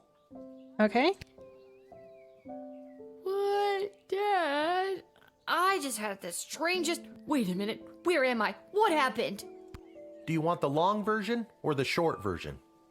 Don't be cute. I remember we were back in time at the royal wedding. Tyronius had the chronometer. You distracted him and I grabbed for it and... And before I could even blink, we were right back where we started, in the war room with the princess. Except Tyronius wasn't there, and you were unconscious. You've been in bed for a week. Oh. You've been muttering some very strange stuff. A scary tree monster became a mayor? Ridiculous. Tyronius wasn't there? What happened to him? And the war? And Desdemona? There's someone waiting to see you who might do a better job of filling you in than me. Hello, Lil. Desdemona. Desdemona? You're being mind controlled by Tyronius. You need to listen to me. No, she isn't. She's wearing her mother's necklace again. It's really me. I'm not under Tyronius' spell anymore. You're not wearing his amulet anymore. Did you know that it was allowing him to control your mind? No, I wasn't aware of that when he gave it to me. And that a spell could only be broken by true friendship. And then you started to break free because I was your true friend. So are we like besties now? Again, I don't recall any of this. As far as I remember, he tried to grab the chronometer from you, then in a flash of light, he was gone. There hasn't been a trace of him or the device since. Oh boy.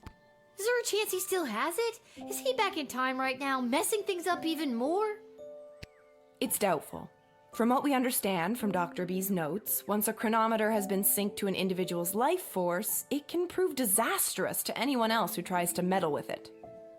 So, Dr. B, she's really... Yes. Unfortunately, she remains dead.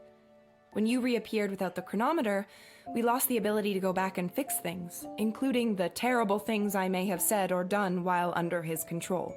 Oh boy. I'm so sorry. Can you ever forgive me? Of course. Of course I can. You weren't you. I can only imagine what it would have been like to be under that creep spell. Thank you, Lil. And can you forgive me, Your Majesty, for forgetting to tell you how grateful we are, allowing me to return to my post, and for personally taking such good care of Lil this week? Of course, Hamish. But the Sprawl is grateful to your daughter, Lil, for all she has sacrificed to save it. But the war! Has it changed?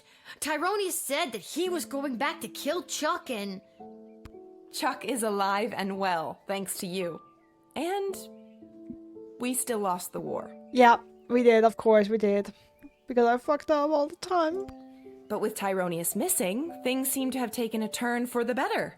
We are still not out of the woods, but the worst is behind us.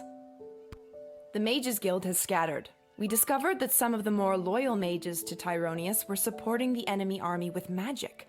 But without this advantage, they were incapable of delivering a fatal blow to our fair city. The enemy is still there, just outside the walls, and months of negotiations are ahead, but hopefully I can avoid any further bloodshed. Well, that's good news at least. So, what now? I guess it's not the worst ending. What do you mean, what now? Well, do you need me to unmask a goblin spy? Work the night shift? Harass any of your advisors? Lil, don't you get it? It's over. You don't have to do any of that anymore. Let the grown-ups do their jobs.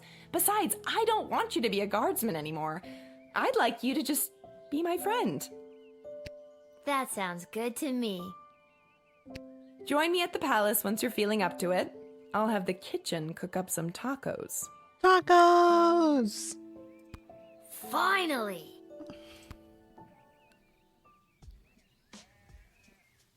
Talk about fancy friends. She seems nice.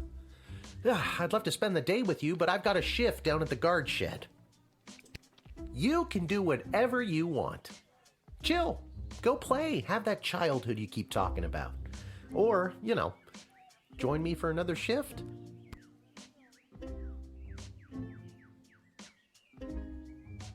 You know what? Let's work a shift. Well, one more shift couldn't hurt, could it?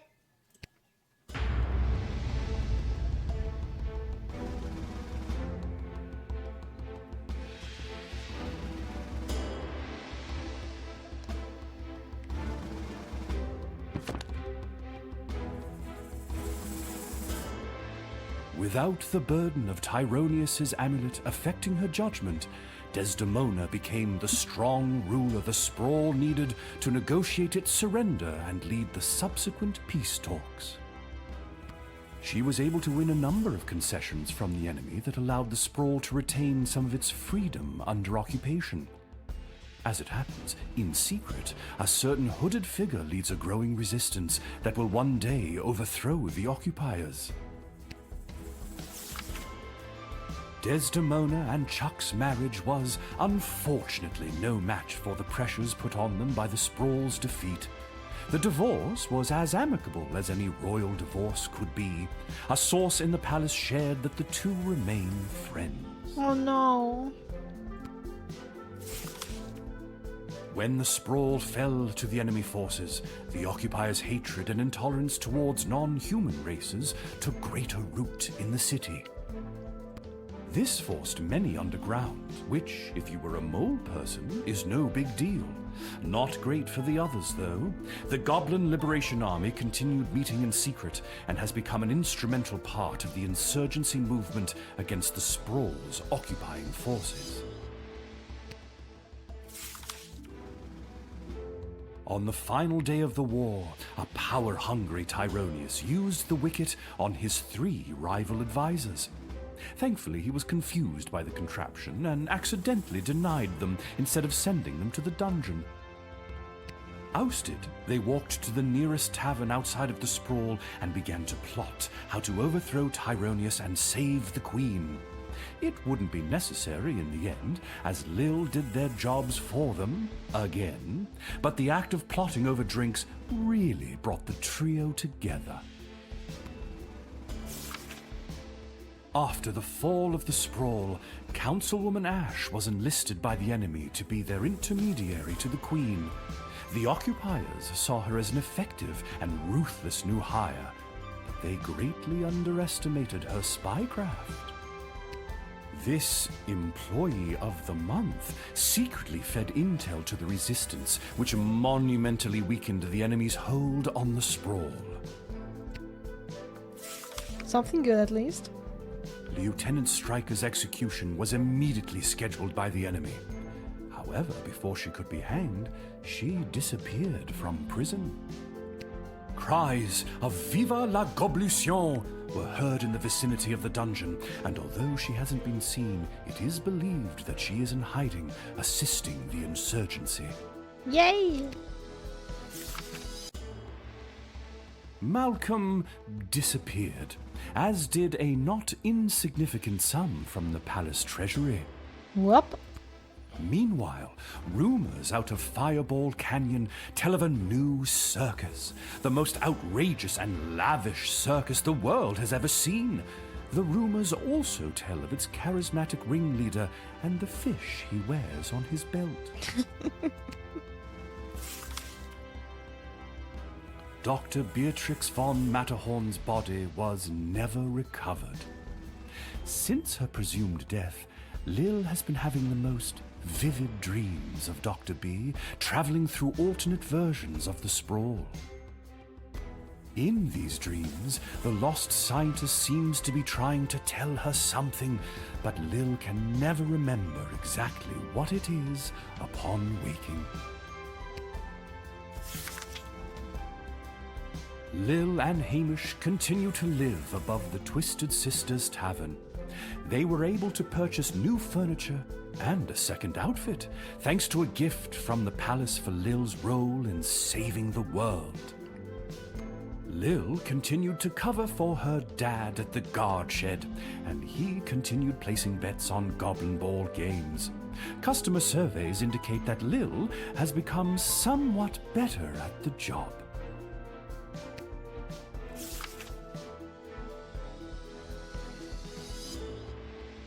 What about old Echo the Wanderer, you ask? Well, that's me!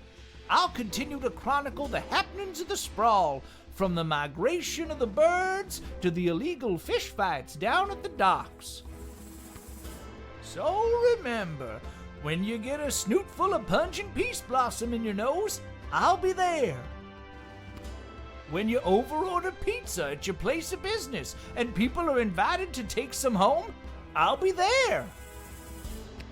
And when the next calamity threatens the lives of the good people of the sprawl, I'll be there. Amen, Echo.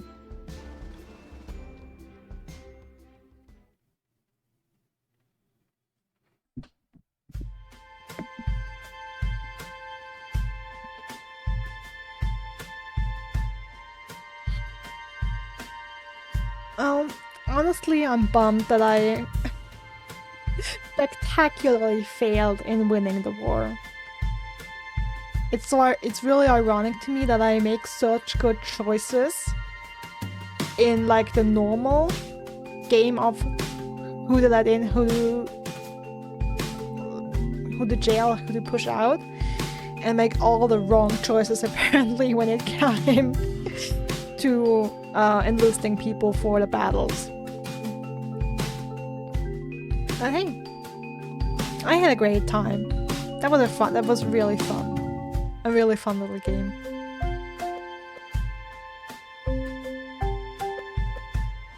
Maybe I'll play it again someday on stream and see if we can get the better ending.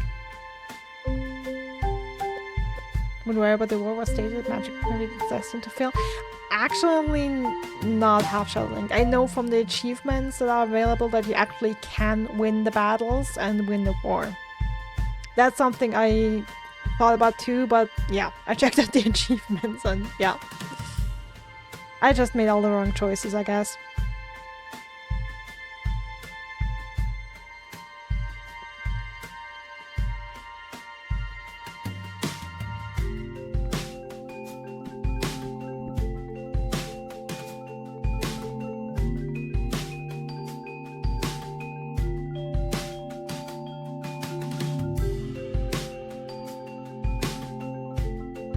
But yeah, I guess I'll just have to try again one day.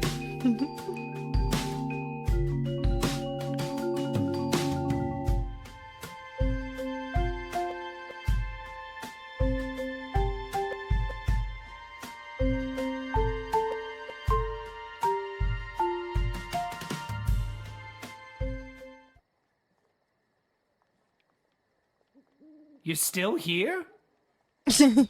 Hey, Malcolm. It's over. Go home. Well, I guess you are home. But in case you're not, go.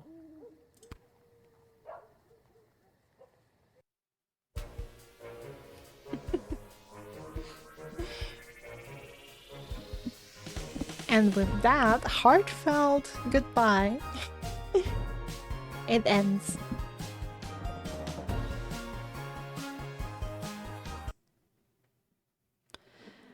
Oh boy.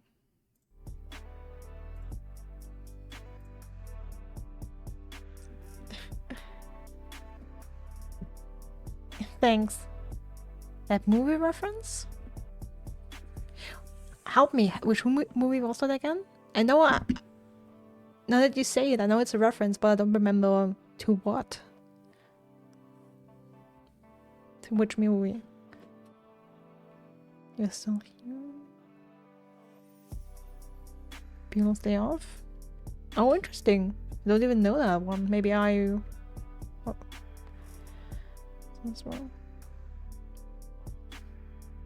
Maybe I know it from somewhere else that also referenced it?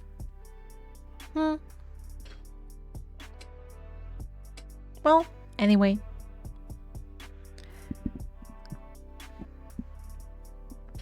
Deadpool is the same reference. Believe it or not, I haven't seen Deadpool yet. But I feel like this is referenced many times. So I've probably seen it somewhere else. Anyway. Thanks for being here and watching till the end, Half Shadow Link.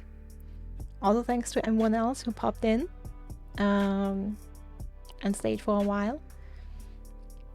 And thanks to everyone who watches the VOD later. Until the very end. Even if we failed at winning the war, once again, I'm sorry. I hope you had fun again today and enjoyed the overall playthrough. And who knows, maybe we'll see each other on the Minecraft server tomorrow. Not on stream, potentially, but pretty surely. But maybe on the server. Yeah. Have a great night, evening, day, whatever it is for you. Stay safe, stay healthy. And we'll have to see when we see each other again. But I hope it's soon. Bye!